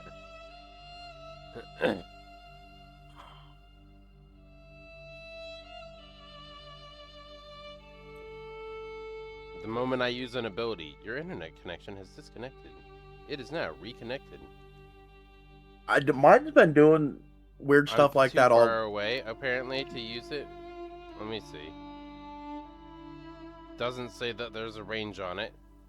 I'll mark it as 0. Here, let's just display in chat. And I'll mark its uses as 0 out of 1. Equal to your level. 13 points total. To that The one. name of that feature is adorable. Yes. Okay. Yuri the Small. You are applying that damage to This one. 3, 3, 4. 3 damage. So that's 10 damage total 13 total. plus 3. Yeah. It is bloodied. So is the matriarch. So is Tanith. And then I'm gonna go back here. Oh, apparently I can't. There we go.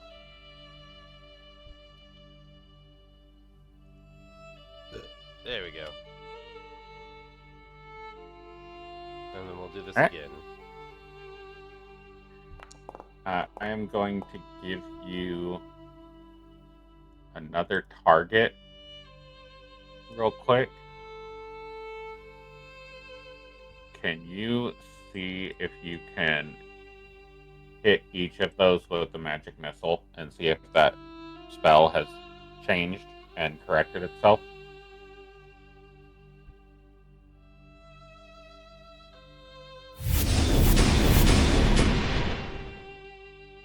I am refreshing my page. I now have a white screen of death, and now I can see again. Now I can move a box. Okay, that was weird. My token no longer has vision right now. It has vision for me.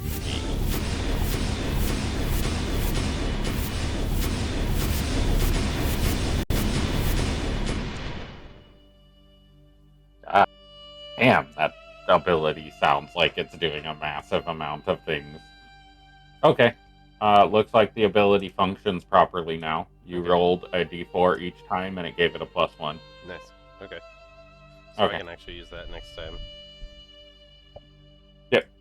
And who knows? Maybe because I'm smaller, it is just a large amount of projectiles, each dealing half the amount of damage that is rolled on the die. Or maybe they're just 10 points of 1 point damage. Yeah, it's just your the character you're playing on Dead by Daylight yesterday. Oh yes, the Last daggers. night. Throwing daggers. Throwing thousands of daggers.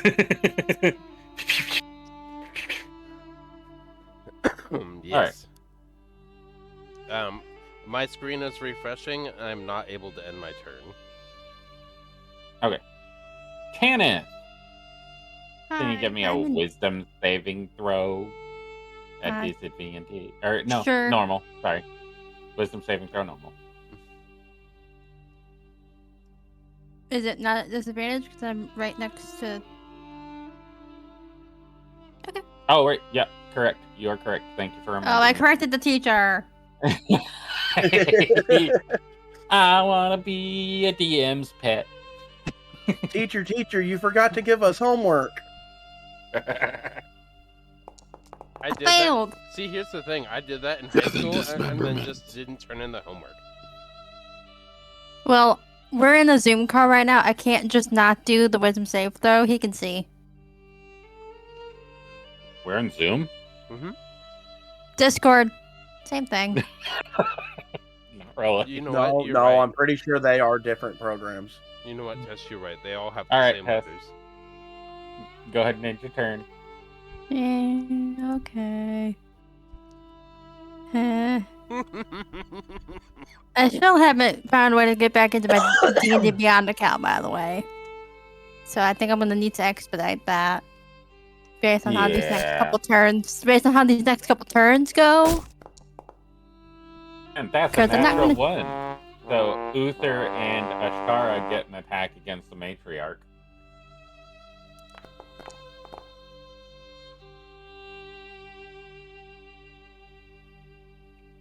It swipes its buddy. I like how that turn went.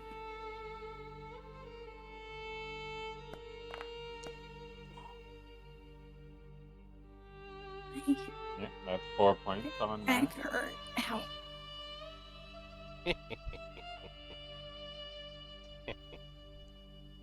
Push in your chair too many times, Tess? I don't know what I did. My back hurts all of a sudden. Could be worse. I mean, you are almost 48. No. Wow. 28. You could be Roseanne Barr from that Snickers commercial. I don't think I want to understand what you're referencing. You done it.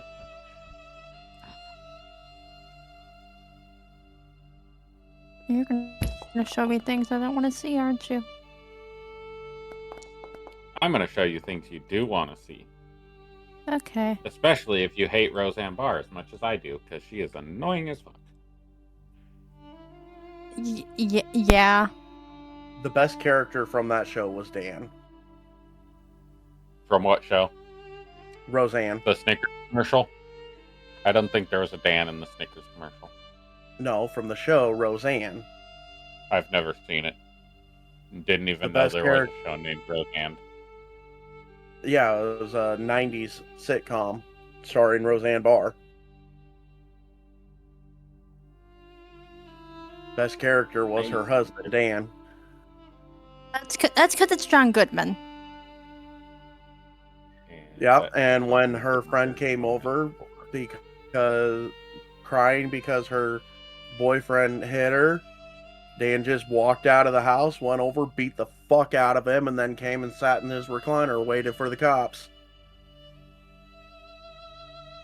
Didn't he also stop for like a bucket of chicken or something? I've seen that scene. Oh, something like that. I think he stopped and grabbed chicken for dinner for the family on the way home, and then just sat in his recliner, waiting on the cops. Yeah, I've seen that scene. I haven't watched the show because I have negative amounts of desire to. It has Roseanne Barr in it. I abstain entirely. Fair. So you know that part where Grinch is going through the phone book? Hate, Loathe and then he points entirely. at one specifically. He's like, loathe entirely. That is me That's and you, Roseanne Barr. I All right, appreciate Uther, it. we got hit by the second attack from the Harvey Matriarch claws, and it is your turn.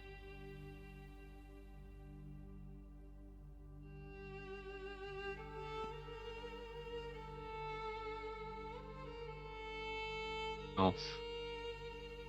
Ist.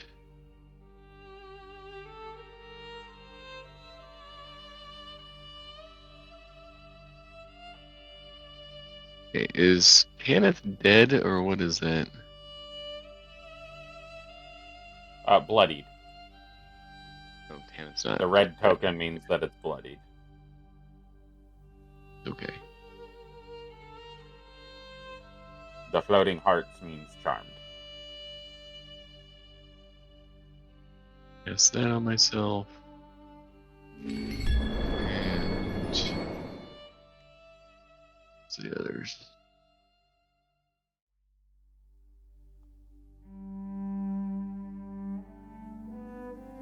That requires concentration. So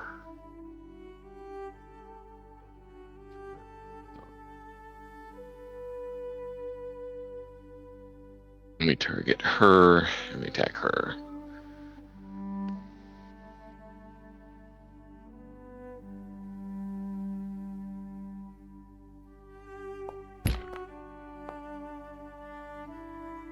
That gives you a reaction used.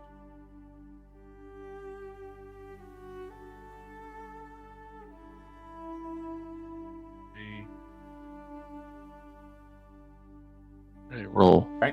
There's a natural 20. Yeah, I created her, right? Yeah, you should have a button that says crit. For 7.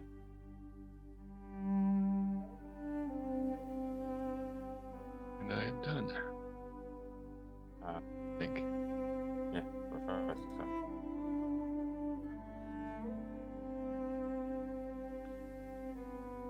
Oh, infused strikes. For Yep. Kara. Go ahead and roll that damage critical because his hit was critical. How do I right click to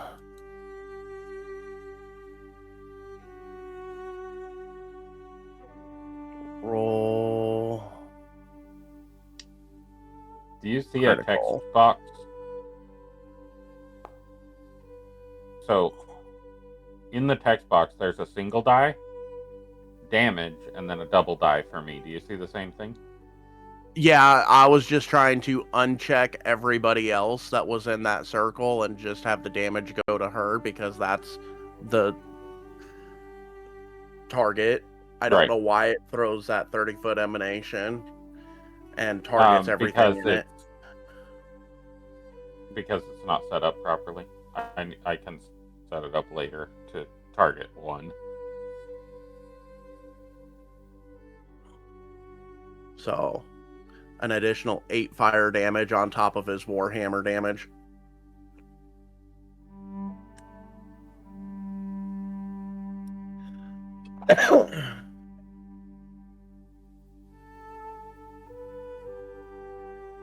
Alright. She is looking pretty hurt.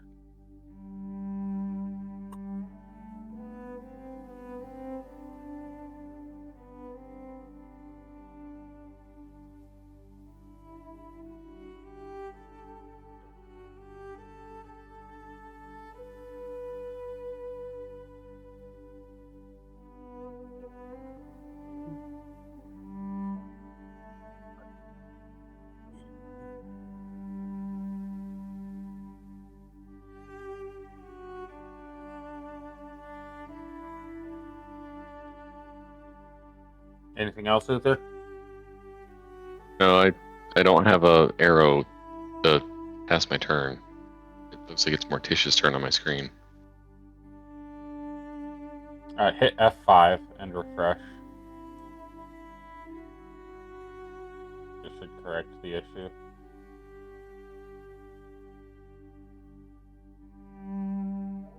Seeing that you are attacking the Morticia, or that you are attacking the Matriarch, that's the word I was looking for, is going to try to kill you. Why is it saying that it's 25 feet away? It's not 25 feet away, it is 5 feet away. Because it's this one. It's that one's turn. That makes sense. Let's see. Can it get to you? No. This matriarch's in trouble. Run back.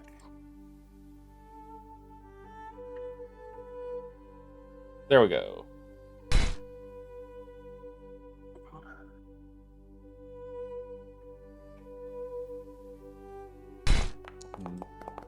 Natural 1! I'm rolling great! Uther and Ashkara get an attack against that individual for free. No reaction resource used.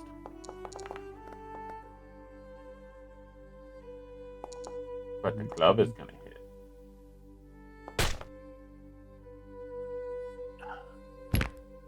Bite missed.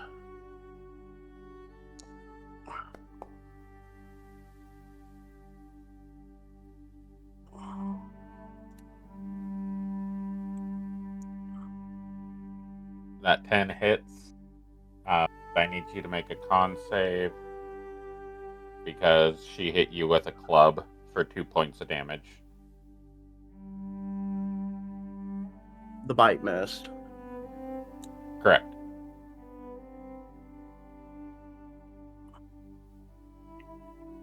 Uther. There we go. You maintain concentration. That's the end of that harpy's turn. And claws.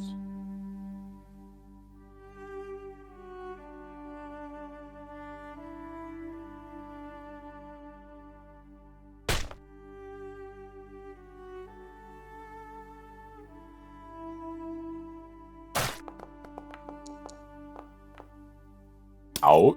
That's natural 20.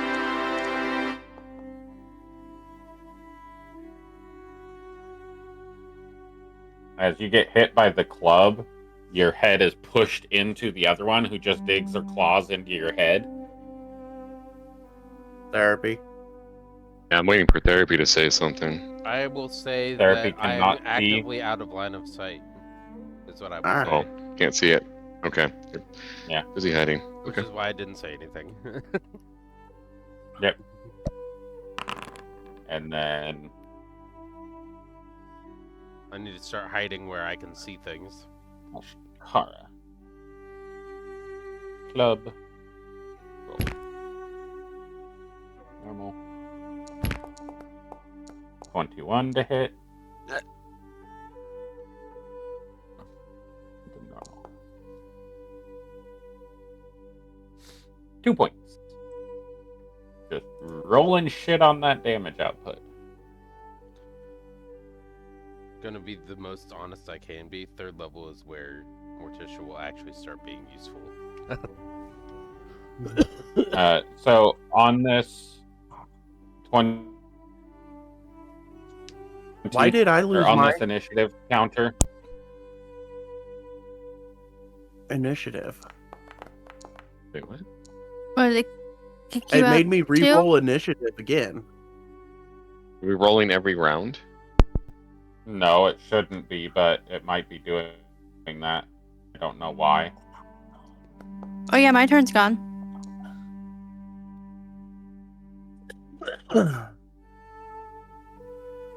It's asking me to roll again? It is. What the heck? 1 second. We'll look at settings and see what happened. Tess is hacking again. No, Okay. Tess is mildly panicking that her character's about to die. Oh, that's okay, Tess. My character won't die. He'll be fine. Did you say she'll be fine or I'll be fine? I said I'll be fine. Okay, that's what I thought. Because I heard my character won't die, she'll be fine, and I was like, "That's great for you. I love that for you, friend." I'm over here panic building the character in the background. Good. Why? I can Panic move build a back. character, I won't die. If I don't panic build a character, I'm gonna die. I'm gonna have no backup character. They're not worried about you right now. There's other people that are damaging the matriarch. You are still alive. You haven't even rolled a death save yet. Chillax. Oh no, the one that can move really quickly and then stabilize as an action. I'm gonna die. I've been charmed this entire combat because I keep failing the wisdom save. Be more wise. I'm trying. That's the other character.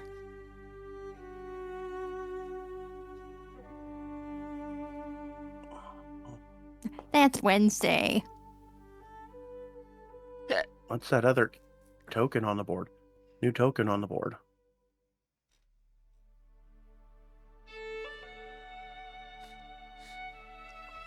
What new token? There's a new token next to the matriarch on the board. That Looks like an old is- lady. That is. I was getting ready to explain that, but the initiative thing broke. On the initiative counter 20, Cinder exited the cart and began walking to the matriarch and is now standing in front of the matriarch staring at her. This, of course, happens when Morticia cannot see. The one who actually cares. Alright. Okay, so Morticia and I should switch spots in the initiative order. Just give me a second to work through that configuration. I don't know what happened.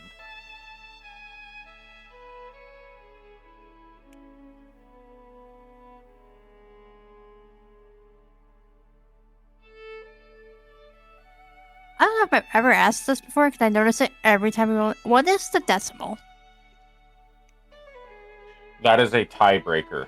So if you roll the Okay. same amount, it is a mathematical tiebreaker that calculates your dexterity differential. So if you roll onto the same number for initiative, the tiebreaker determines who goes first.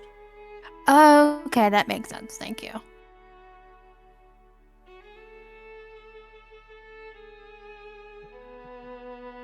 I don't understand why initiative is doing what it's doing. It keeps making me target everybody. I don't want to attack everybody. Calm down. Janice, relax.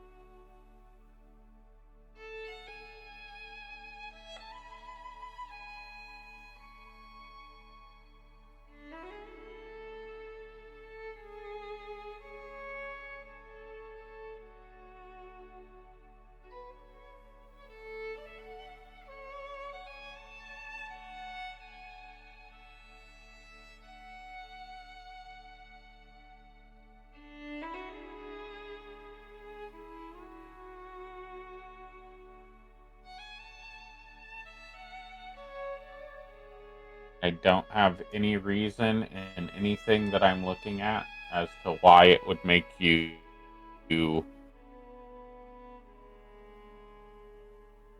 roll initiative at the start of combat, or at the start of each round.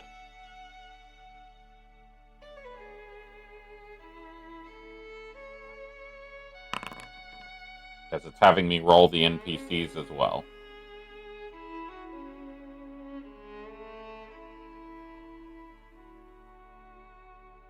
So, 20, we will put at 21.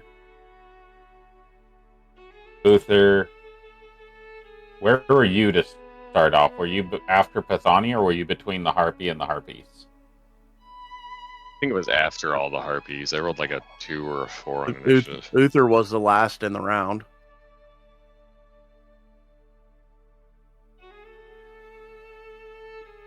Tanith was after Pathani, right? Yes. Or was Tanith? It was Pathani, Morticia, Matriarch, Tanith, Harpies, Uther.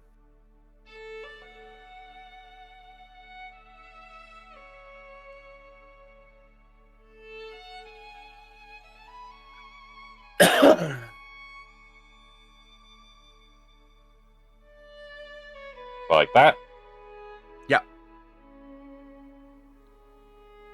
That look great to everybody else? Yes. Not necessarily the numbers, just the order. Location, Okay. yes.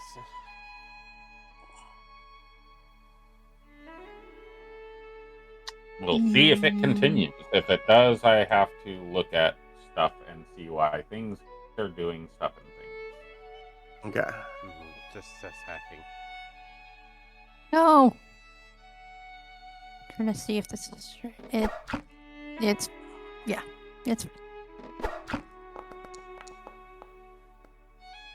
Ooh, a nat. Natural 20! excellent. That's really good. I'm really proud of you. Both you damage. Right? 24 damage. Yeah, I know.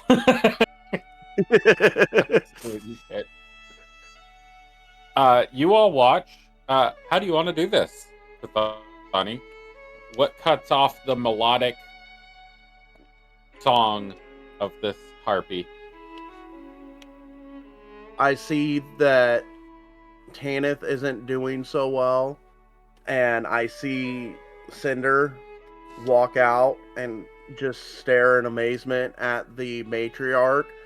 I draw my bow back as hard and as far as I could let it, and when I let the arrow go,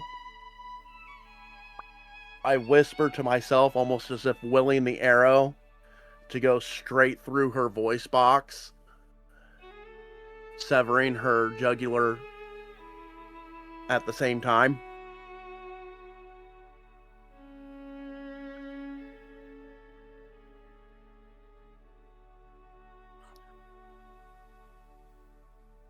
And then Okay. I'm going to use my bonus action to move my hunter's mark to this one. Okay. That means that you are not able to command Ashkara to take an action other than the dodge action, because you are not incapacitated. Yep. Remember that your bonus action is used if you want Ashkara to attack. Otherwise, she takes a dodge action. Yep. As the arrow cuts through the throat, you hear the melodic tonality and song of this harpy get cut off with a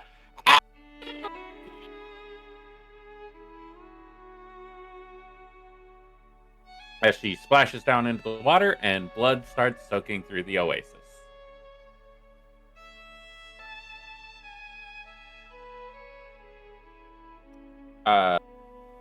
Because the tonal song of the harpy has been cut off in a guttural scream, our friendly neighborhood Tanith and Brav. our other friendly neighborhood person are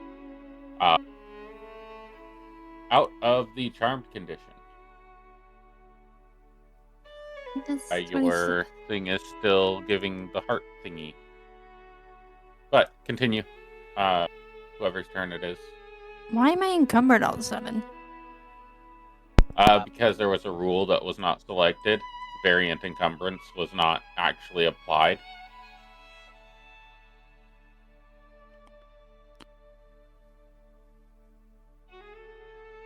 Well, shit. Okay.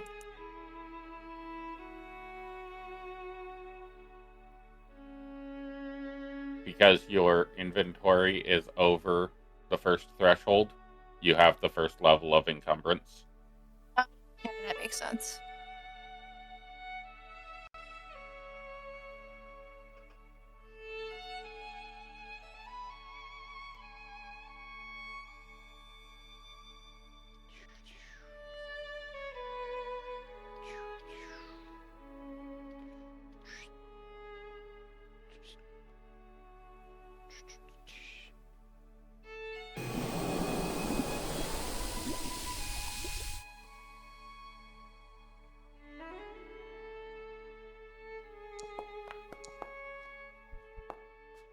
Nice.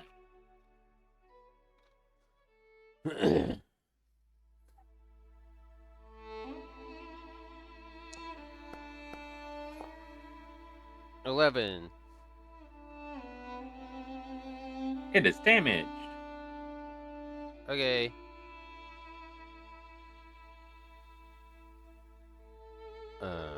Then it makes a con save. What's your spell save DC? 12.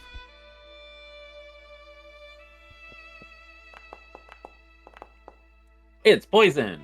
Yay.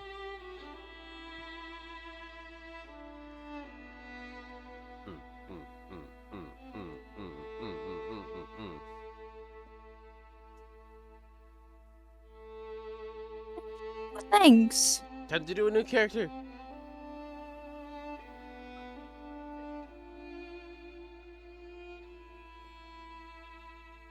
Oh man, it's so nice having all of my health and temporary hit points.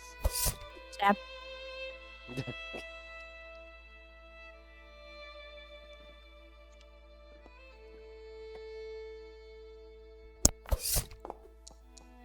That hits. Congratulations.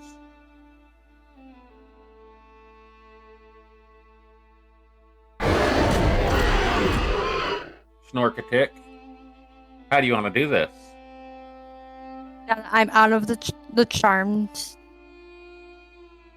the influence of the matriarch song, I'm gonna turn to the harpy that's next to me.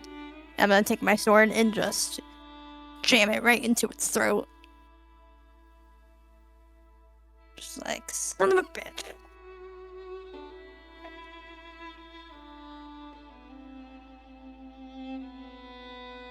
Just turn, grab the sword. Not a lot of dramatics or fanfare, just into the throat.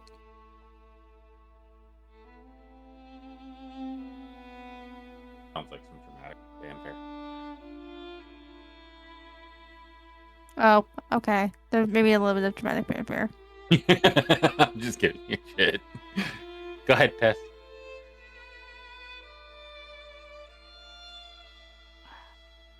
Oh my gosh, Tess. Yes. Yeah. What else do you want to do on your turn? Okay. I was like, what do I need to do? Panic. Yes. Always. Forever. At the disco.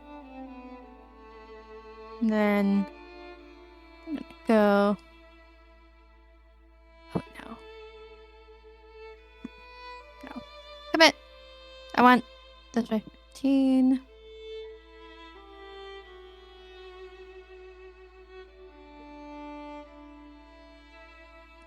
$20.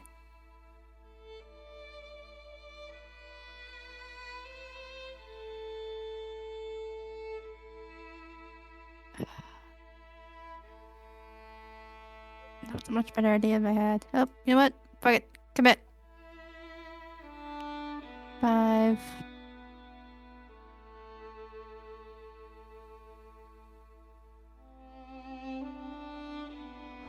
Bonus action hide. Behind my little barrel. No.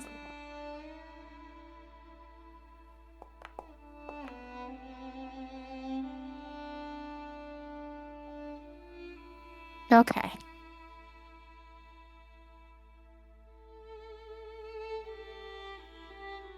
That's okay. My turn. Action, bonus action. Movement.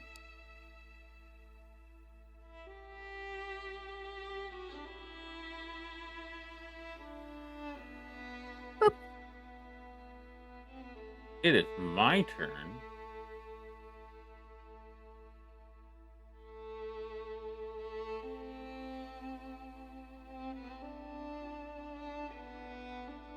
Well, you're there.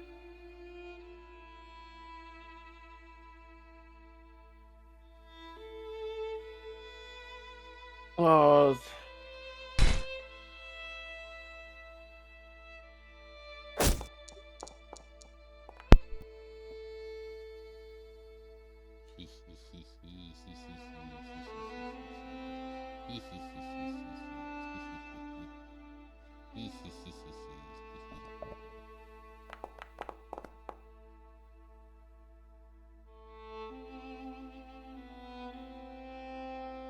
Does the 20 hit Uther? Looks like it Yep. does. Okay. How's your tactics at Con night?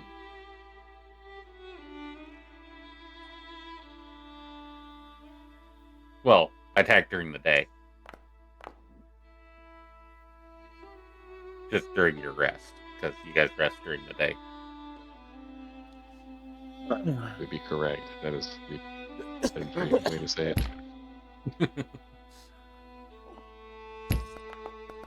Alright. Lucky that one missed. A 10 misses.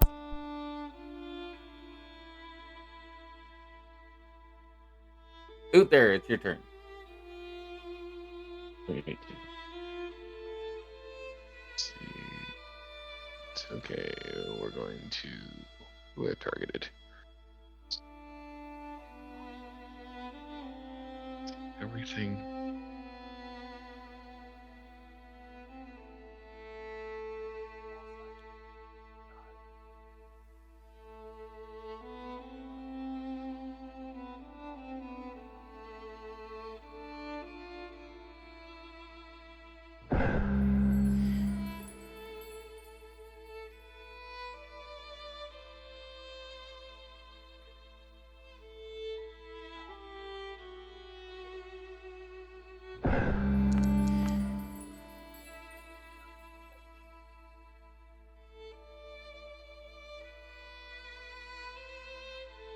Right. And How did that get you to 19? I could have 10 if it only healed me 9. I'll fix it You in a were second. at 1. Yeah. Yeah.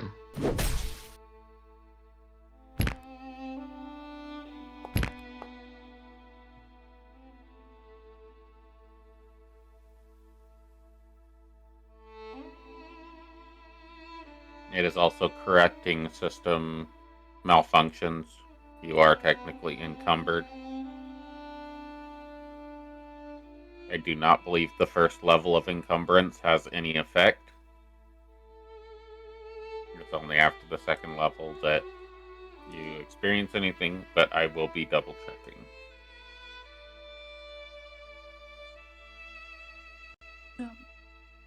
It's like I need to roll another concentration check again. I'm just gonna roll an advantage because I don't think you meant to hurt me. You just corrected my health. So I'm gonna keep concentration. Okay. And then I think I attacked him, but I don't remember if I rolled. I think I missed. So Yeah. I'm done. You missed with a 10. Funny.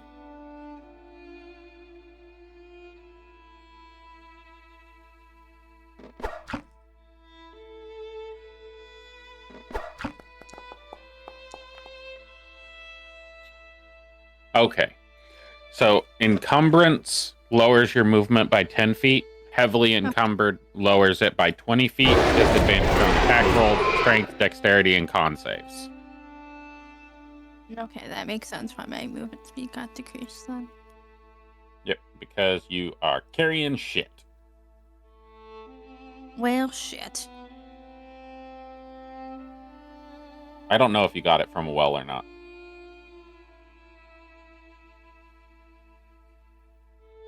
Oh, the well's the other campaign.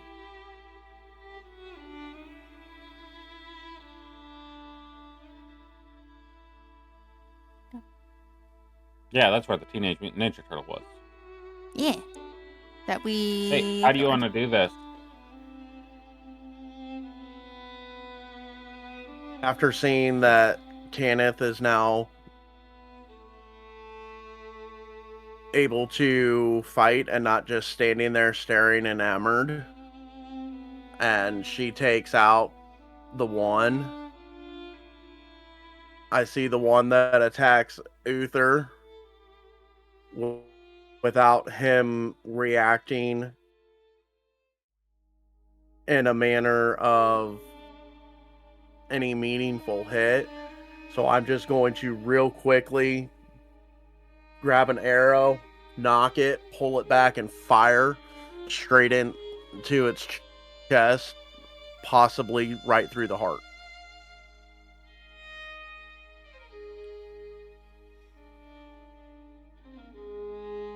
Alrighty. Uther, did you step into the oasis water when you were charmed?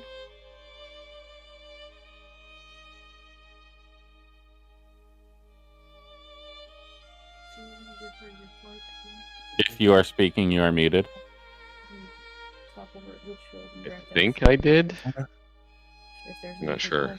Can, Can't remember. can you give me a con save as well as Tanith? I need a con save from you as well.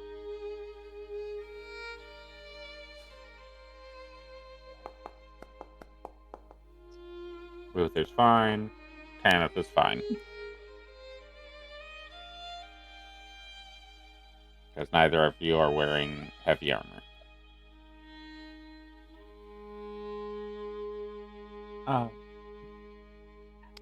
Cinder says, thank you all for protecting me. I don't know what came over me. I'm gonna go lay down.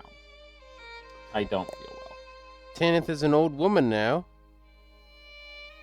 It's just the commoner stat block. That didn't change the image for it. That's going to be the stat block for your drivers. They just have proficiency with driving. Okay. And I'm gonna regather my arrows and go back to what I was doing before all of this and gathering stuff for the fire. Alright. What's everybody else doing?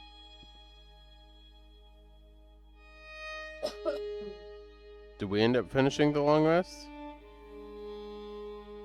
Not yet. No. I'm gonna go back to my long Yeah, rest. interrupted Didn't in, get a long rest. I believe at the second hour of Uther, or of Pathani's, at the end of the second hour of Pathani's watch, everybody but Pathani will get a long rest. I'm going back to sleep. That's what I'm Same. doing. Pathani, you were last watch or second to last watch? Second to last. Okay, so then Uther is after you. Yep. Above table, real quick, I don't mean to derail. Can you guys see the campfire turning on and off? On your screen? Yes. I'm working on it. No, Yes, I can't. You because all I'm can behind the control the campfire. You should be able to. Okay. I found it on accident and I went to click it and I was like, I should stop in case people can just see.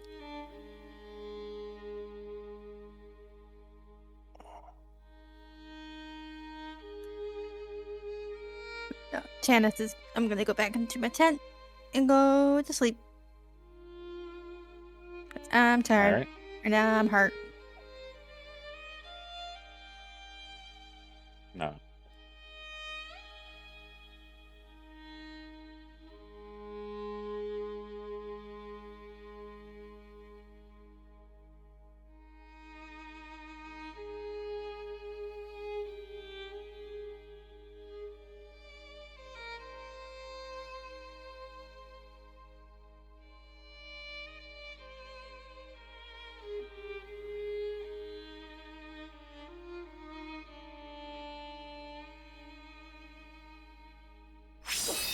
The rest of your watch continues uninterrupted. Anything else going on? I'm just gathering up the dates and putting them on the skiff cart thing, and gathering up the stuff. That way I can dry it out to get the fire going and get some heat going in our camp.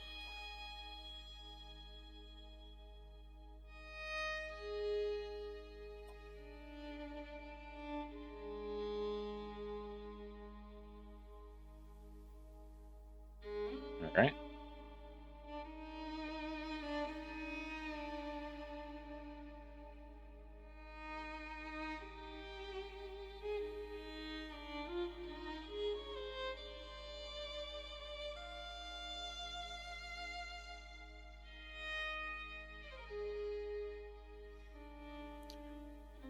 And then at the end of my watch, I will wake up Uther and let him know it's time for his watch, and then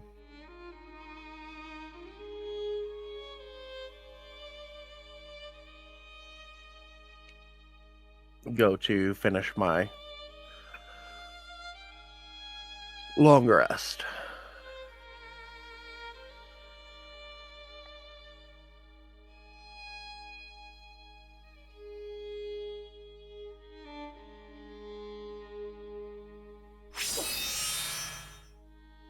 There we go. Now that actually does something for you. Now that your ability is actually automated.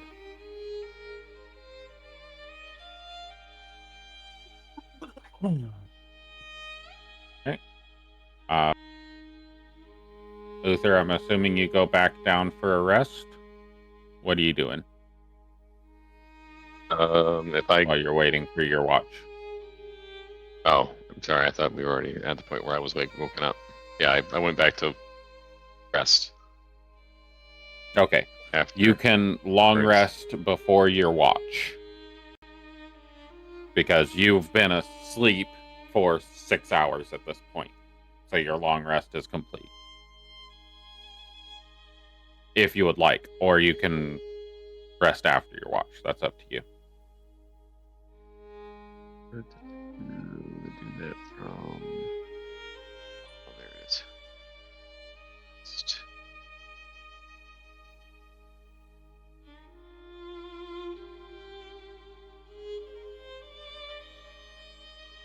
You ignited the fire, right, Kathani? Yeah, I got it going again. I got the materials dried out and the fire re-going. And I also, when I wake Uther up, I'm going to let him know that I got some material for the fire. Most of it's dried out and it's going again. There's some more right over here between the tents. And there's dates, fresh dates on the skiff cart for food.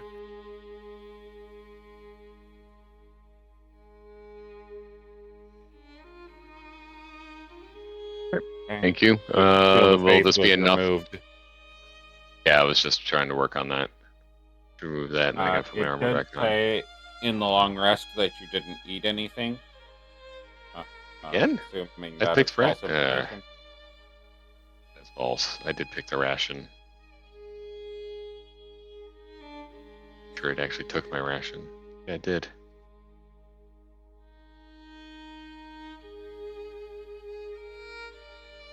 All right, we'll have to troubleshoot that a little bit as we go. I don't know why it does that sometimes.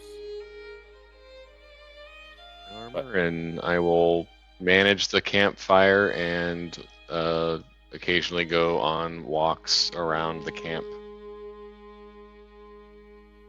All right, give me a perception check with advantage because of your vision capabilities and D100.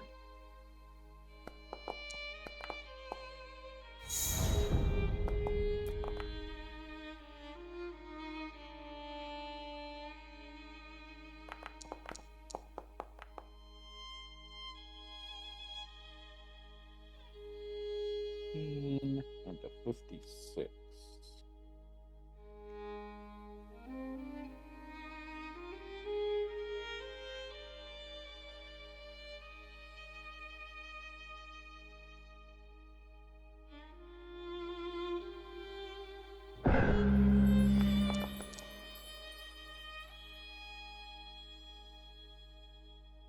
Give me another D100 because we're not doing that again.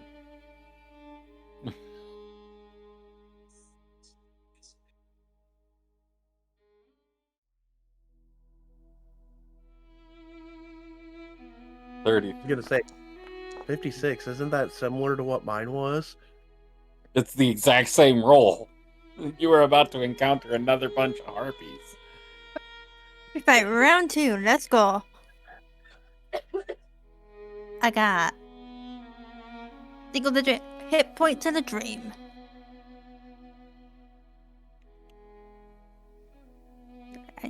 Let's not actually do that again. I don't want to.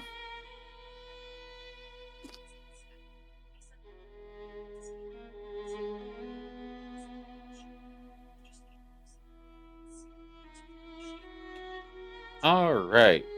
I'm going to need everybody in the party to give me a stealth check.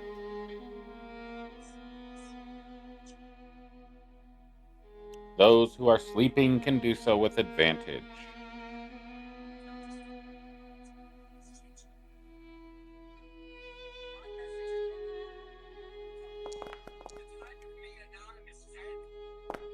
Ow. Nat 20 for Pathani.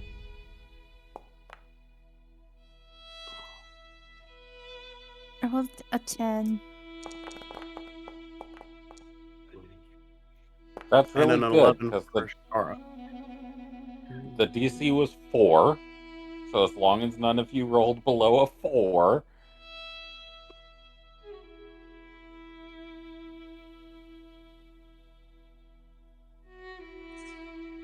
is that everybody? Looks like it. Okay. So,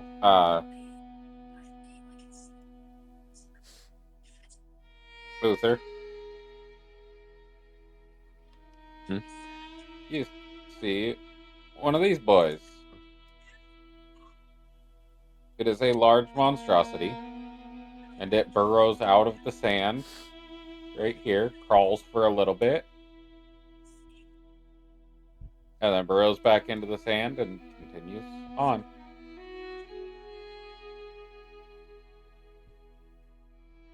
All right. Because I'm sure it's not coming back. I go back to my watch. All right. You would not be sure that it's not coming back, but you are pretty sure that it did not see you this time. Did not sense you this time. Okay.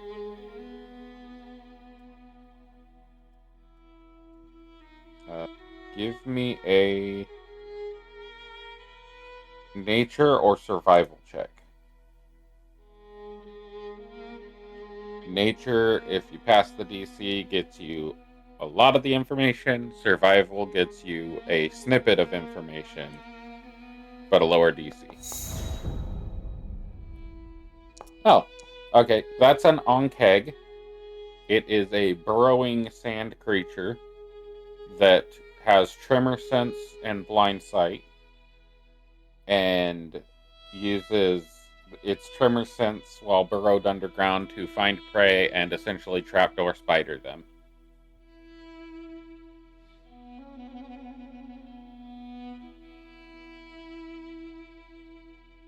Is it normal to see them wandering around like that? They Or are I don't know ambush that. predators, so it is kind of... Well, you rolled a 24. You know all the information you need to know.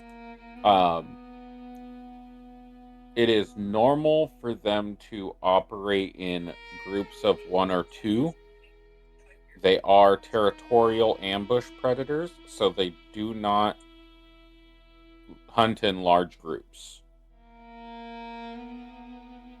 They usually stay around watering holes because that's where creatures go to eat but if you are not actively moving a whole bunch, you don't usually draw their attention.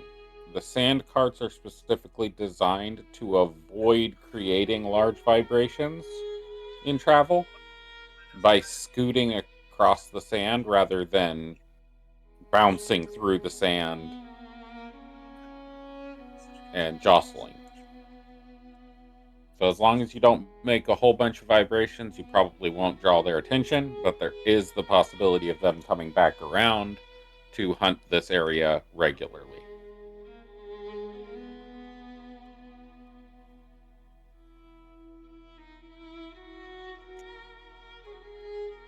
It is 8 o'clock.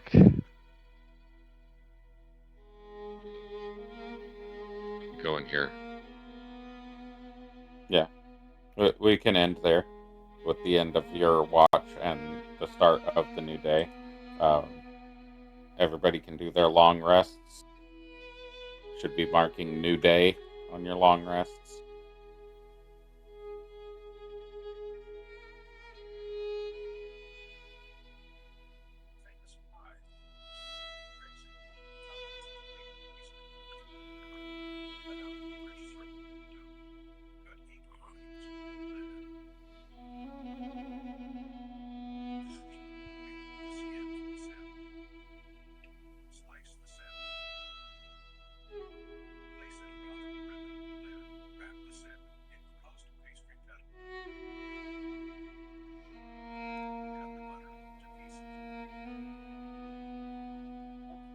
Great.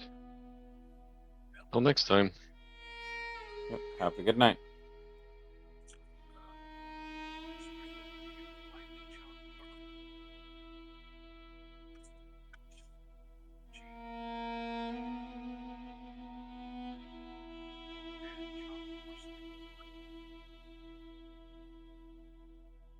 Yeah. Tess, did you watch the Snickers commercial? No, because I forgot because I was trying to focus on session. Forgot, just like you forgot about secrets. God damn it! Sheldon!